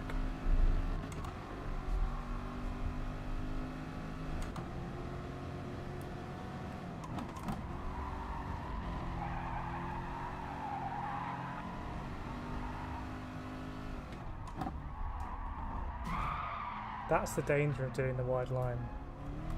You leave yourself well open.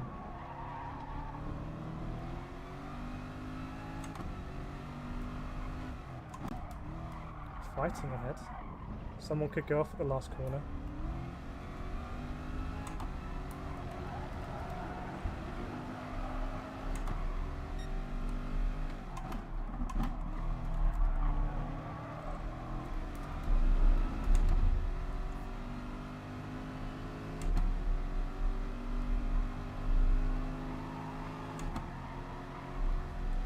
Not quite.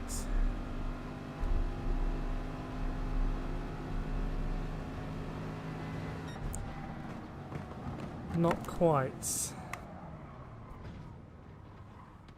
Hi Roberto. Don't know if the game has come yet or you're expecting it this weekend. Must be about time, surely. Yeah, bit of a frustrating race. So defending very well. But of mistakes by me, I think. My lord, I hit him twice because he hesitated. Yeah.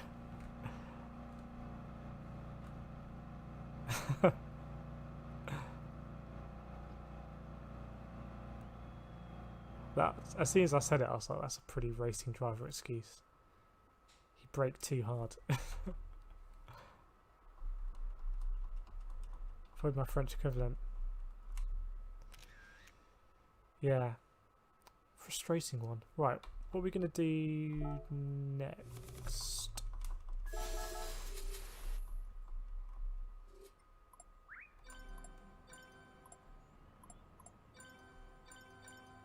Have we just missed race A?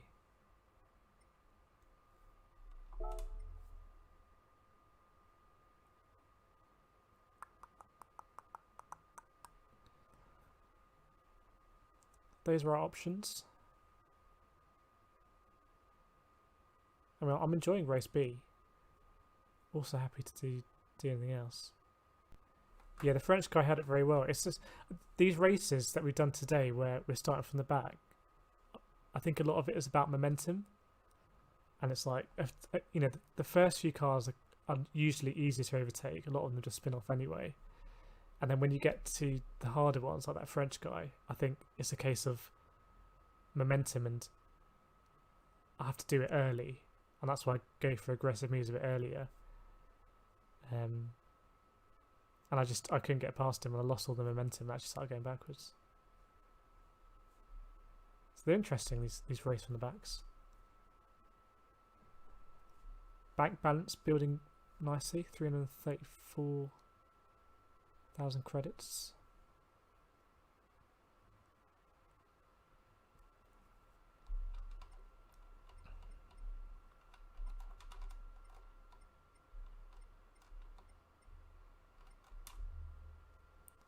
But we can do another race B if we're enjoying the race Bs, or can do a race A or C. I'm good with B, learning a lot. Not sure what others prefer.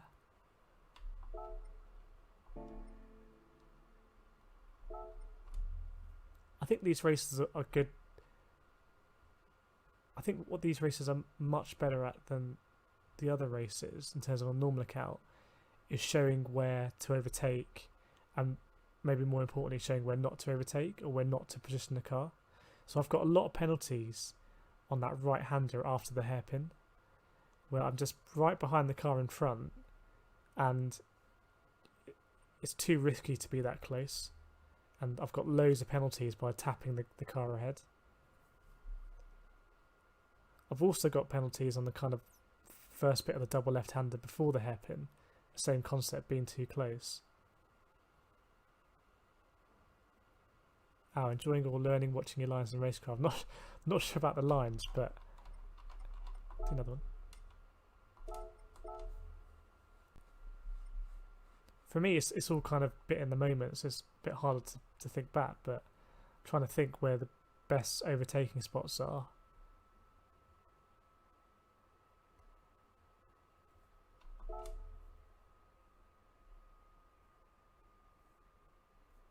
To me, I'm thinking about where the bad spots are, so I'm going to stop doing that.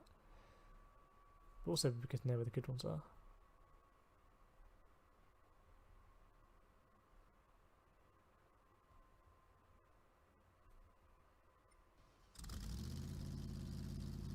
Another kind of awkward position is if I'm gaining on someone, or usually two cars going into turn one. If two cars ahead of me are battling going into turn one, and I'm even quite a long way behind, if I get a really good exit out of turn 1 and 2, it doesn't matter, because it's quite hard to go all the way left over the curb, and you don't want to go all the way right, so you just have to slow down. There was one overtake I did in the last race where I did overtake out of turn 2 all on the left hand side, but I think that's quite rare. I think you're better off timing it and going for the overtake on the straight afterwards.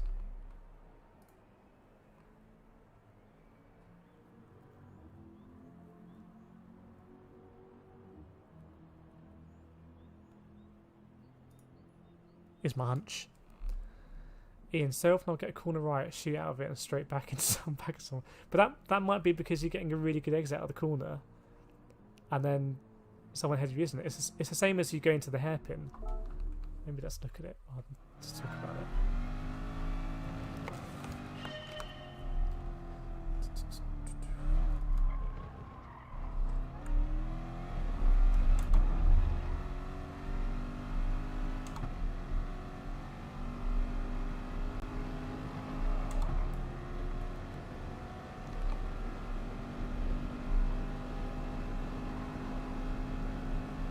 If someone's trying to overtake you here, the defensive line is working really well for me at the moment. It's very hard for someone to go around the outside, and I've seen a lot of people just go way too deep.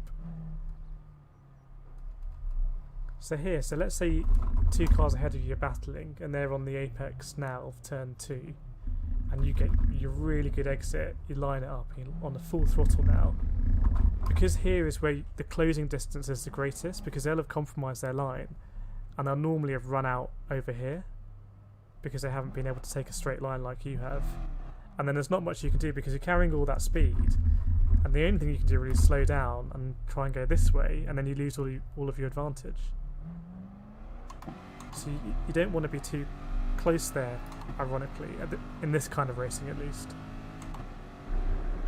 There's a video on my channel, a Club 100 team versus team at Interlagos, and we were all really close standards, so that's a good video to look at if you want to see kind of close racing.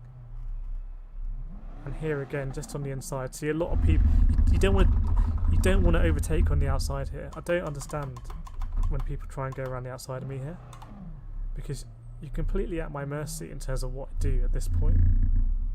You know, so that's one I don't get.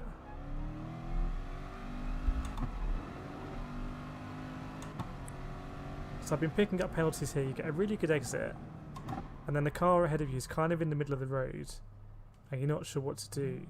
And I think you just have to back out here, because the braking point here is a lot different for different people, because they take different lines through. So I've picked up a lot of penalties here today by tapping people. So the line we're trying to do through the hairpin is on full throttle here, end up over here, brake at some point, it's hard to tell at this speed, but then kind of get the car turned in here, and then straight line it without oversteering down here, and then turn it. And this is where I pick up the most penalties again. Similar kind of corner, behind another car, can't go down the inside because I know I'm not going to make it. Don't want to go on the outside because you're to the left of the track really already, so you have to back off, I think, because I've picked up a lot of penalties here by just not being able to brake in time. And actually, if you back off there and give yourself a better exit, they might have a snap of oversteer here, end up on this side, and you can just dip down, and there's quite a lot of space here actually to get your nose in. And again, I'd much rather be on the inside here than the outside, because you call the shots when it comes here. You know, you hold all of the cards. Same concept. So that's my thoughts. Inverse camber. I can't remember which corner is inverse camber. This corner is inverse camber.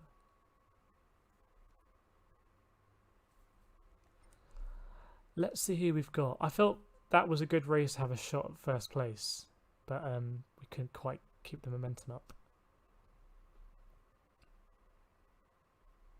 Lampard.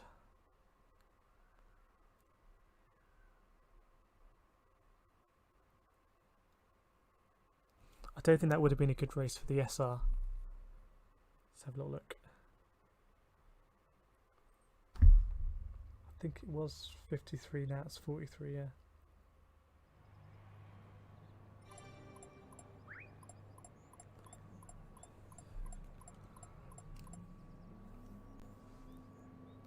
After 3.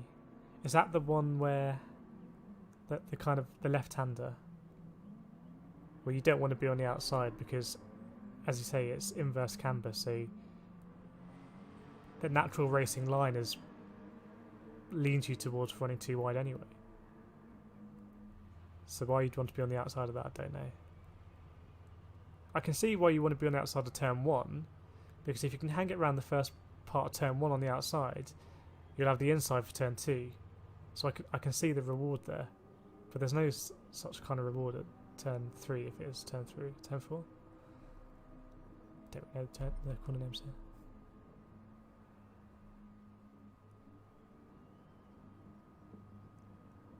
Big Jim Slade.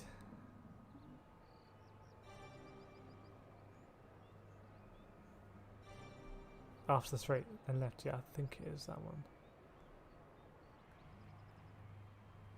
Anyway, let's see what's what.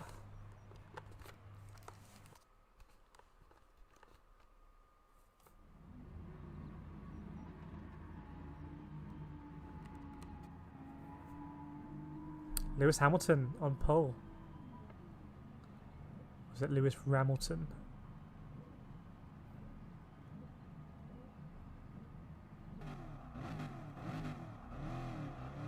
If there's someone revving on the grid, it's always going to be me.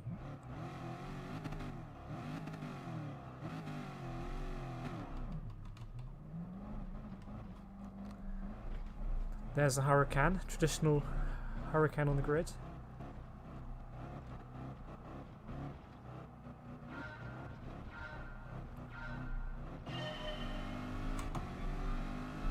I think I'm going to gain a lot of time just by taking the narrow line here.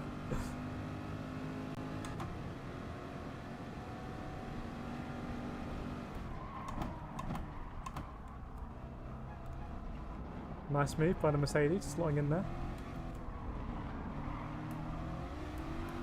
Ooh.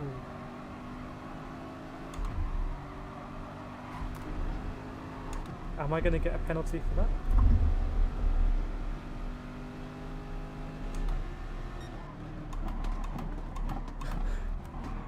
His elbows out.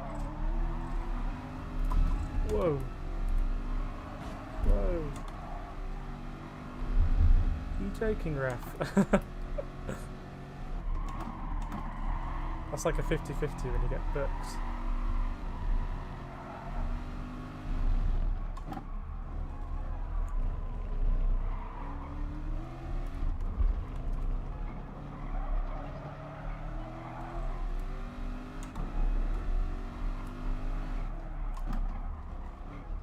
Unusual line by the Mercedes.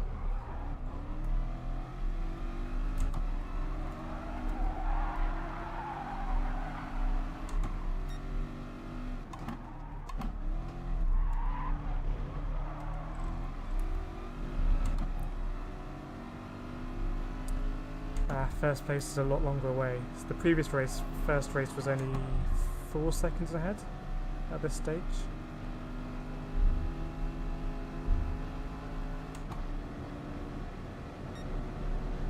I think they're going to have a bit of a...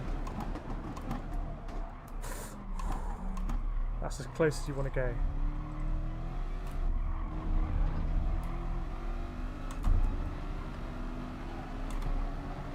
So ironically, look how much time I lost at turn 1, but because of that, I didn't run into them coming out of turn 2.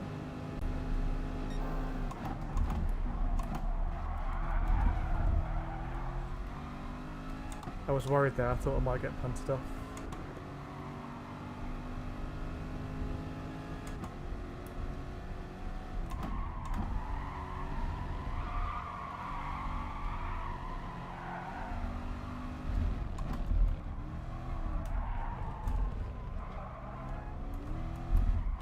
Yeah, not getting that right.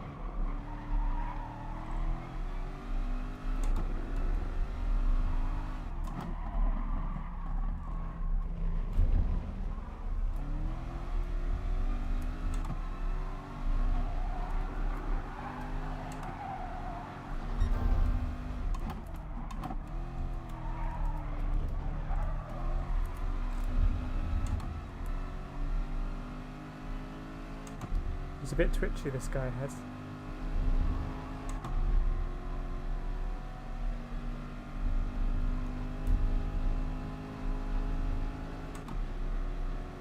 Might be able to have a go here.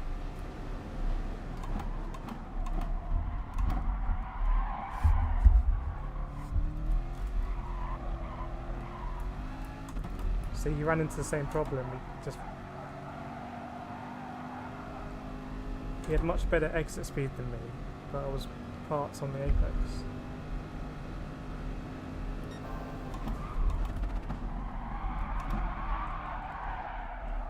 So he didn't like that I took the defensive line there. Ooh, whoa, whoa, whoa, whoa. Where are we going? I get the feeling he didn't like that I came across him to take the defensive line. That's my hunch.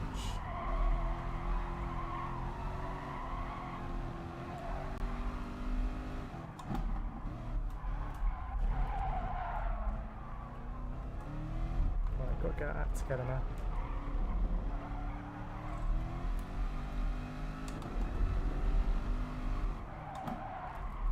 Oh, I wanted to dive out the way completely.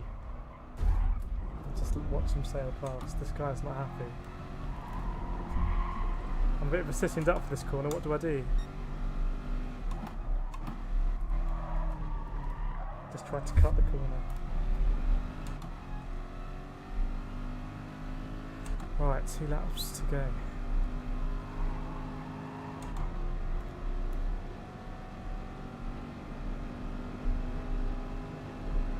But I mean, this is my alternate account. If you're racing in here for real, it's pretty difficult. No, too deep. Okay.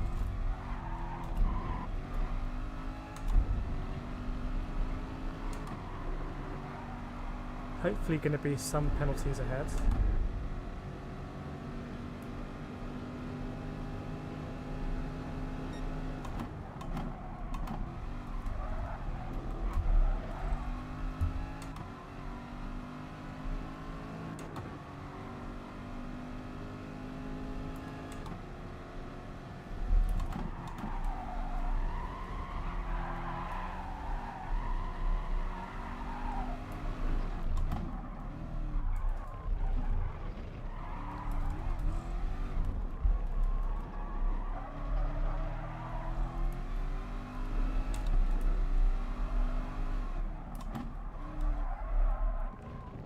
Not great through there, but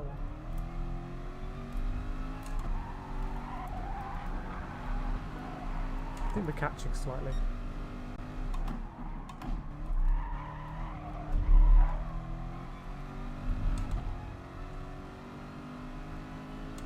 It's a good save by him in GTR.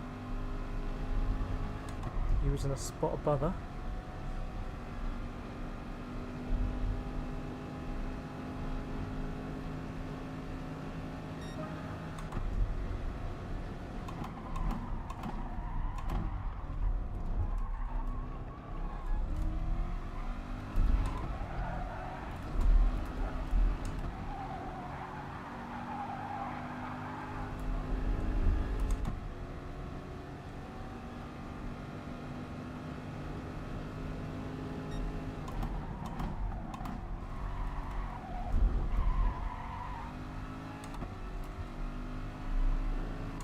Definitely catching this guy. Shame we can't get 6 or something like that, but you never know.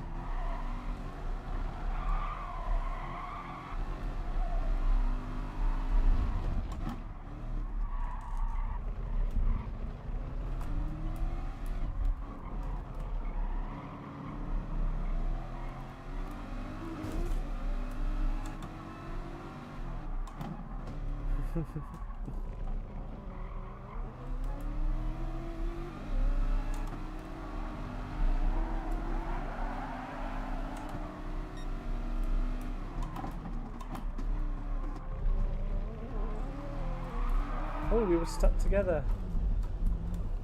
That was weird.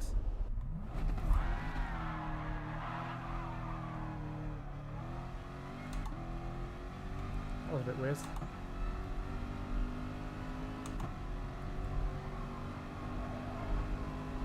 Well, not a good result on paper, but we were making good progress.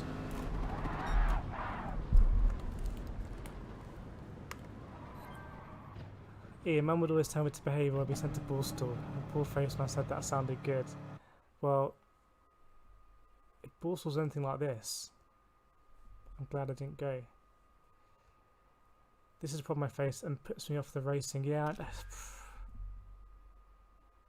I don't know how much of it is people kind of just struggling to be in control and how much of it is like malicious. There's nothing wrong with your defence line. People who don't care punt you or don't watch your racing. Lucky that one. Yeah, I know. So that one where I got punted in that race, he was behind me. Fair enough, he's behind me. And I could see that he wanted to overtake me. So he was already on the inside, but behind me. And then I made my choice. I'm in the middle of the straight. I'm like, right, I'm going to go defensive here. So I come across him. And normally what you do when you're behind is like, right, they're taking the defensive line. I'm going to try and go around the outside, or I'm not going to keep going. But he didn't change his line, so I can see the cogs turning in his head and like the logic. But for example, if that's happening every race, that's not great. I think we went down a SR ranking there.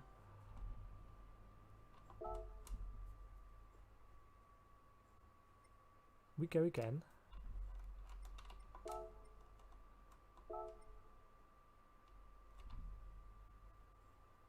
You switch. Yeah, in that situation. But when both drivers are in control of the car and know what they're doing and stuff like that, then it gives you more space and your brain to think about the strategy. Right, he's gone left, I'm going to go right. But if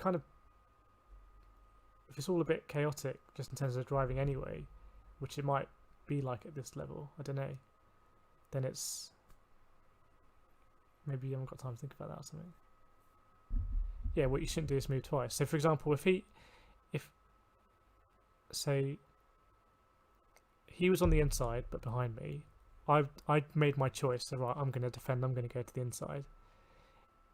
If he then done what is normal and then goes to the outside and he takes the chances there, or just calls it, waits for another corner, and then I move again and go to the outside, then that's a double movement. That's not allowed. Ian like saying, don't put something down to maliciousness when it's more like to be sophisticated. Yeah, I've heard that before. But you guys are the jury on what we're seeing in these races.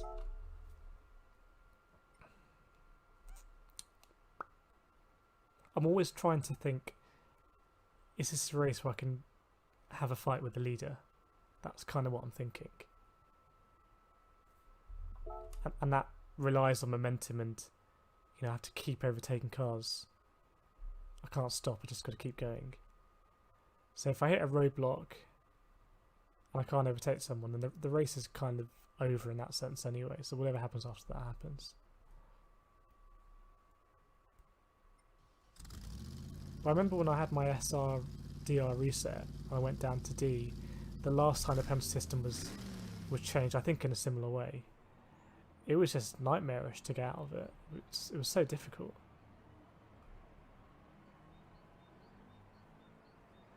Ian, it was either his inexperience or let it happen.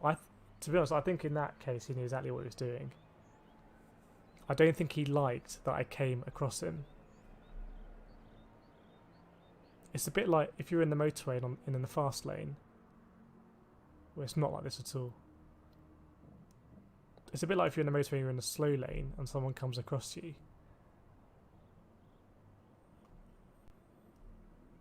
If you want to overtake them, you have to go in the middle lane.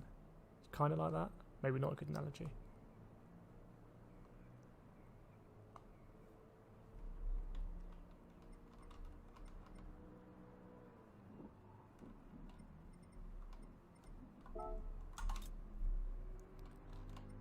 .30.5. Fast. I think we saw this guy in a race, didn't we?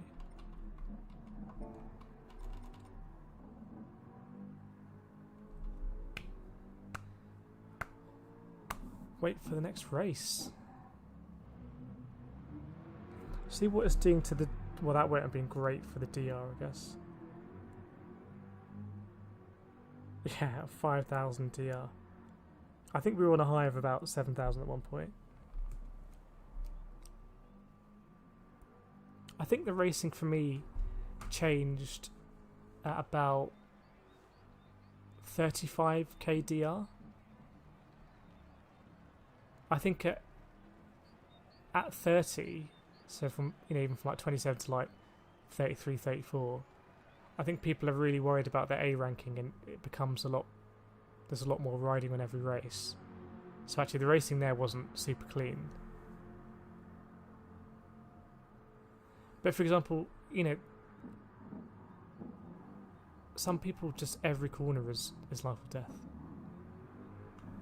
There's a video on my channel about an iRacing race I had recently, and that's a Motorsport UK official F3 championship in iRacing with people that race F3 in real life. And pretty sure I had someone ram me on the last corner of the last lap of the 25-minute race. It's just different strokes for different people. Sportsmanship 34. That's not it's not great reading.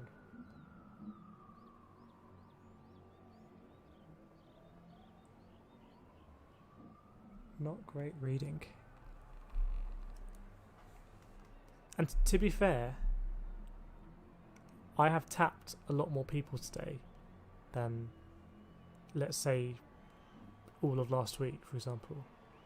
But I think that's part of the nature of the racing, and it's closer and bumpier, and it's harder to predict where people are going to break.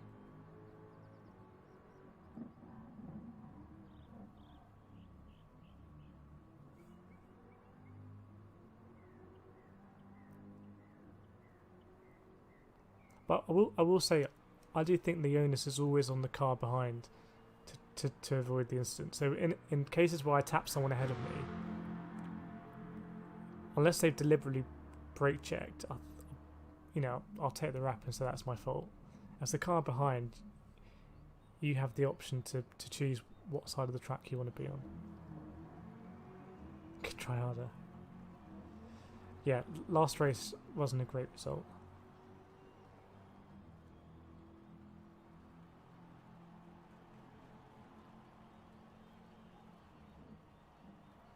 Al, maybe sometimes you don't care as much in this account. I think that's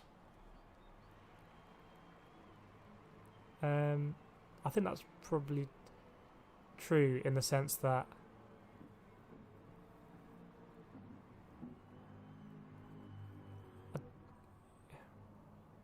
the goals are different.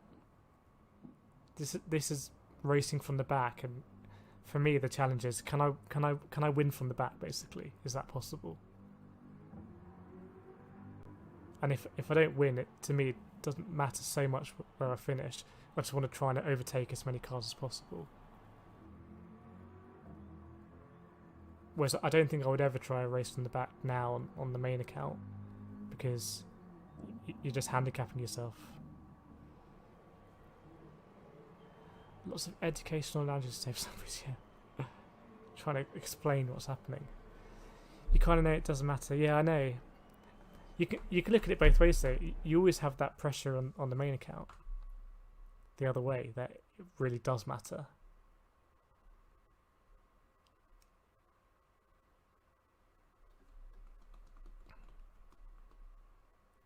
Okay, maybe this. Well, actually, it's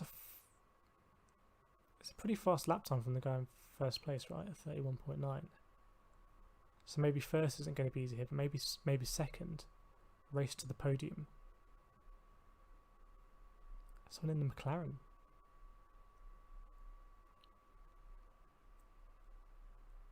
The other thing is that if I got, with the penalty system the way it is, and the nature of this race, if I got too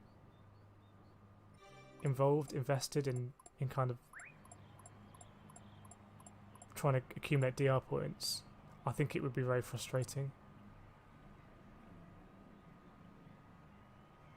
It wouldn't be enjoyable unless it's, we're taking a more relaxed approach. Mad Eye, is that Mad Eye 10 million? Or is that Mad Eye 1 billion? Can't really see the zeros. But anyway, the idea is that there's a lot more overtaking kind of in and amongst the craziness without having to avoid it. We can just be there. It's cool. And with FIA, so FIA tomorrow will be on the main account, and that will hopefully be, really close, high quality racing, where getting a 10th position might be a really good result.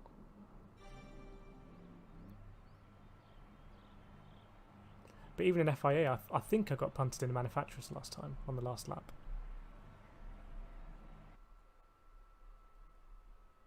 Yeah, I don't know if that's a slur. If so, it's not cool.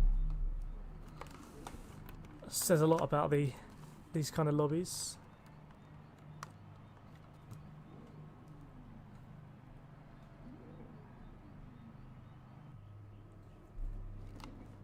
Let's do what we can and try and get up the grid.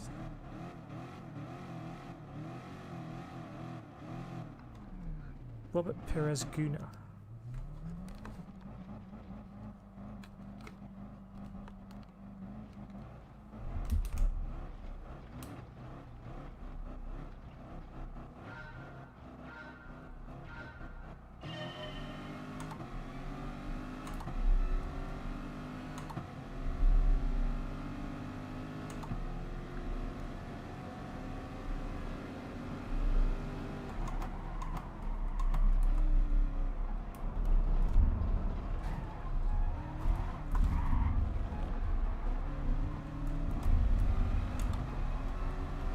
Nice livery. The Welshman who just hit me. Look at that. That's cool.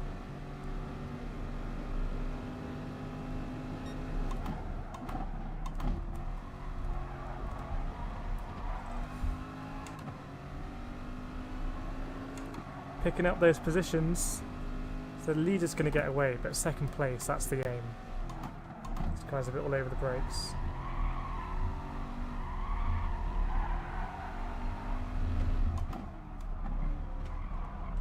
McLaren's gone very deep. Is he going to come back on the track?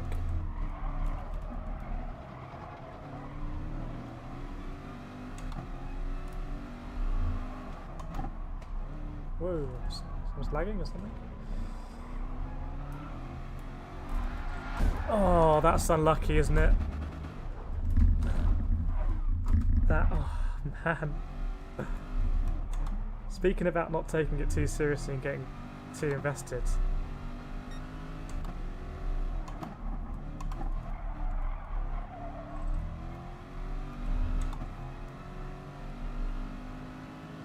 Look at the penalties. It's like playing a different game. It becomes a lot more need for speed.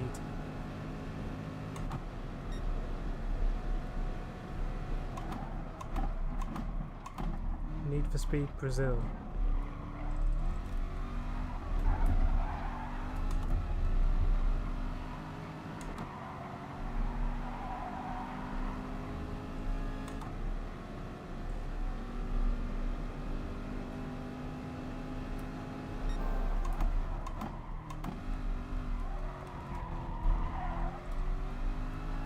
Yeah, it's kind of as we were, I think.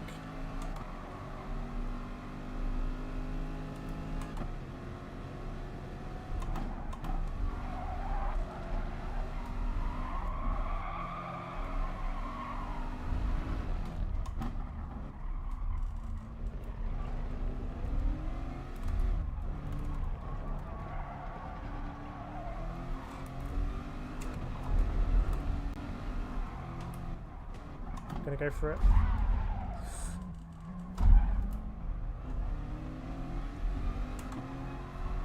That was ambitious.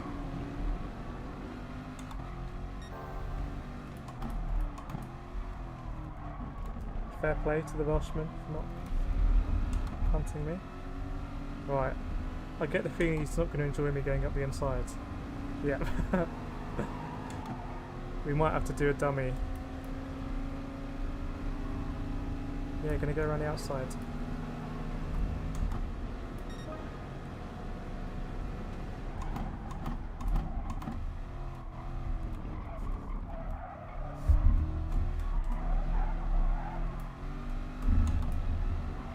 It's a bit messy.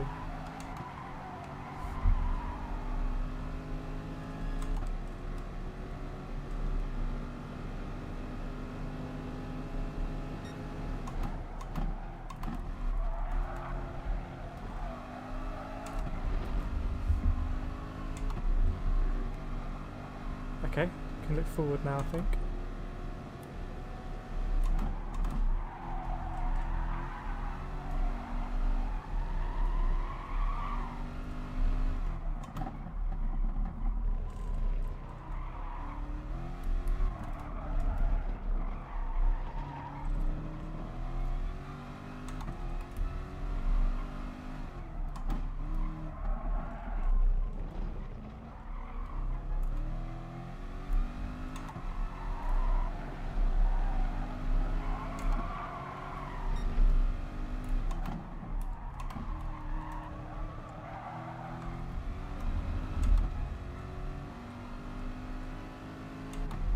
Right. Nice livery.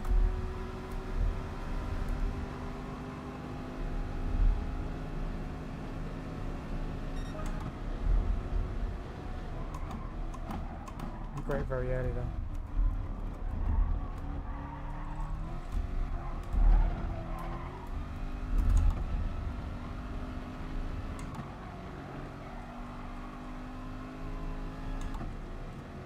Let's try and dispatch this guy.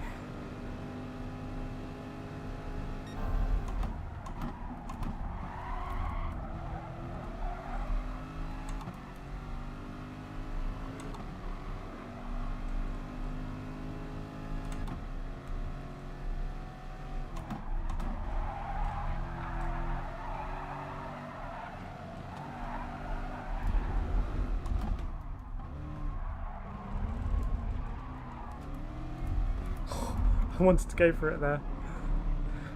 There was no gap, but I'll go for this one then. No.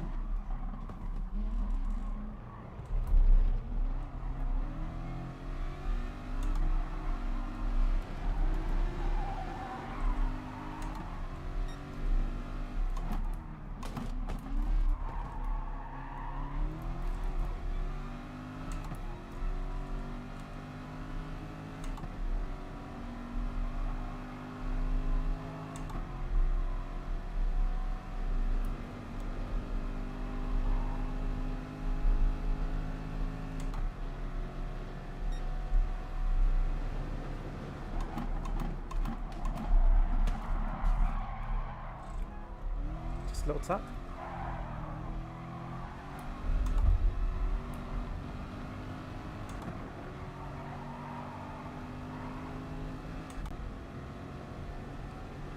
A bit frustrating. Ooh. I'm not taking a penalty. In that case, let's get away.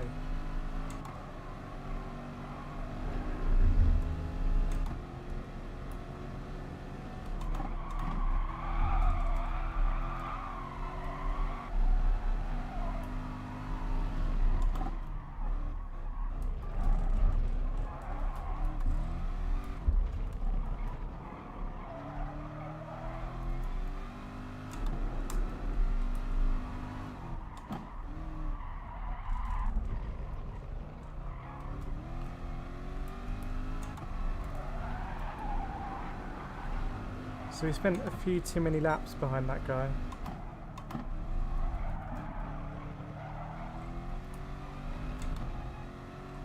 Otherwise, could have been more in the mix. See if that penalty gets rounded up actually.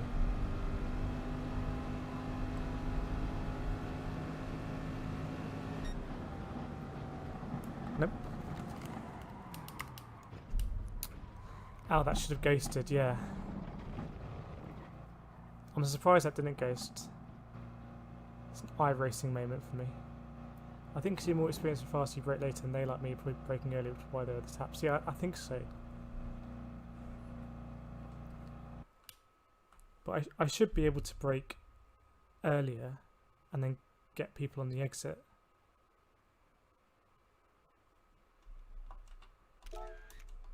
So I do think I should be doing a little bit better than these results. Although I guess we had a big spin in that race, didn't we?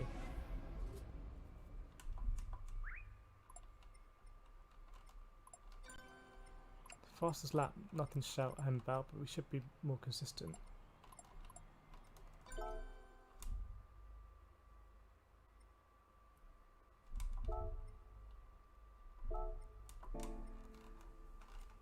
Do another race C, or we can do a race B, sorry, or we can do race C. Quite enjoying the race Bs at the moment.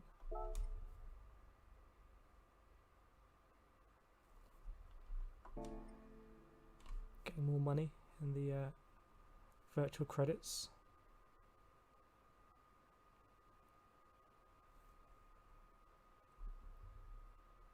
It was one of those ones where I could see he was spinning, and at the beginning it was going to be a problem, so I lifted off, but as soon as he spun completely round, for a split second I thought, okay, there's no problem here, he's going to ghost, I'll go straight through. And then when he didn't ghost, we had a problem.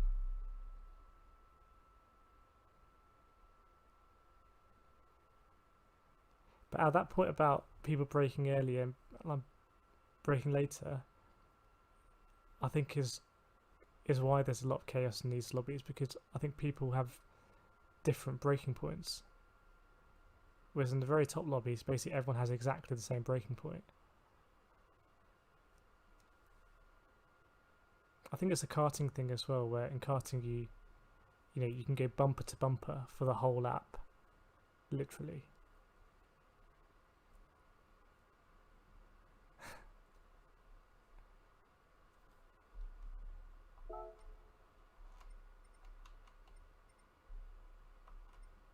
But the beginnings of these races are pretty hectic, to be honest. It's absolutely all happening. I mean, turn 1, turn 2. I don't think we've been spun out yet in turn 1, turn 2, but we normally gain, what, like 2-3 positions? And this is with a rolling start.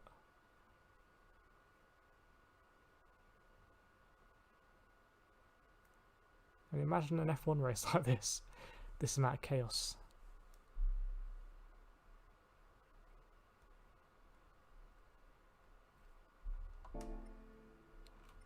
Yeah, maybe we'll do one more race this evening.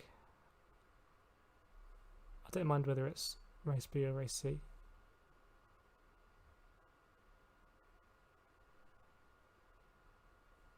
Controller 2. I know I cannot break at the same point as you with the controller. Maybe you're right.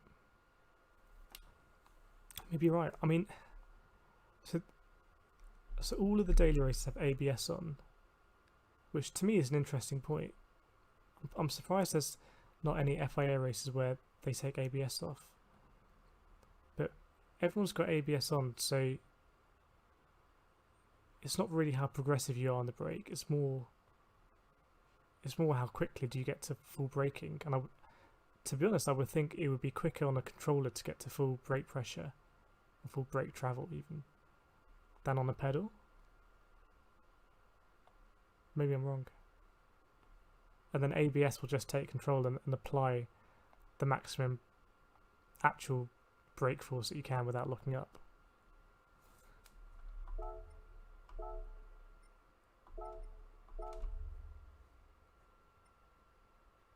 Although it doesn't take into account trail braking and stuff like that, so maybe actually with the pedal you can do trail braking easier and actually in that way brake later and turn into the corner. Would make sense.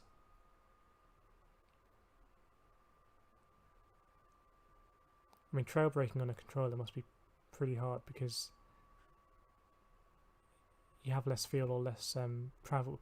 But on the new PS5 controller, I think they're meant to have some kind of not force feedback but resistance, and that could be really interesting for racing games. That could be a game changer. If you basically have like a load cell in the trigger for braking, could be very interesting. I saw there was a reveal today of the controller. I'm not sure they talked about triggers that much, but it's an interesting point. Understeer engineering.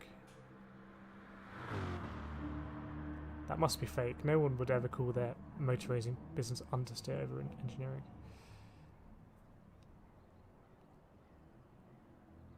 Don't know if anyone's going to be doing FIA tomorrow.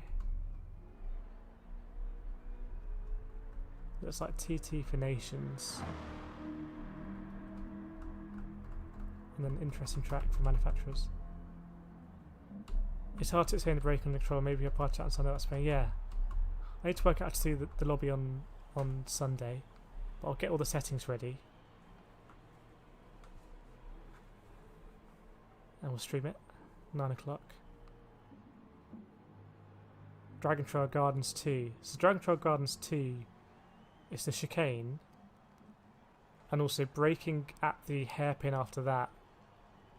Where I think usually you have to get onto first gear momentarily to get the rotation and accelerate. I did have a session with David Perrell at Dragon Trail Gardens the right way round. So I do have some tips from Mr. Perrell himself, Coach Dave. Is there a chat software? We can just use Party Chat, I think.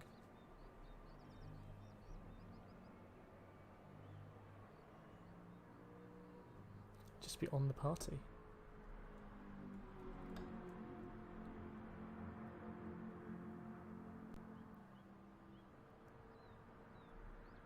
We can do Party Chat and not stream the Party Chat or stream the Party Chat. I'm not too bothered.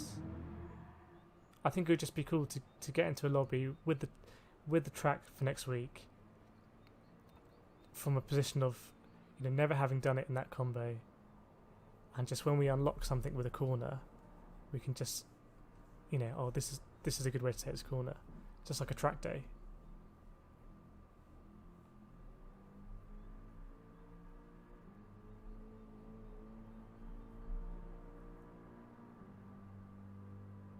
And you know, if someone's, let's say I'm struggling at a particular corner, we can spectate and we say, you know, your line's not wide enough or whatever.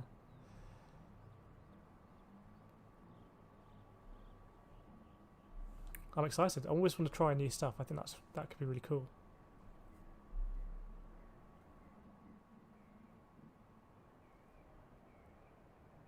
So I've got all the settings. Let me just check. So yeah, hard tyre, BAP on,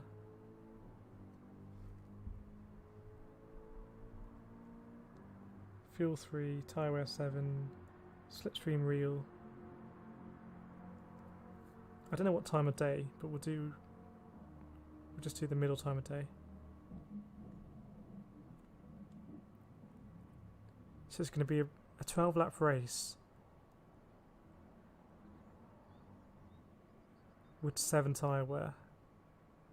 Okay.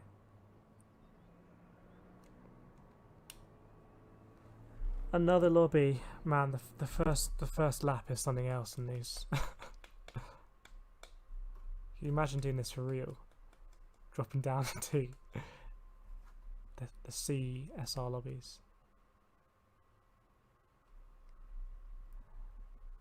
I'm missing a lot of flags here. Don't know if that's going to be an issue.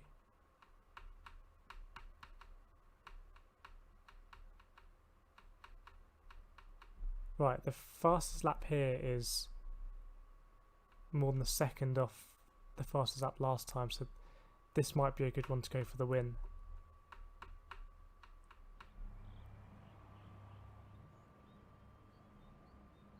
So the BMW has the M3 and the M6 and the Z4. It's a lot of Group 3 cars. And as far as I'm aware, none of them are actually that competitive. So I've got all of these details for the race next week.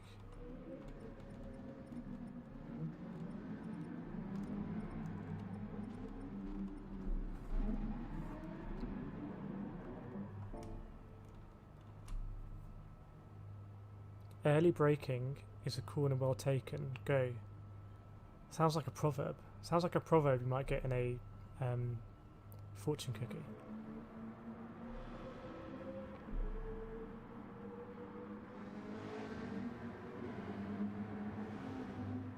I like it when it all kicks off in post-race chat because everyone's like scrambling around on the on the keyboard, furiously like moving the D-pad for the you know, aggressive messages. Pretty tight qualifying. A couple of lap times pretty much identical. A couple ones are identical.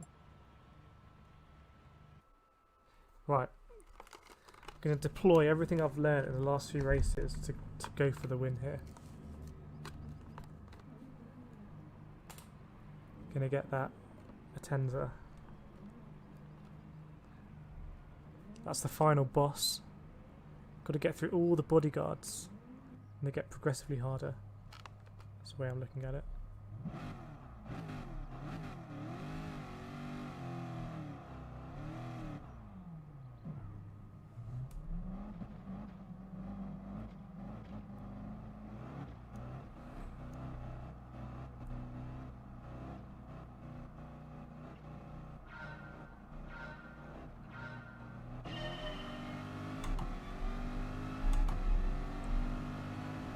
I think I saw his brake light come on, so that's handy. We should make up a position already.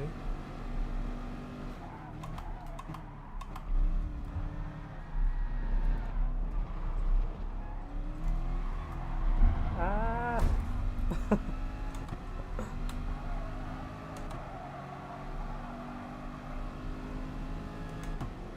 Okay. Pretty good, probably the best start so far, let's say.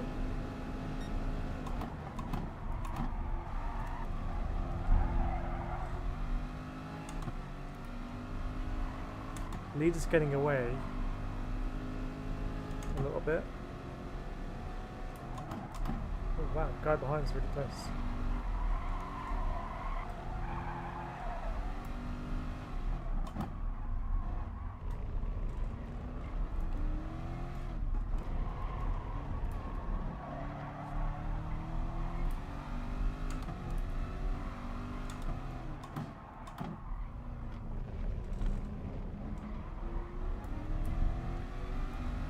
It's going well so far.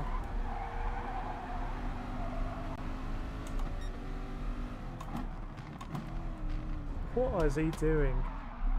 What on earth was what was that move?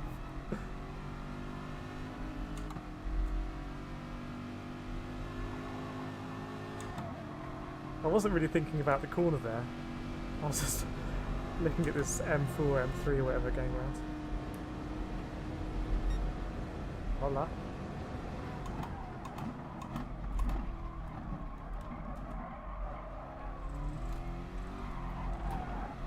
Oh, penalties.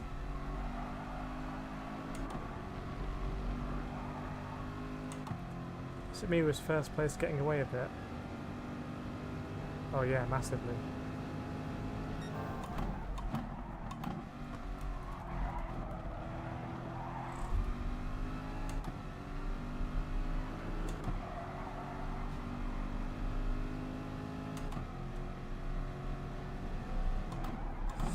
I thought I was going to get punted there. I took my after ball actually.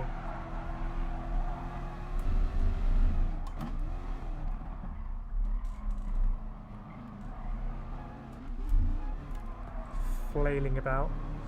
I took my after ball because I thought I was going to get punted. That's cost me big time. Ooh, the attender.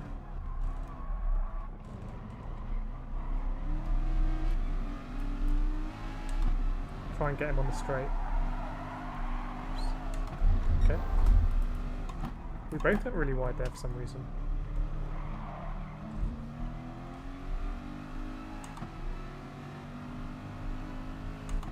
That's not because of me, that's because he went wide, I think.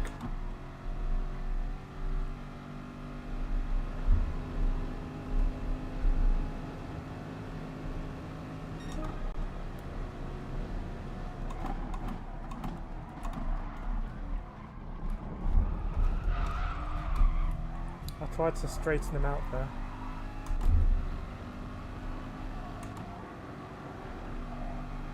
I didn't really feel like I'd done anything wrong there at the beginning. Maybe I had. I'll stop doing that.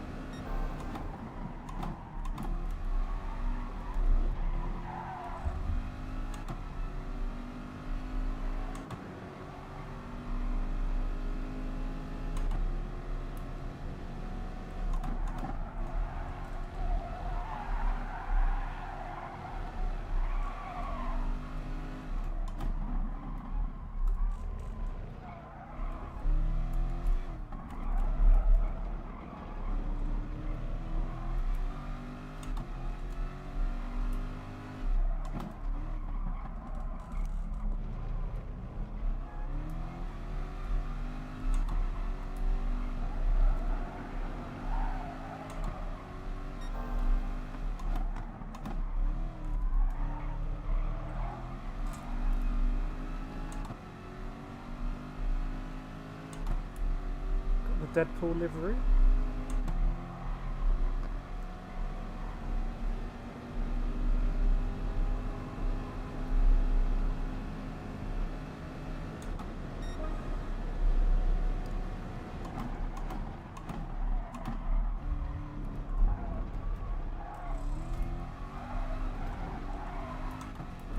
Decent move. Shame about the penalty, but see what happens.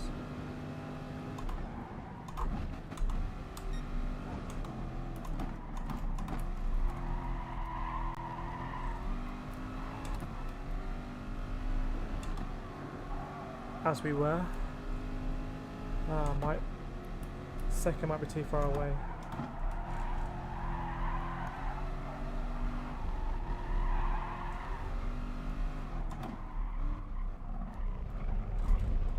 first place got a penalty.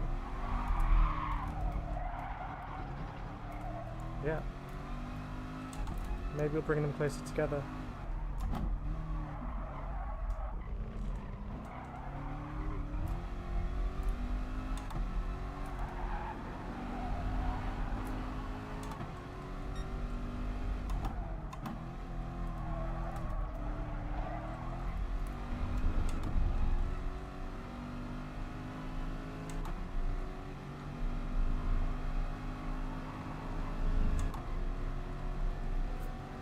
Probably not going to bring them closer, too far away.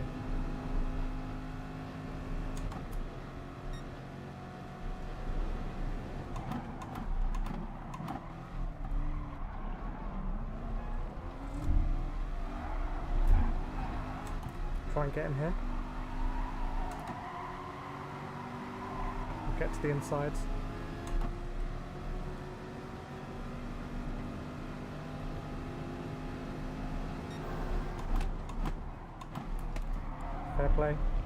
Fair play, very nice driving.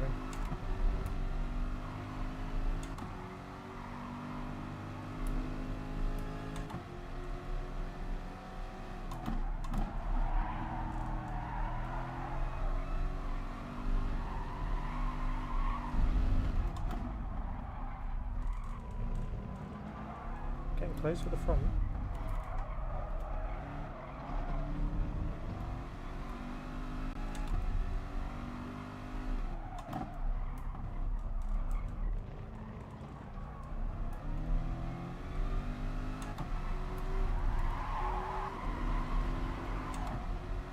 Really close at the front.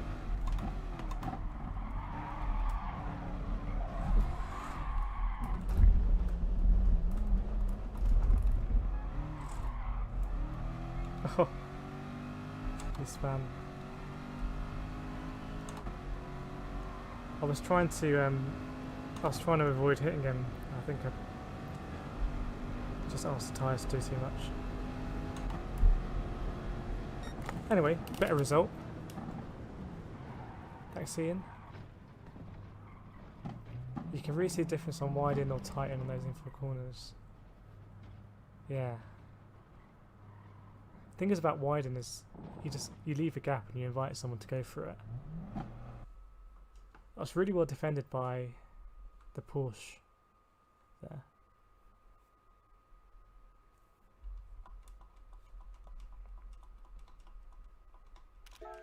Did the SR go up? Or we got a penalty, didn't we?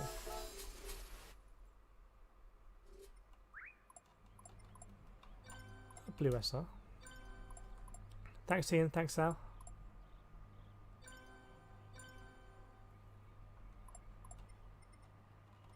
I think that's been a lot of Daily Race B for the day.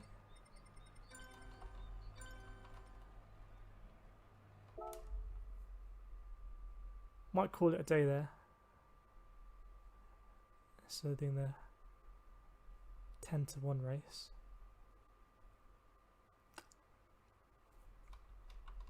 I can't see the times. 3:20.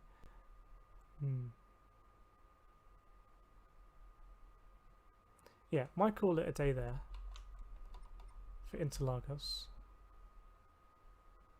Cheers, Al. Thanks for the tips. Thanks, it went up 1. That counts for me, it's all progress. Yeah, I think we'll call it a day here. I think I'm going to be racing tomorrow in manufacturers at 3:20. See whether I stream it or not because it's quite early. And then might not do anything in the evening tomorrow stream wise. But in any event, we'll be back on for 9 o'clock Sunday. So I'll get a page ready for that with everything in the description. I'll think about how we might want to do it, etc. But fundamentally there'll be a lobby there with settings for Gardens 2, Daily Race C next week. And then the rest we can work out. So thanks all for joining. Thanks, Sal. Well, you guys make the stream. And yeah, I'm happy to do what races are interesting, and if it's, you know, BC, whatever, as long as I'm racing, it's good fun to me. And yeah, thanks. Hopefully it goes better in manufacturers tomorrow than it did on Wednesday or whatever. So thanks all for joining. Hopefully see you tomorrow if I'm on. But definitely I'll be back Sunday and really looking forward to that. Hopefully we can get some kind of good, teaching, learnings, insights, fun at Gardens for Sunday. But have a very good night. It's late here in the UK. So have a good night and have a very good weekend. Hope it's a restful weekend.